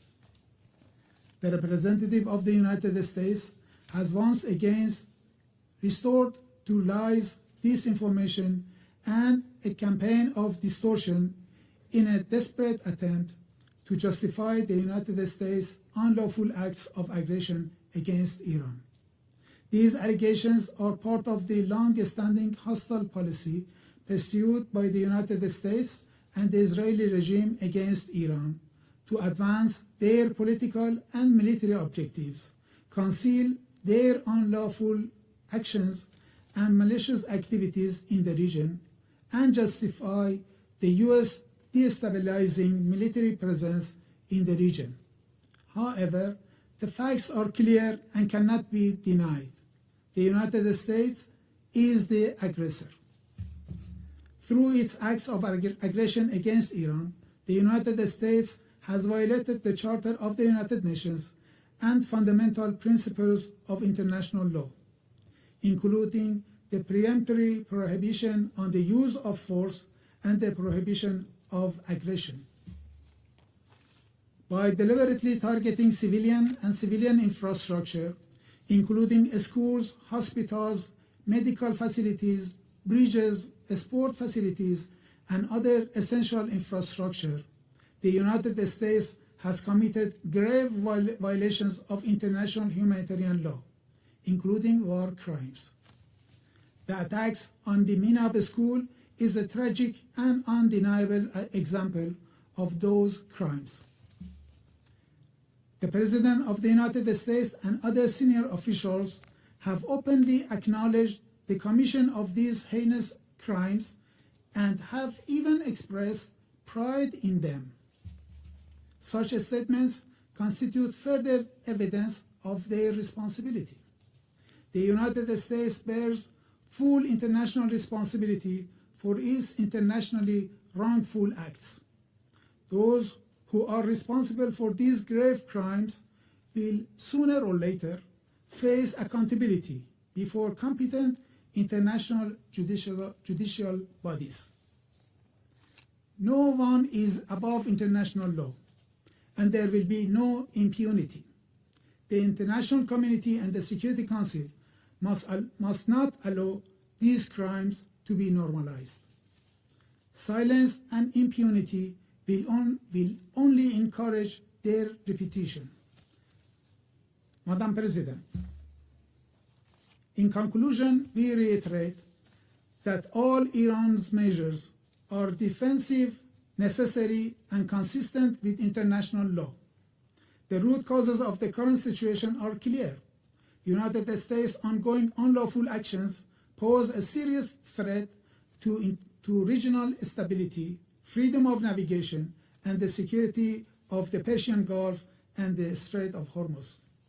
The Islamic Republic of Iran has exercised and will continue to exercise its inherent right of self-defense in accordance with Article 51 of the Charter of the United Nations to protect its people and to defend and safeguard its sovereignty, territorial integrity, and vital national interests against U.S. acts of aggression. I thank you. I thank the representative of the Islamic Republic of Iran for the statement. I now give the floor to the representative of Poland. Thank you, Madam President. I would like to thank the Democratic Republic of the Congo for convening this timely debate on the situation in the Middle East. Madam President, we are deeply concerned with the recent escalation of the situation in the Persian Gulf. Once again, the current events demonstrate that energy security and freedom of navigation must remain central to the resolution of the conflict and regional peace solution. In that context, we are concerned with the Houthis' ability to threaten the fragile balance of maritime traffic in the Red Sea. With that in mind, we note with interest that the decision taken by the countries in the region to develop alternative strategic transport and energy corridors, including oil and gas pipelines, as well as the railway networks, in anticipation that the long-term operation of the Strait of Hormuz will remain subject to the periodic disruptions. We remain equally concerned by the growing use of disinformation and the continued targeting of civilian infrastructure, trends that have come to define contemporary conflicts from the Middle East to Ukraine. Madam President, this state of no peace, no war cannot endure indefinitely. Geography cannot change, but political choices can, and meaningful dialogue remains the only path to lasting resolution. Poland commends the efforts of all mediators and remains firmly committed to supporting diplomatic de-escalation. Two issues remain central: the full opening of the Strait of Hormuz and control over Iran's nuclear program, requiring full Iranian cooperation with the IAEA and compliance with the NPT and the Comprehensive Safeguards Agreement. Let me repeat, nuclear safety, maritime security and freedom of navigation remain essential to international stability. Madam President, recognition of the Palestinian people's aspiration for statehood and support for the two-state solution remain key elements of Poland's Middle East policy, consistently reflected in our voting at the UN and grounded in the New York Declaration of September 2025. In this context, Poland shares the international community's alarm over escalating tensions in the West Bank. We urge Israel to protect civilians, ensure unhindered humanitarian access, and hold perpetrators accountable. We also oppose death penalty in all circumstances and called on Israel to maintain its moratorium on executions. Poland remains gravely concerned by the actions targeting UNRWA, whose work is indispensable for millions of refugees. More broadly, Madam President, let me underline that the protection of civilians remains a matter of the highest importance for Poland. We call for full respect for international humanitarian law and for holding accountable all those responsible for its violation, including attacks on humanitarian personnel. This issue carries particular weight for us. In April 2024, a Polish citizen was among the World Central Kitchen volunteers killed in an attack in Gaza. We once again demand an immediate and full end to attacks on civilians and civilian infrastructure and safe and unhindered humanitarian access everywhere, whether in the Middle East, in Africa or in Ukraine. Madam President, our commitment extends beyond words. Before I conclude, allow me to highlight Poland's humanitarian and development support for the region. Poland actively supports humanitarian projects through Polish aid, NGOs and various UN agencies, with particular focus on initiatives implemented in Lebanon, Palestine and Syria. Our priorities include strengthening local resilience by ensuring access to healthcare, mostly through mobile clinics, supporting local entrepreneurship, reinforcing local administration and civil defense, enhancing preparedness and response to natural disasters, and expanding access to renewable energy. Our commitment to the people of this region remains steadfast. And I thank you.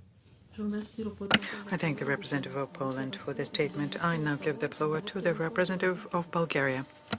Merci, Madame la Présidente. Bulgaria remains deeply concerned by the continuing instability across the Middle East and its serious implications for regional and international peace and security. In this regard, Bulgaria expresses its strong support for the efforts of High Representative Nikolai Mladenov and the Board of Peace toward the implementation of the Comprehensive Plan and Security Council Resolution 2803. We welcome the Office's efforts to support the implementation of the ceasefire arrangement, facilitate effective governance, advance recovery and reconstruction in Gaza, and coordinate international efforts in support of the comprehensive plan to end the Gaza conflict. Strengthening this mechanism remains essential to translating political commitment into tangible results on the ground. We underline the importance of the permanent disarmament of Hamas and no other non-state armed groups. Hamas cannot be part of the future governance of Gaza. We join the call for immediate, safe and unimpeded access and sustained distribution of humanitarian assistance at scale into and throughout Gaza. The deterioration of the situation in the West Bank, including the increase in settler violence and settlement activities, is a source of serious concern and need to be addressed. Bulgaria remains committed to a comprehensive, just and lasting peace based on a two-state solution in accordance with the relevant United Nations Security Council resolutions, whereby two democratic states, Israel and Palestine, live side by side in peace within secure and recognized borders. On Lebanon, we welcome the trilateral framework agreement signed by Lebanon, Israel and the United States in Washington on 26th of June, which offers an important opportunity to advance de-escalation, restore Lebanon's sovereignty and territorial integrity, and move towards more sustainable security arrangements. The situation in Lebanon nevertheless remains fragile. The full disarmament of Hezbollah and other non-state armed groups remain essential for lasting peace and security. Bulgaria reaffirms its support for Lebanon's sovereignty and territorial integrity, as well as for the efforts of the Lebanese authorities to strengthen the Lebanese armed forces and extend state authority throughout the whole Lebanese territory. The implementation of Security Council Resolution 1701 in its entirety continued to be of key importance.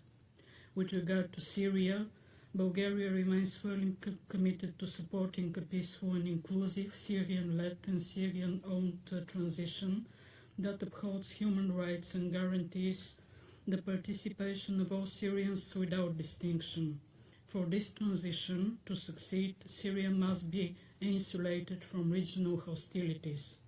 We call on all external actors to fully respect Syria's sovereignty, unity and territorial integrity.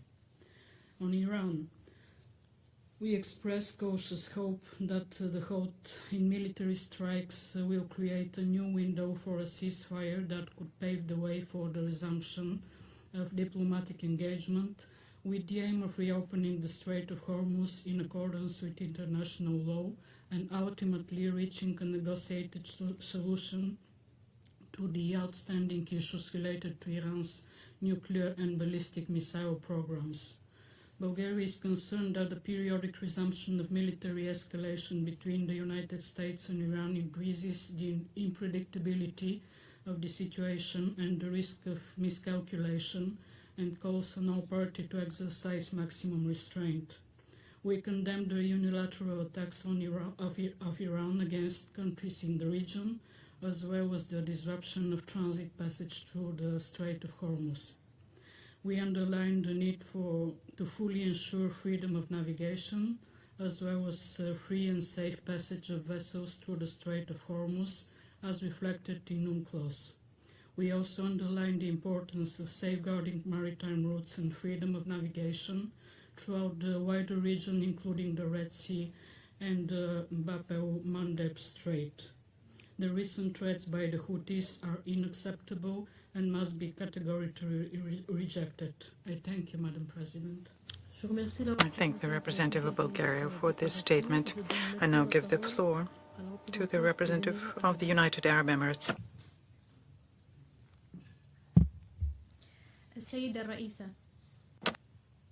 Madam President, we welcome the efforts you made to organize this important debate, and we also thank Mr. Rami Al-Akbar for his very enriching briefing. In light of the recent developments in Gaza and the rest of the occupied Palestinian territory, the United Arab Emirates would like to emphasize the following points. First, progress must be made towards the full implementation of Security Council Resolution 2803, including consolidating the ceasefire in the Gaza Strip, ensuring Hamas's disarmament, creating the conditions necessary for the National Committee for the Administration of Gaza to begin its work, and expediting the deployment of the International Stabilization Force, but also through a full Israeli withdrawal from the Gaza Strip and enabling the Palestinian Authority, after the necessary reform, to assume its full responsibilities in both Gaza and the West Bank. We reject any attempt to displace the Palestinian people or to create new realities on the ground in Gaza, which would undermine the prospects of peace. Second, despite the relative improvement in food security indicators in the Gaza Strip, the humanitarian situation remains critical. Persistent food security persists. Nearly 70% of the population lack adequate shelter. Water and sanitation services continue to deteriorate. We therefore stress the need to reopen all crossings to ensure the flow of humanitarian assistance and to support recovery. We continue to provide humanitarian assistance, in particular through Operation Chivalrous Night 3, alongside other initiatives such as projects to combat rodents and pests, to reduce epidemic risks, but also by organizing collective weddings and taking care of excellent students, and we do this in partnership with the United Nations. Third, we strongly condemn the dangerous developments in the West Bank and East Jerusalem, in particular increased settlement activities and unilateral measures, including the E1 plan, the demolition orders in Khan al-Ahmar, and land settlement measures in Area C. We also condemn the dangerous escalation in settler violence and attacks against civilians, villages, holy sites, and property. We call on the Israeli government to hold perpetrators of these violations accountable and to prevent the cycle of hatred and instability from deepening. We also reject any attempt to change the historic and legal status quo in Jerusalem and holy sites. We reaffirm the special role of the historic Hashemite custodianship. In conclusion, the United Arab Emirates, as a member of the Board of Peace and the Gaza Coordination Council, we reiterate our full commitment to supporting the implementation of the comprehensive plan and the efforts made by the High Representative for Gaza and the roadmap he has put forward. These efforts should proceed in parallel with initiatives aimed at advancing the two-state solution, or independent and sovereign Palestinian state with East Jerusalem, its capital, living side by side with Israel in peace and security. I thank the UAE for the statement. I now give the floor to Malaysia. Madam President, Malaysia thanks the Democratic Republic of the Congo for convening this quarterly open debate. We also thank Mr. Al-Akbarov for his comprehensive briefing. We align ourselves with the statements of the OIC and NAM. Madam President, the situation across the occupied Palestinian territory continues to deteriorate at an alarming pace. In the Gaza Strip, the humanitarian situation remains dire. UNICEF estimates that 1.9 million of Gaza's 2.1 million people remain displaced, many of them repeatedly. Continued hostilities, restrictions on humanitarian access, and severe damage to civilian infrastructure continue to impede the delivery of life-saving assistance. These conditions limit the Palestinians' access to food, safe water, sanitation, shelter, and health care. Israel's aggression extends beyond the Gaza Strip. The situation in the occupied West Bank, including East Jerusalem, is also worsening. Civilians, including children, have been killed not only by Israeli forces but also settlers. Israeli military operations, movement restrictions on Palestinians, demolitions of home and civilian infrastructure, the expansion of illegal Israeli settlement and settler violence in the occupied West Bank continue to drive displacement, isolate communities, and restrict access to essential services and livelihoods. Palestinian children are increasingly being denied safe access to education. Across the occupied West Bank, including East Jerusalem, 84 schools remain under pending demolition or stop work orders, including 54 that are facing full demolition. These violations must end.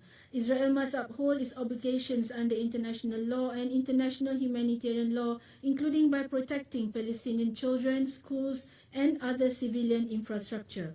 These children deserve their right to education and must be protected from harm.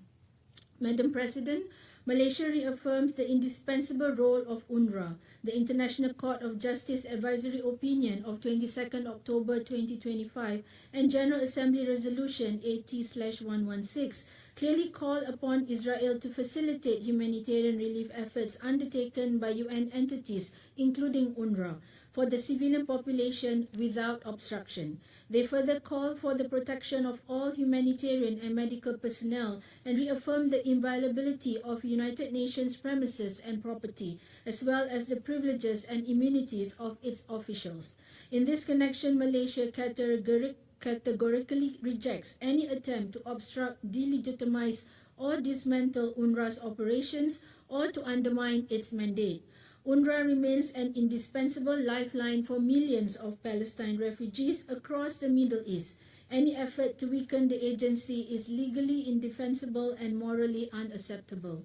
Madam President, Malaysia remains steadfast in its support for the inherent and inalienable rights of the Palestinian people, including their right to self-determination, right of return, and the right to statehood.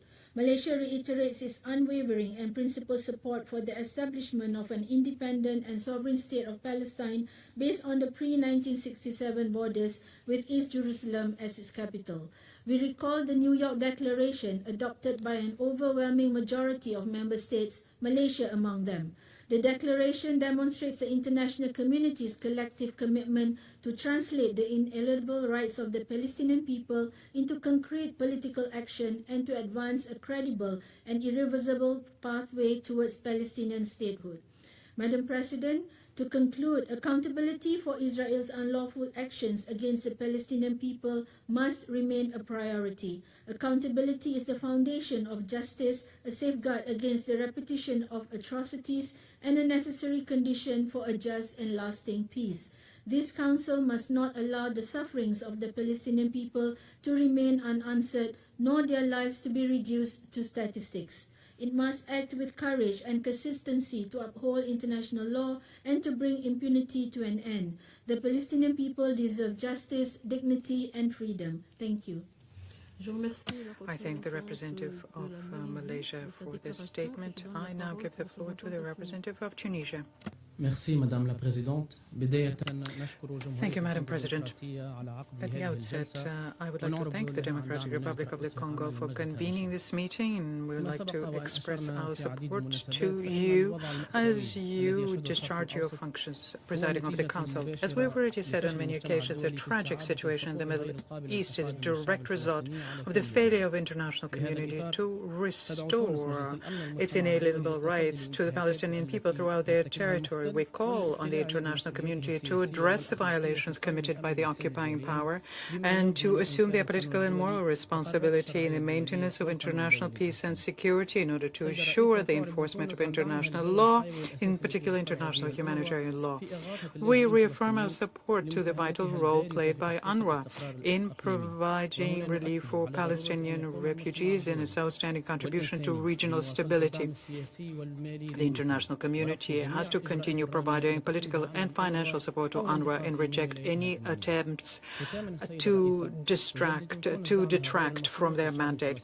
In conclusion, we reiterate our unconditional support for the Palestinian people as they fight to defend their inalienable rights, in particular the right to self-determination. We support our Palestinian brothers in their self-determination, their struggle for the full restoration of their rights and the establishment of their state on the entire territory of Palestine with Al-Quds al-Sharif as its capital. I thank Tunisia for the statement. I now give the floor to the representative of Portugal. Merci, Madame President. Starting with the Gulf, Portugal calls for the full implementation of the Islamabad Memorandum of Understanding. We urge all relevant parties to uphold international law, including international humanitarian law and freedom of navigation. Portugal supports a diplomatic solution as the only viable path to a comprehensive and long-lasting peace. The same applies to Yemen. Turning to Lebanon, we welcome the trilateral framework agreement and highlight the importance of its implementation in the context of existing UN Security Council resolutions, including 1701. We believe the UN should continue to having a role post-UNIFIL. Concerning Syria, Portugal welcomes the inaugural session of the People's Assembly and the recent visit by the Secretary General of the United Nations, both of which mark significant milestones in the country's political transition. Regarding Palestine, the humanitarian situation in Gaza remains grievous. Portugal calls for the full implementation of the comprehensive plan. We stress that the UN and all its agencies, including UNRWA, as well as international NGOs, must be able to fulfill their roles. Violations of the ceasefire must stop. Furthermore, the Palestinian Authority should be involved in preparation for its return to the Strip. In the West Bank and East Jerusalem, Portugal is concerned by the surge in settlers' violence and Israel's unilateral actions aimed at increasing its control over the occupied Palestinian territory, including the expanding settlements, which are illegal under international law. We also condemn actions pertaining to alter the status quo of holy sites. Portugal formally recognized the State of Palestine 1 year ago and remains committed to the implementation of the two-state solution and to promote a just and lasting peace in the Middle East in line with the New York Declaration. Madam President, Portugal remains convinced that diplomacy is possible, dialogue is necessary, and peace is achievable. This is the spirit that will guide us as we will serve as elected members of the Security Council in 27 and 28. I thank you. I thank the representative of Portugal for that statement. I now give the floor to the representative of Canada. Madam President, Canada remains deeply concerned by the ongoing conflict with Iran. We reiterate the need to work towards a diplomatic resolution to the conflict and support efforts by Pakistan and Qatar and other regional partners towards the resumption of negotiations. Canada urges all parties to ensure the protection of civilians and civilian infrastructure.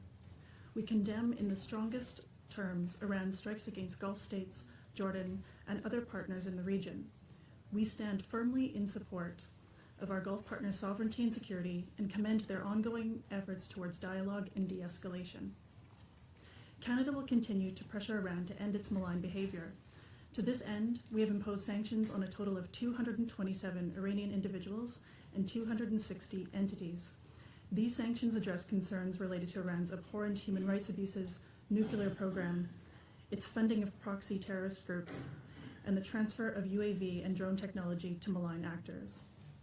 Canada is equally concerned by the situation in the Strait of Hormuz, where the continued disruption of maritime security poses a serious threat to our economies and overall security, including critical supply chains. Canada calls on Iran to respect navigation rights and safe passage through the Strait of Hormuz in line with international law. Canada is working with partners towards restoring maritime security and safe navigation through the Strait of Hormuz, and we stand ready to support proposed French and UK initiatives. We are also concerned by the recent Houthi threats against Saudi Arabia, including to disrupt the lawful passage of vessels in the Bab el-Mandeb Strait. The Bab el-Mandeb Strait must remain open and safe for international navigation, free from attacks or interference in accordance with international law.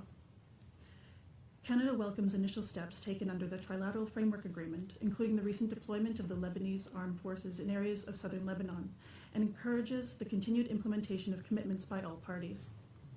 We reiterate the importance of full respect for Lebanon's sovereignty, territorial integrity, and the commitments undertaken by all parties in accordance with international law and relevant UN Security Council resolutions, including 1701.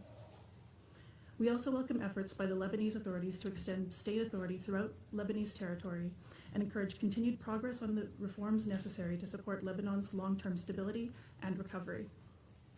Canada remains concerned by ongoing security incidents affecting civilians and civilian infrastructure and by the threats to the safety and security of UNIFIL personnel. We underscore that peacekeepers must be able to carry out their mandated tasks safely and without interference. We should not lose sight of the immense suffering of civilians in Gaza or the humanitarian crisis which continues despite the ceasefire. We in Canada have committed themselves to provide more than $500 million in international assistance in 2023, and we reiterate our appeal for a greater humanitarian access. We condemn terrorist attacks by Hamas in Israel on the 7th of October 2023, which took the life of about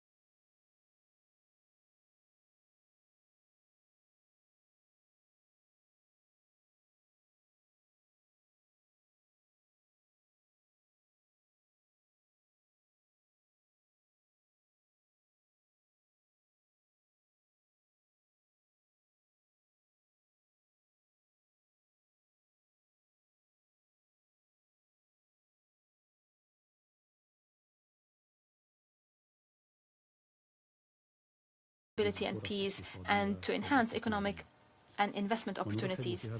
In this context, we welcome the positive developments in Syria, whose stability contributes to Lebanon's stability, and vice versa.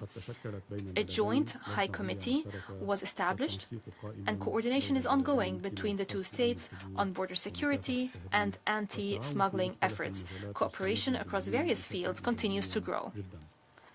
This cooperation is based on equality.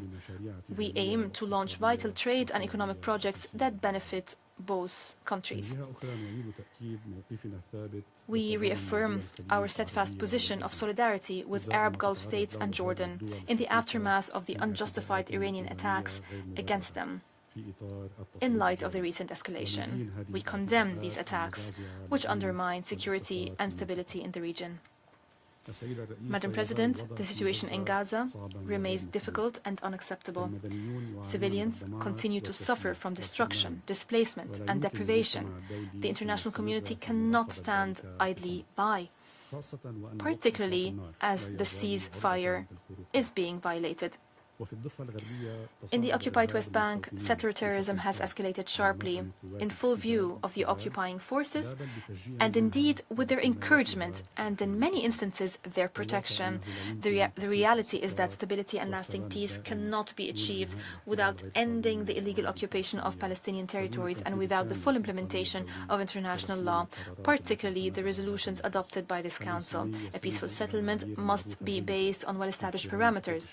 It must respect the rights of the Palestinian people and must lead to the establishment of an independent Palestinian state. I thank you, Madam President. I thank the representative of Lebanon for that statement. I now give the floor to the representative of the Bolivarian Republic of Venezuela. Madam President, the Bolivarian Republic of Venezuela has the honor to take the floor on behalf of the Group of Friends in defense of the Charter of the United Nations. The Group of Friends reaffirms its commitment to the rightful cause of the Palestinian people. We express our unwavering solidarity with their legitimate aspirations to fully exercise their inalienable rights, including the right to self-determination, to freedom, and to live in peace and security. These principles are non-negotiable. Indeed, they are the very foundation of the international order that we have all agreed to defend. The situation in the occupied Palestinian territory continues to worsen at an alarming pace. Recent reports presented to this Council describe a context marked by continued military operation, the destruction of critical infrastructure, and the devastating impact all of this is having on the civilian population. Hospitals, schools, humanitarian facilities, and housing have been gravely affected. That has wrought suffering that no community should ever be forced to endure. Many bodies of the United Nations have in Palestine documented grave violations of international law, of international humanitarian law, and of the fundamental principles of the United Nations Charter. The continuation of these violations undermines the credibility of the multilateral system and the capacity of this organization to discharge its mandate, that is, to maintain international peace and security. The Group of Friends is of the view that the Security Council must act in accordance with all of the relevant resolutions adopted on this matter.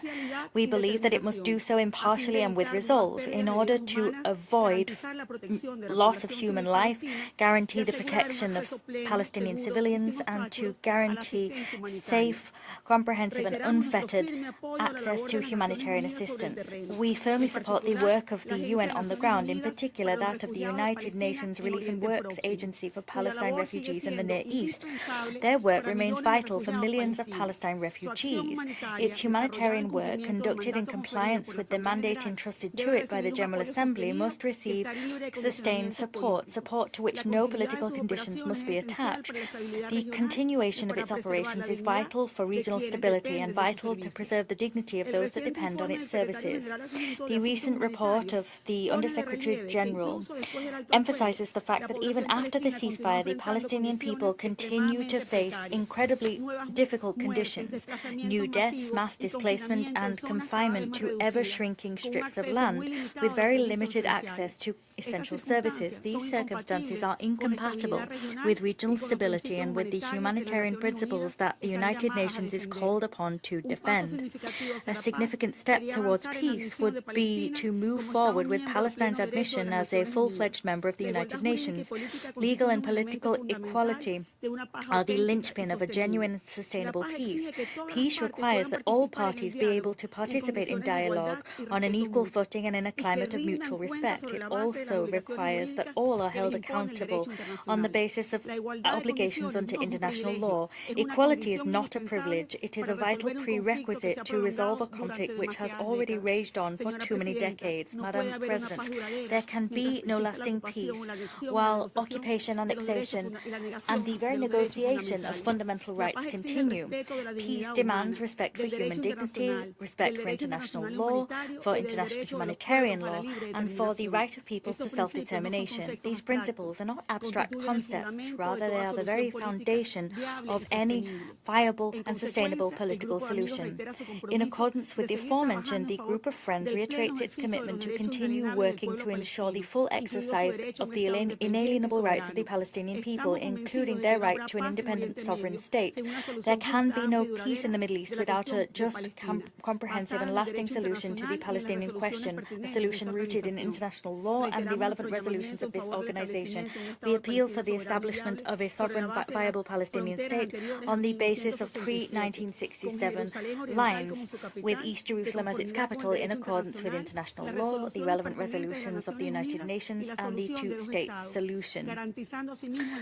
Here we must guarantee the right of return of Palestinian refugees in accordance with relevant UN resolution. The group of friends reaffirms that the UN Charter continues to stand as our collective guide. Upholding the Charter is not optional. It is the very prerequisite for the peaceful coexistence of states and for the protection of all peoples throughout the world. Allow me now, in my national capacity, to add a number of brief comments. The Bolivarian Republic of Venezuela, faithful to the very tenets of its diplomacy of peace, reiterates its appeal for dialogue and restraint, with a view to achieving a comprehensive, just and lasting solution to the Palestinian question. This situation remains at the very core of the Arab-Israeli conflict. We call for an end to any unilateral actions liable to render yet more complex realities on the ground, and liable also to delay the implementation of a genuine political process between the parties. It is urgent to preserve international maritime security, including in the Red Sea, to guarantee the security of the civilian population, and to make progress with achieving the legitimate aspirations of all peoples of the Middle East, calling for a future of peace, justice, and well-being. Thank you. I thank the representative of the Bolivarian Republic of Venezuela for that statement. I now give the floor to the representative of Vietnam.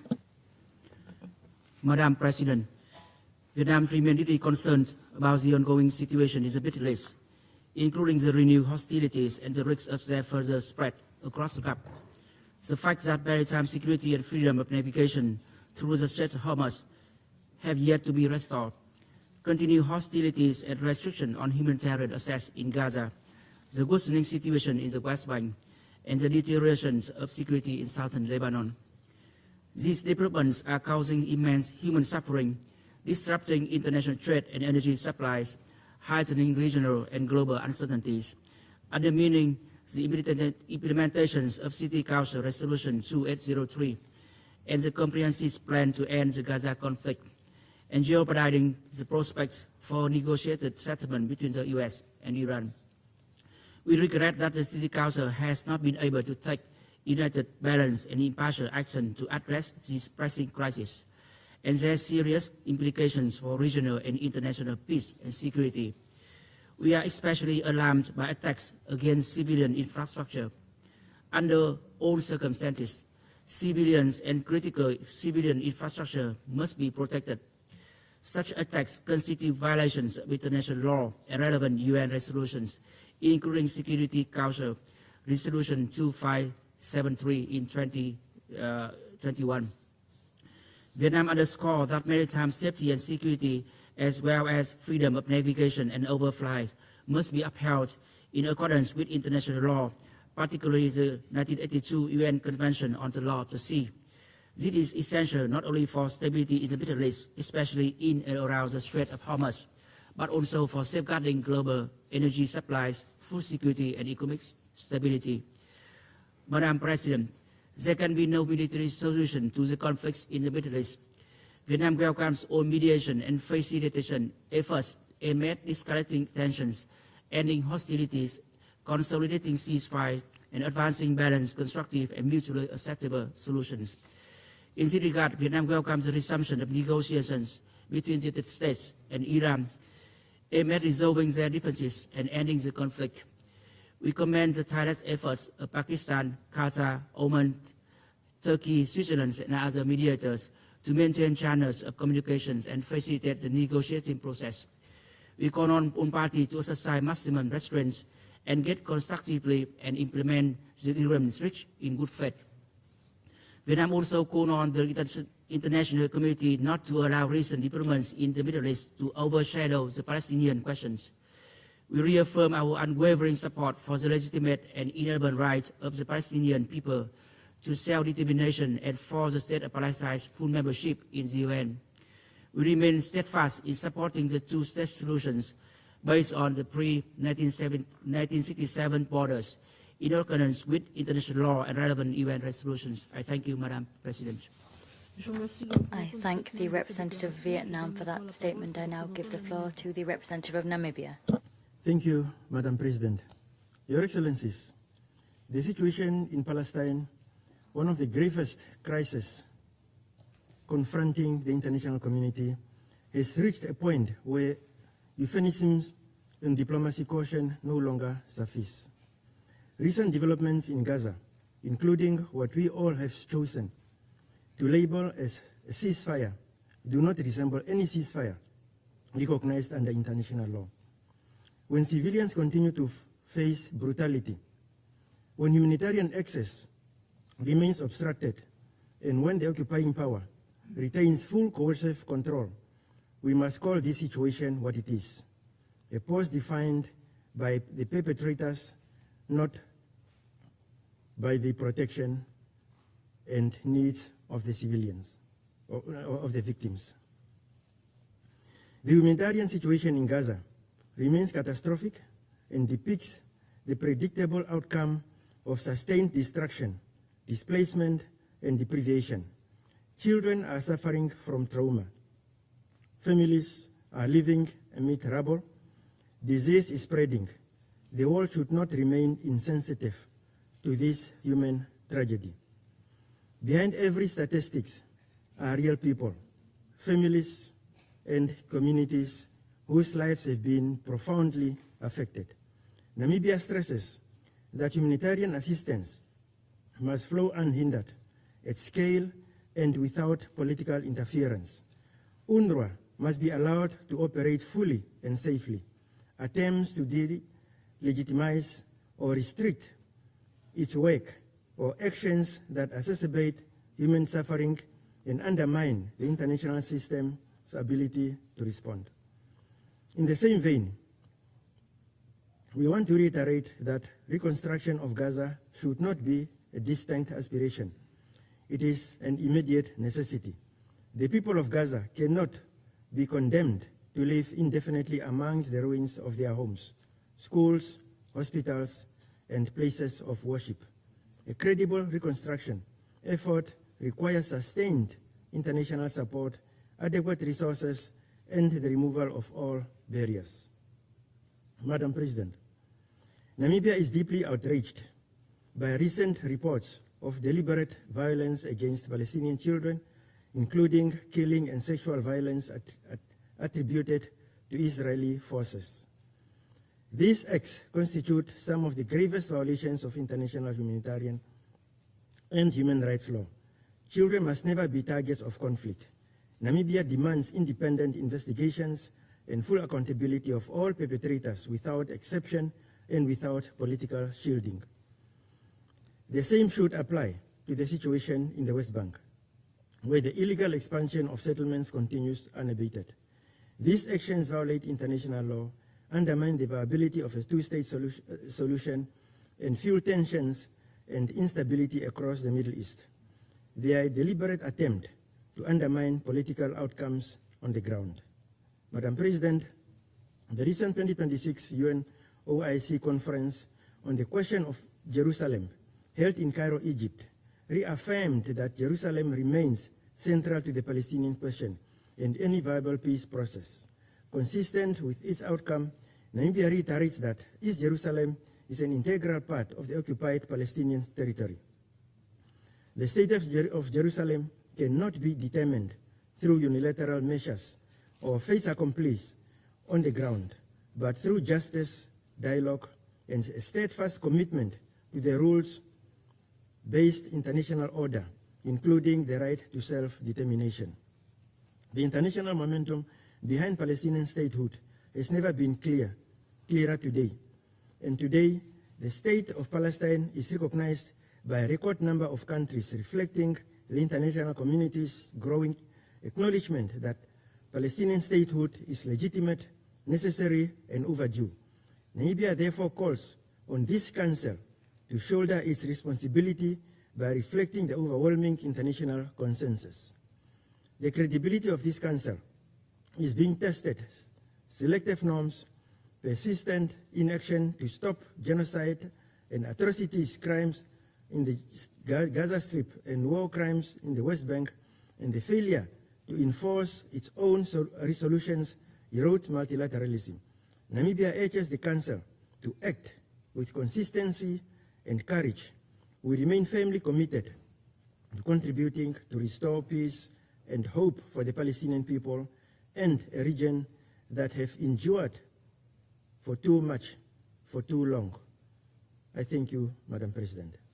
I thank the representative of Namibia for the statement. I now give the floor to the representative of Iraq.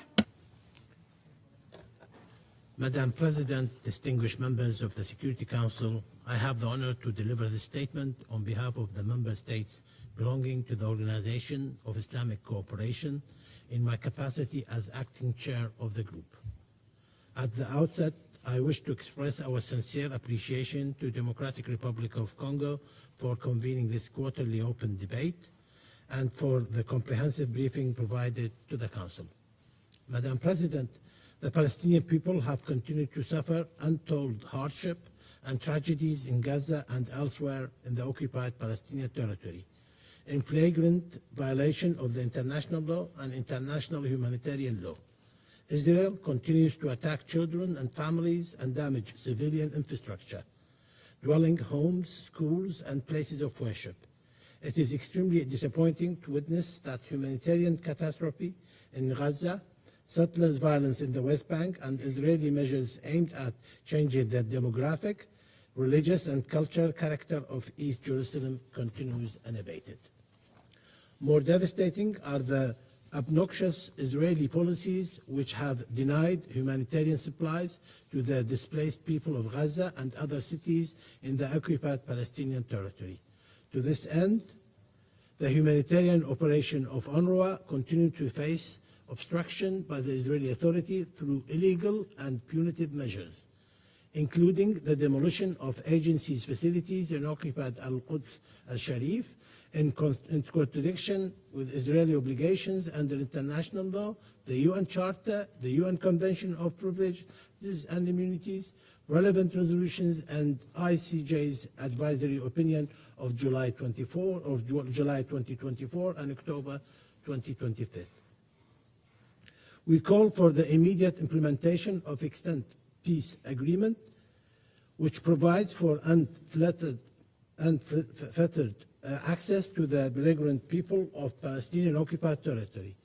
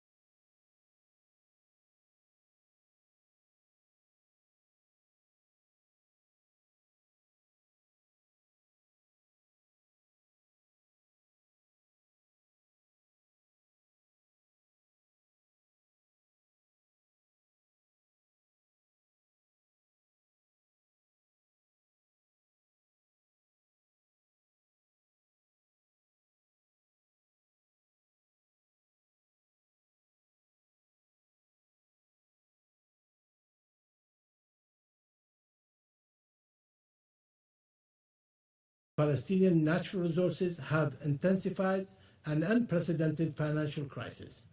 Israel must release all unlawful withheld Palestinian tax revenues, cease the exploitation of Palestinian natural resources, and provide full repatriation to the damage caused by its illegal measures. Madam President, the OIC Group reiterates that lasting peace in the Middle East requires Israel's complete withdrawal from all occupied Arab territories, including the occupied Syrian Arab Golan Heights, and the full compliance with the Security Council Resolution 242, 338, 497.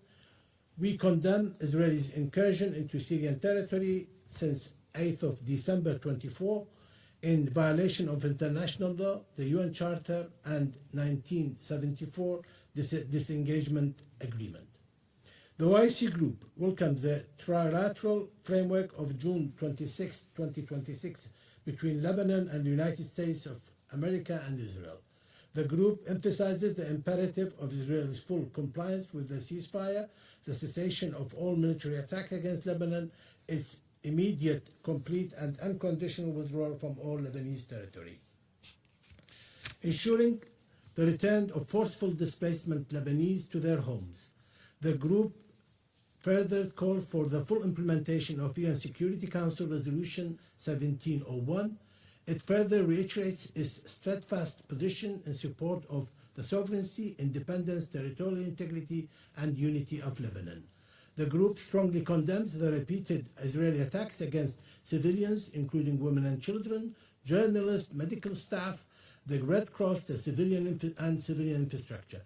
It further condemns attacks against the Lebanese armed forces, the state institutions, as well as the large-scale destruction and symmetrical demolition of Lebanese towns and villages, and the establishment of so-called security zone, all of which constitute a flagrant violation of international law, including international humanitarian law.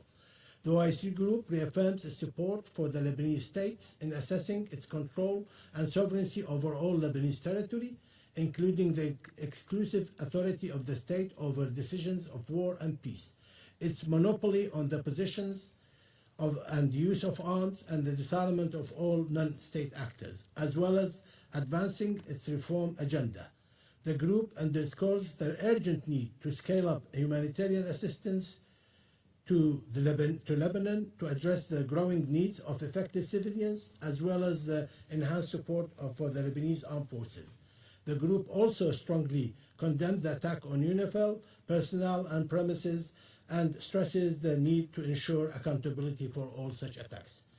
In conclusion, the OIC Group reiterates its call on the Security Council to support the Palestinian people in their just struggle for the recovery and exercise of their national rights, including the right to return and the realization of an independent for the State of Palestine on the pre-1967 borders with East Jerusalem as its capital. Thank you. I thank the representative of Iraq for the statement. I now give the floor to the representative of Australia. Thank you, Madam President. 8 months since the adoption of Resolution 2803, the humanitarian situation in Gaza remains dire. Millions of Palestinians remain displaced, and more than 1,100 have been killed since the October ceasefire, with thousands more injured. We must end this suffering. That's why Australia supported President Trump's peace plan and Resolution 2803, which presents the most viable route available to end the suffering in Gaza and to bring stability. Improved humanitarian access is a fundamental part of that plan, but the suffering in Gaza continues to be exacerbated by unnecessary impediments and restrictions on humanitarian aid. These restrictions must be lifted.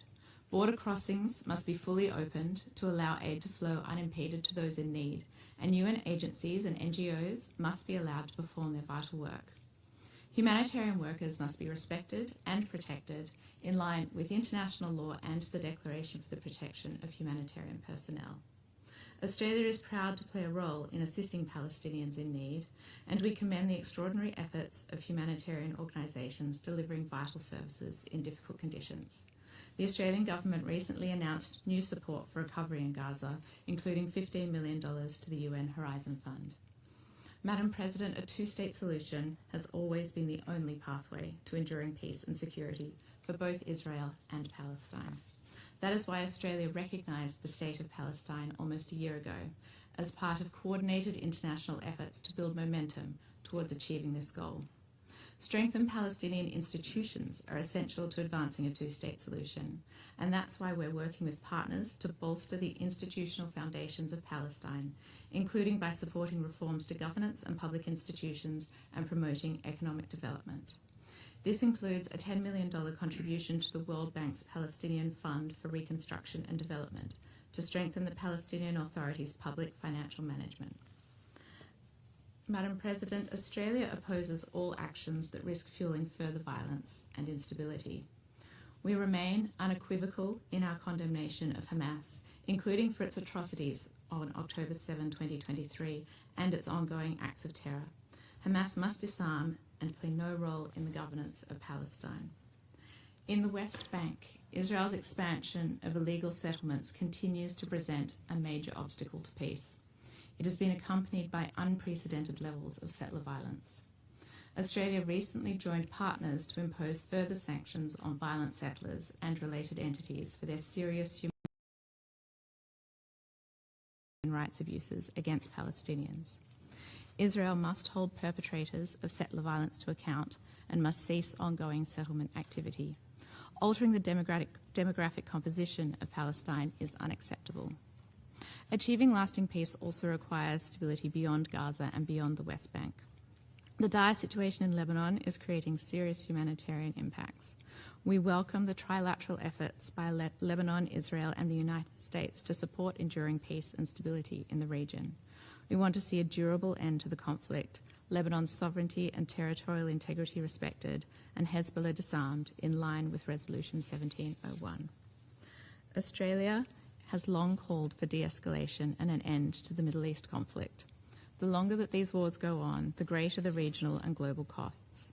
We want to see negotiations between the United States and Iran continue, the ceasefire to resume, and for the Strait of Hormuz and other vital trade corridors in the region to be kept open. Thank you. I thank the representative of Australia for the statement, and now give the floor to the representative of Uganda. Madam President, I'm honored to deliver this statement on behalf of the 121 member states of the non-aligned movement. I congratulate you, the Democratic Republic of the Congo, upon the accession to the presidency of the Security Council this month, and express appreciation for granting NAM the opportunity to present its position on the question of Palestine. NAM reaffirms its long-standing, common and principled position on the question of Palestine, and is deeply concerned about the implications of this historic injustice against the people of Palestine, and most critically in the Gaza Strip, where the civilian population continues to suffer from the unprecedented humanitarian catastrophe inflicted on it by Israel, the occupying power. NAM supports all prospects for a just solution to this historic injustice and for peace and security in the region. NAM condemns in the strongest terms all these illegal practices and all forms of violence, particularly Israeli military attacks and Israel collective punishment against the Palestinian people, as grave breaches of international law, including humanitarian and human rights law. The killing and injury of more than 244,600 Palestinian civilians in Gaza, the majority of whom as children and women, as well as medical personnel, humanitarian workers, and journalists, is an indictment to the mandate of the UN Security Council. NAM demands an immediate and complete cessation of all forms of armed hostilities, violent repression, and illegal Israeli practices, policies against the Palestinian people and other nations in the region. The members of the United Nations conferred on the Security Council the primary responsibility for the maintenance of international peace and security in accordance with Articles 12 and 24 of the Charter. The Security Council must uphold its mandate to maintain international peace and security and must act to implement its own resolutions as provided for in the UN Charter. We call on the UN Security Council to uphold its responsibilities and to act forthwith for the full implementation of all its resolutions pertaining to the question of Palestine, including its most recent resolutions, namely 2334 of 2016, 2712 of 2023, 2720 of 2023, 2728 of 2024, 2735 of 2024, and 2803 of 2025, adopted following the ceasefire agreement. The non-aligned movement welcomes the trilateral framework of June 26, 2026 between Lebanon and the United States of America and Israel. The movement emphasizes the importance of Israel's full compliance with the ceasefire and the cessation of all military attacks against Lebanon. It is immediate, complete, and unconditional withdrawal from all Lebanese territory, ensure the return of forcibly displaced Lebanese to their homes. The movement further calls for the full implementation of UN Security Council Resolution 1701. It further reiterates its steadfast position in support of the sovereignty, independence, and territorial integrity and unity of Lebanon. The movement strongly condemns the repeated Israeli attacks against civilians, including women and children, journalists, medical staff, the Red Cross, civilian infrastructure. It further condemns attacks against Lebanese armed forces and state institutions, as well as the large-scale destruction and systematic demolition of Lebanese towns and villages and establishment of so-called security zones, all of which constitute flagrant violation of international, including international humanitarian law. The movement reaffirms its support for the Lebanese state in asserting its control and sovereignty over all Lebanese territory, including the exclusive authority of the state over decisions of war and peace. It is a monopoly on the possession and use of arms and the disarmament of all non-state actors, as well as advancing its reform agenda. The movement underscores the urgent need to scale up humanitarian assistance to Lebanon to address the growing needs of affected civilians, as well as to enhance support for the Lebanese armed forces. The movement also strongly condemns the attacks of UNIFIL personnel and premises and stresses the need to ensure accountability for all such attacks. NAM condemns Israeli incursions into the Syrian territory as a flagrant violation of international law, UN Charter 1974 Disengagement Agreement, and calls on the Security Council to exert pressure on Israel to fully withdraw from all Syrian territories. NAM condemns the repeated Israeli attacks against the Syrian Arab Republic as they constitute a clear aggression against a sovereign state and a flagrant violation of the provision of international law and the Charter of the United Nations. The non-aligned movement welcomes the New York Declaration arising out of the high-level international conference on the peaceful settlement of the question of Palestine and the implementation of two-state solution as a reaffirmation of the unwavering international commitment to a just and peaceful settlement of the question of Palestine.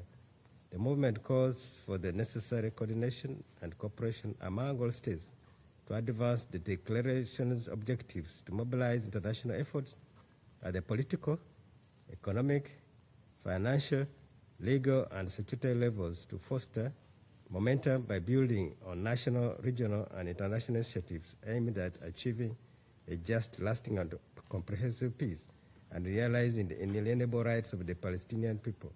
NAM welcomes the recognition of the State of Palestine by a majority of countries and calls on the United Nations Security Council to urgently recommend admission of Palestine as a full member of the United Nations in respect of the right of the Palestinian people to self-determination as a long overdue commitment to lasting peace in the Middle East. To conclude, Madam President, the movement seizes this opportunity to reiterate its call for collective international efforts to uphold international law, to end historic and grave injustice against the Palestinian people.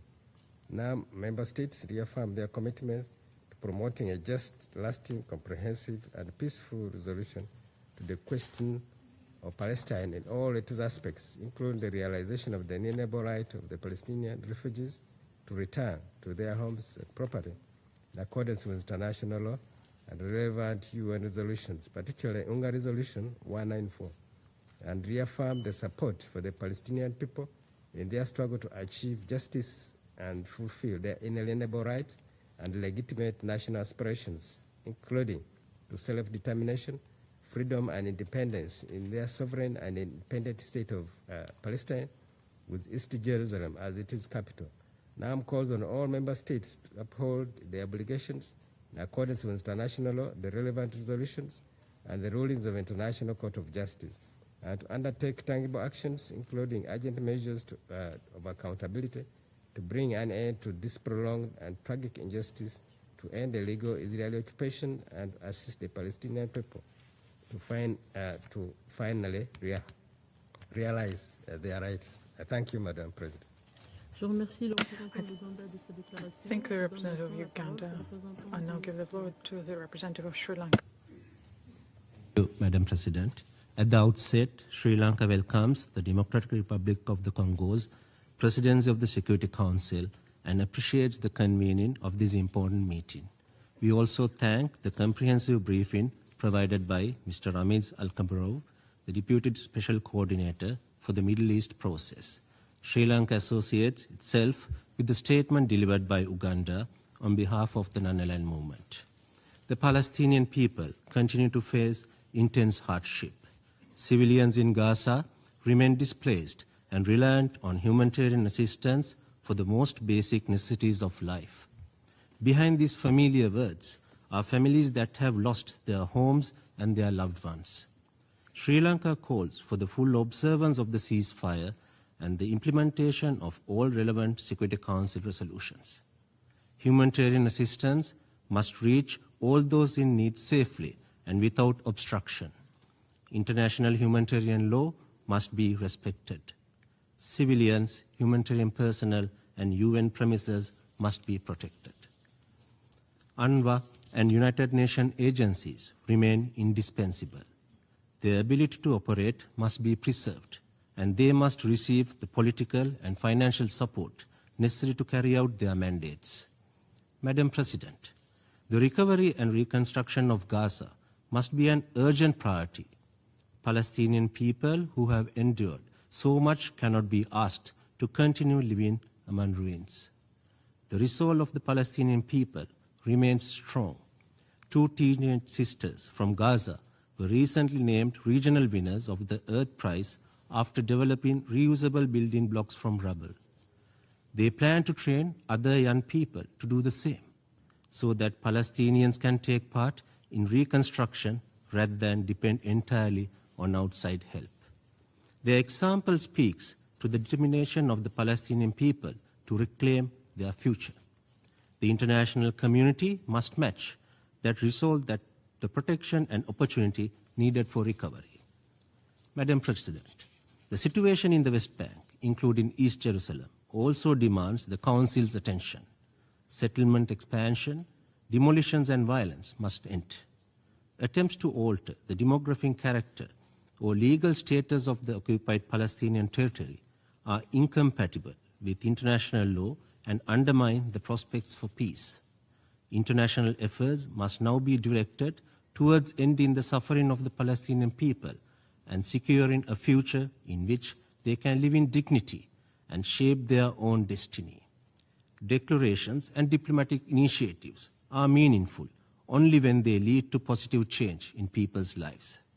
Sri Lanka reaffirms its support for the inalienable rights of the Palestinian people, including their right to self-determination, for the establishment of an independent and sovereign state of Palestine based on the pre-1967 borders, with East Jerusalem as its capital, living side by side with Israel in peace and security, and the Palestinians' full membership in the United Nations. The path forward is well known. What remains necessary is the political will to stand with them and follow that path. I thank you. I thank the representative of Sri Lanka for this statement, and I'll give the floor to the representative of the Philippines. Thank you, Madam President. The Philippines thanks the Democratic Republic of Congo for convening this quarterly open debate. The Philippines shares the continuing deep concern of the international community over the situation in Palestine. Philippines reaffirms its consistent and principled support for the inalienable right of self-determination of the Palestinian people and to the two-state solution. We strongly believe that the two-state solution remains the only viable path to lasting and durable peace, with Palestine and Israel coexisting side by side in peace and security. We call for the full implementation of relevant Security Council resolutions, including resolutions 2334 and 2803 in accordance with the UN Charter. The Philippines emphasizes the primacy of international law, particularly international humanitarian law, in the protection of civilians and safeguarding of vulnerable groups, including women and children. The Philippines calls on all parties to advocate for de-escalation, restraint, and resumption of meaningful dialogue to ensure the unimpeded delivery of assistance to affected populations. The support of partners is crucial in this regard. The Philippines, together with Japan, was honored to have hosted the 5th ministerial meeting of the Conference of Cooperation among East Asian Countries for Palestinian Development last 22 July 2026 in the Philippines in Pasay City. Participating countries expressed deep concern over the continuing humanitarian crisis in Palestine and underscored the role of the conference to promote effective technical cooperation and humanitarian assistance to the people of Palestine, including through the UNRWA. The Philippines recognizes the critical role of UNRWA in delivering essential and life-saving services, especially to those most in need, including primary health care and education. The Philippines will continue to work with the international community and partners to build a secure, peaceful, and prosperous future that every Palestinian family deserves. Madam President, we express serious concern over the rapidly evolving situation across the Middle East, including in Iran, Lebanon, Syria, and Yemen. We are deeply concerned that developments severely undermine ongoing efforts for mediation and diminish the prospects for peaceful resolution through dialogue. We reaffirm the importance of maintaining maritime safety and security and upholding freedom of navigation in and overflight above straits used for international navigation, in accordance with international law, in particular the 1982 UN Convention on the Law of the Sea. The Philippines calls for the restoration of the safe, unimpeded, and continuous transit passage of vessels and aircraft in the Strait of Hormuz, as well as for all parties to ensure the safety of seafarers and ships in accordance with the International Convention for the Safety of Life at Sea. We recognize the immediate and long-term effects of the Middle East crisis on the well-being of our people and on regional trade, energy, and food security, including energy markets and global supply chains. In conclusion, Madam President, the Philippines calls on the Security Council, together with the United Nations and regional partners, to reinforce its efforts to support mediation, dialogue, and confidence building that reduce tensions, prevent escalation, and create lasting conditions for peace. I thank you.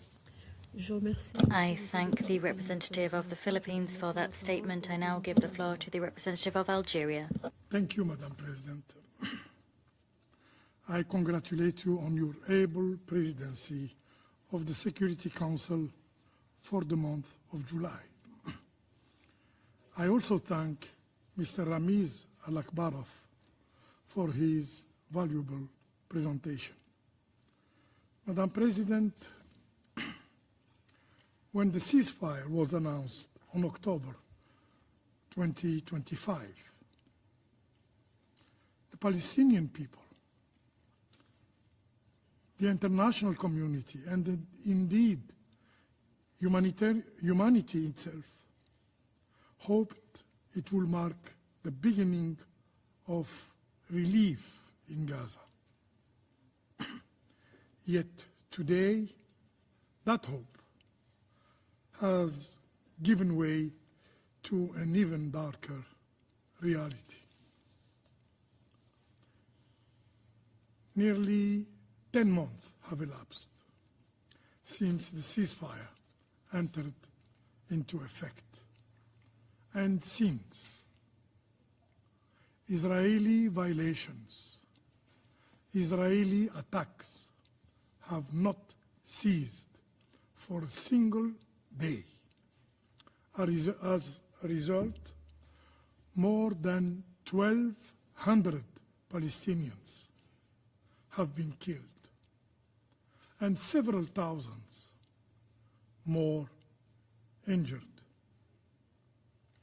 We are equally alarmed by reports that Israel, the occupying power of Gaza, a Palestinian territory, is now constructing an earthen barrier along the so-called Yellow Line, further exacerbating Gaza's fragmentation while continuing to destroy and to depopulate areas under occupations. Meanwhile, the West Bank has become a scene of relentless violence. Brutal military operations have driven mass displacement from refugee camp,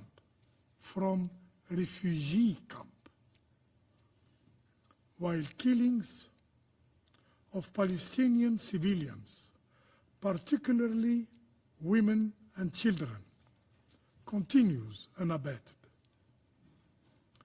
Settler violence, illegal settlement expansion, Palestinian home demolition and confiscation of land continue to accelerate the systematic erosion of the Palestinian prisons in the territory. Madam President, against this grim backdrop, I would like to highlight the following points.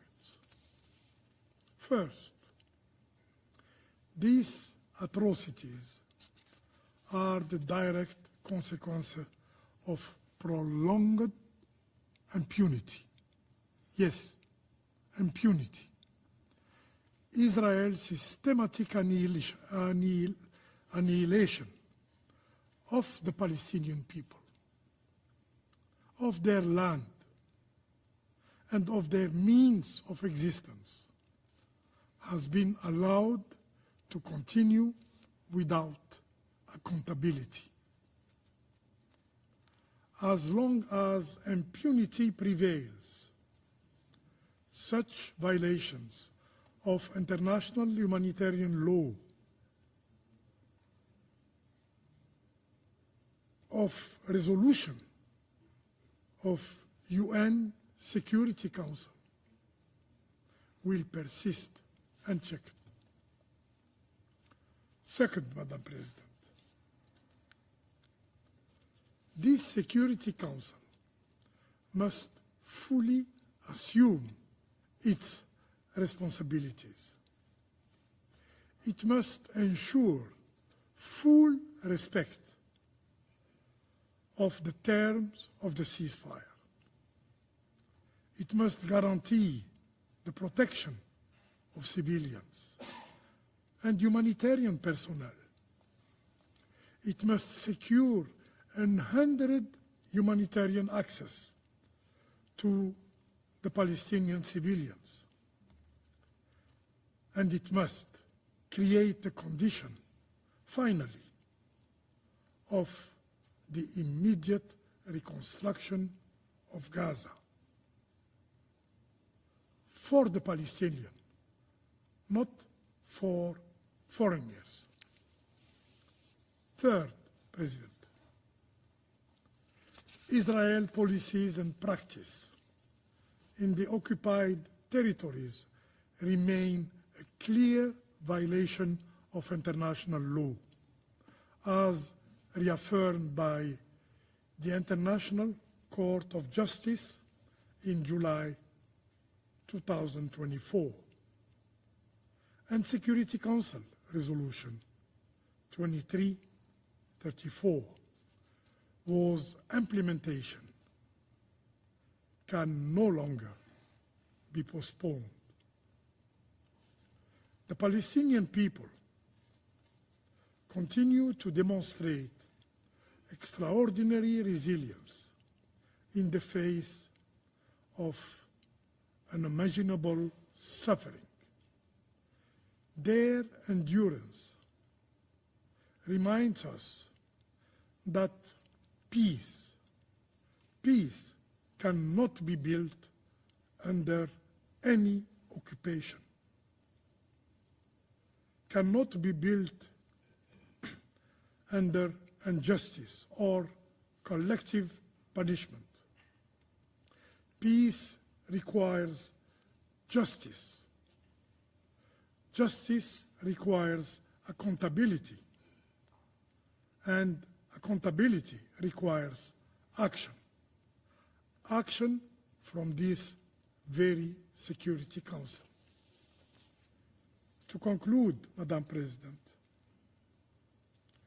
allow me to reaffirm Algeria's unwavering support for the inalienable right of the Palestinian people to self-determination and for the establishment of its sovereign and independent state with Al-Quds al-Sharif as its capital. I thank you. I thank the representative of Algeria for that statement. I now give the floor to the representative of the Maldives. Thank you, Madam President. Gaza has become the graveyard of this Council's promises. For nearly 3 years, Israel has carried out a genocide in full view of the world. Every delayed decision has given that genocide more time. Every unenforced resolution has given Israel greater impunity. The ceasefire announced in October 2025 did not end Palestinian suffering. Across the occupied West Bank, including East Jerusalem, settlement expansion, demolition, land seizure, and settler violence are driving forced displacement and de facto annexation. Israel's impunity is not confined to Gaza. Its attacks, illegal occupation, and repeated violations across Palestine, Lebanon, and Syria are destabilizing the region. The Council must take 3 steps: set deadlines, verify compliance, and impose consequences. On Palestine, the Council must demand an immediate end to attacks on civilians, settlement expansion, demolitions, forced displacement, and restrictions on humanitarian access. It should require regular reporting on Israel's compliance. UNRWA must be protected. The sanctity of Al-Aqsa Mosque and the historic and legal status quo of the holy sites must be respected. On Lebanon, the Council should require Israel to end its attacks and withdraw from all Lebanese territory immediately. UNIFIL should verify that withdrawal, and the Secretary General should report to the Council before the mission ceases its operations. Israel must respect Lebanon's sovereignty, security, and territorial integrity in accordance with Resolution 1701. On Syria, Israel must end its occupation of the Syrian Golan. The Council should require the immediate removal of Israeli forces, positions, and roadblocks from the area of separation and ensure that UNDOF can verify compliance with the 1974 disengagement agreement. The Maldives reaffirms its commitment to the sovereignty, independence, and territorial integrity of Syria and supports a Syrian-owned, Syrian-led political process as outlined in the Council Resolution 2254. Non-compliance must have consequences. The Council should impose targeted sanctions on individuals and entities responsible for obstructing humanitarian aid, attacking civilians or UN personnel, and expanding illegal settlements. The Maldives reiterates its call for an arms embargo against Israel. Member states must stop supplying weapons used to sustain genocide and occupation and attacks across the region. These measures must advance a political outcome, the recognition of an independent and sovereign state of Palestine based on the pre-1967 borders with East Jerusalem as its capital. Palestine must be admitted as a full member of the UN. Palestinians do not need another description of their suffering. They need deadlines, verifications, and consequences for the perpetrators. Genocide must end, occupation must end, and Palestine must be free. The Maldives will stand with Palestine until justice is secured, its sovereignty is restored, and its people live in freedom on their own land. I thank you. I thank the representative of the Maldives for that statement. I now give the floor to the representative of Ireland. Thank you, President. I thank the Democratic Republic of the Congo for convening this important meeting. Ireland aligns itself with the statement of the European Union. President, Ireland remains deeply concerned by the dire humanitarian situation in Gaza. 9 months since the ceasefire agreement was announced, the people of Gaza still urgently need to see a real improvement in their daily lives. We must, all of us, apply more pressure on Israel to uphold its obligation under international humanitarian law and remove restrictions on aid access and facilitate essential supplies and services to reach people unimpeded throughout the Gaza Strip. This obligation was confirmed by the International Court of Justice in its advisory opinion on the 22nd of October 2025, and it is simply not tenable for Israel to assert dual-use labelling to block the entry of basic humanitarian equipment. Ireland is deeply concerned that Israel continues to increase the area of Gaza that it occupies, unilaterally moving demarcation of the so-called Yellow Line and further displacing Palestinians from their homes. All parties must honour their commitment under the comprehensive plan to end the Gaza conflict. In this regard, we continue to call for the permanent disarmament of Hamas and other non-state armed groups and the full withdrawal of Israeli forces from the Gaza Strip. President, we urge Israel to open all crossing points and facilitate freedom of movement for Palestinians into and out of the Strip. We further condemn the continuing Israeli policy of restricting access for foreign journalists to visit Gaza and to report on the situation there independently. Ireland reiterates its unwavering support and strong appreciation for UNRWA's continued efforts to support Palestine refugees. We regret that UNRWA continues to face political and financial pressures to its operations, including the impacts of Israeli legislation on UNRWA's operations in Palestine. President, Ireland is alarmed by the increasing extremist settler violence in the West Bank, which continues within an environment of impunity.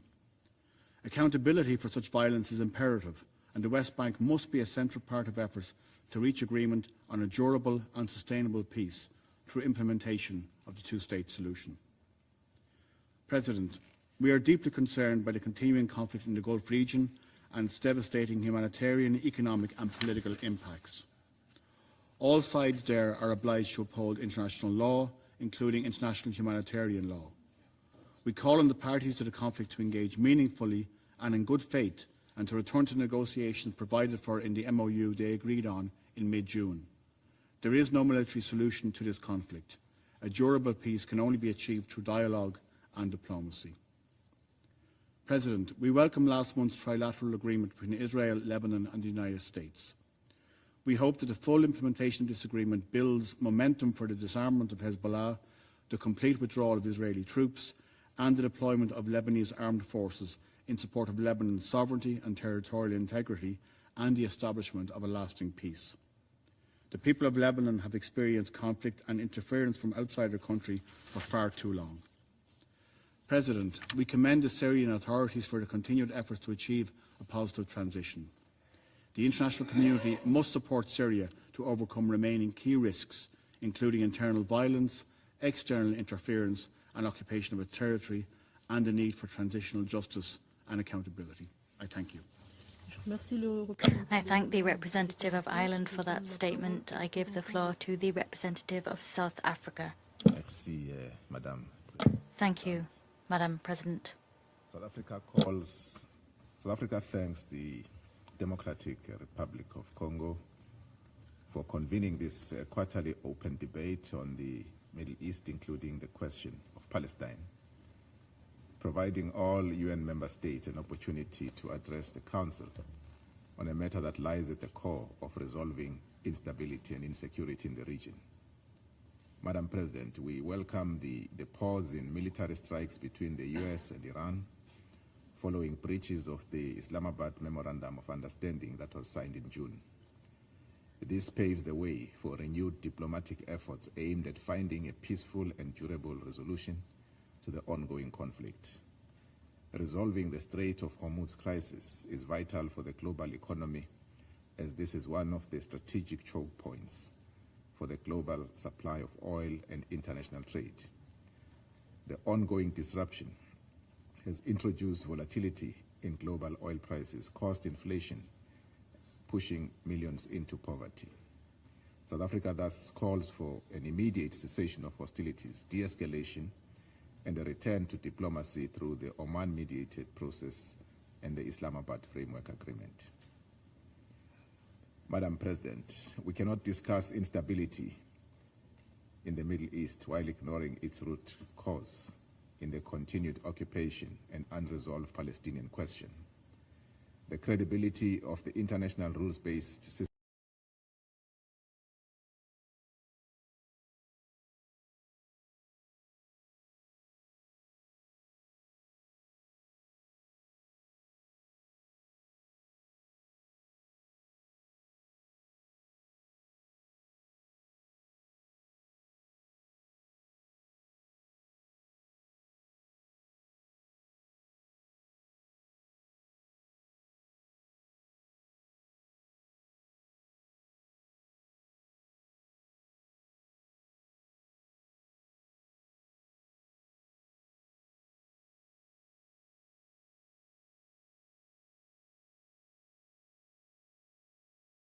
remain displaced and are being compressed into increasingly limited spaces by repeated expansion of the territory held by Israel.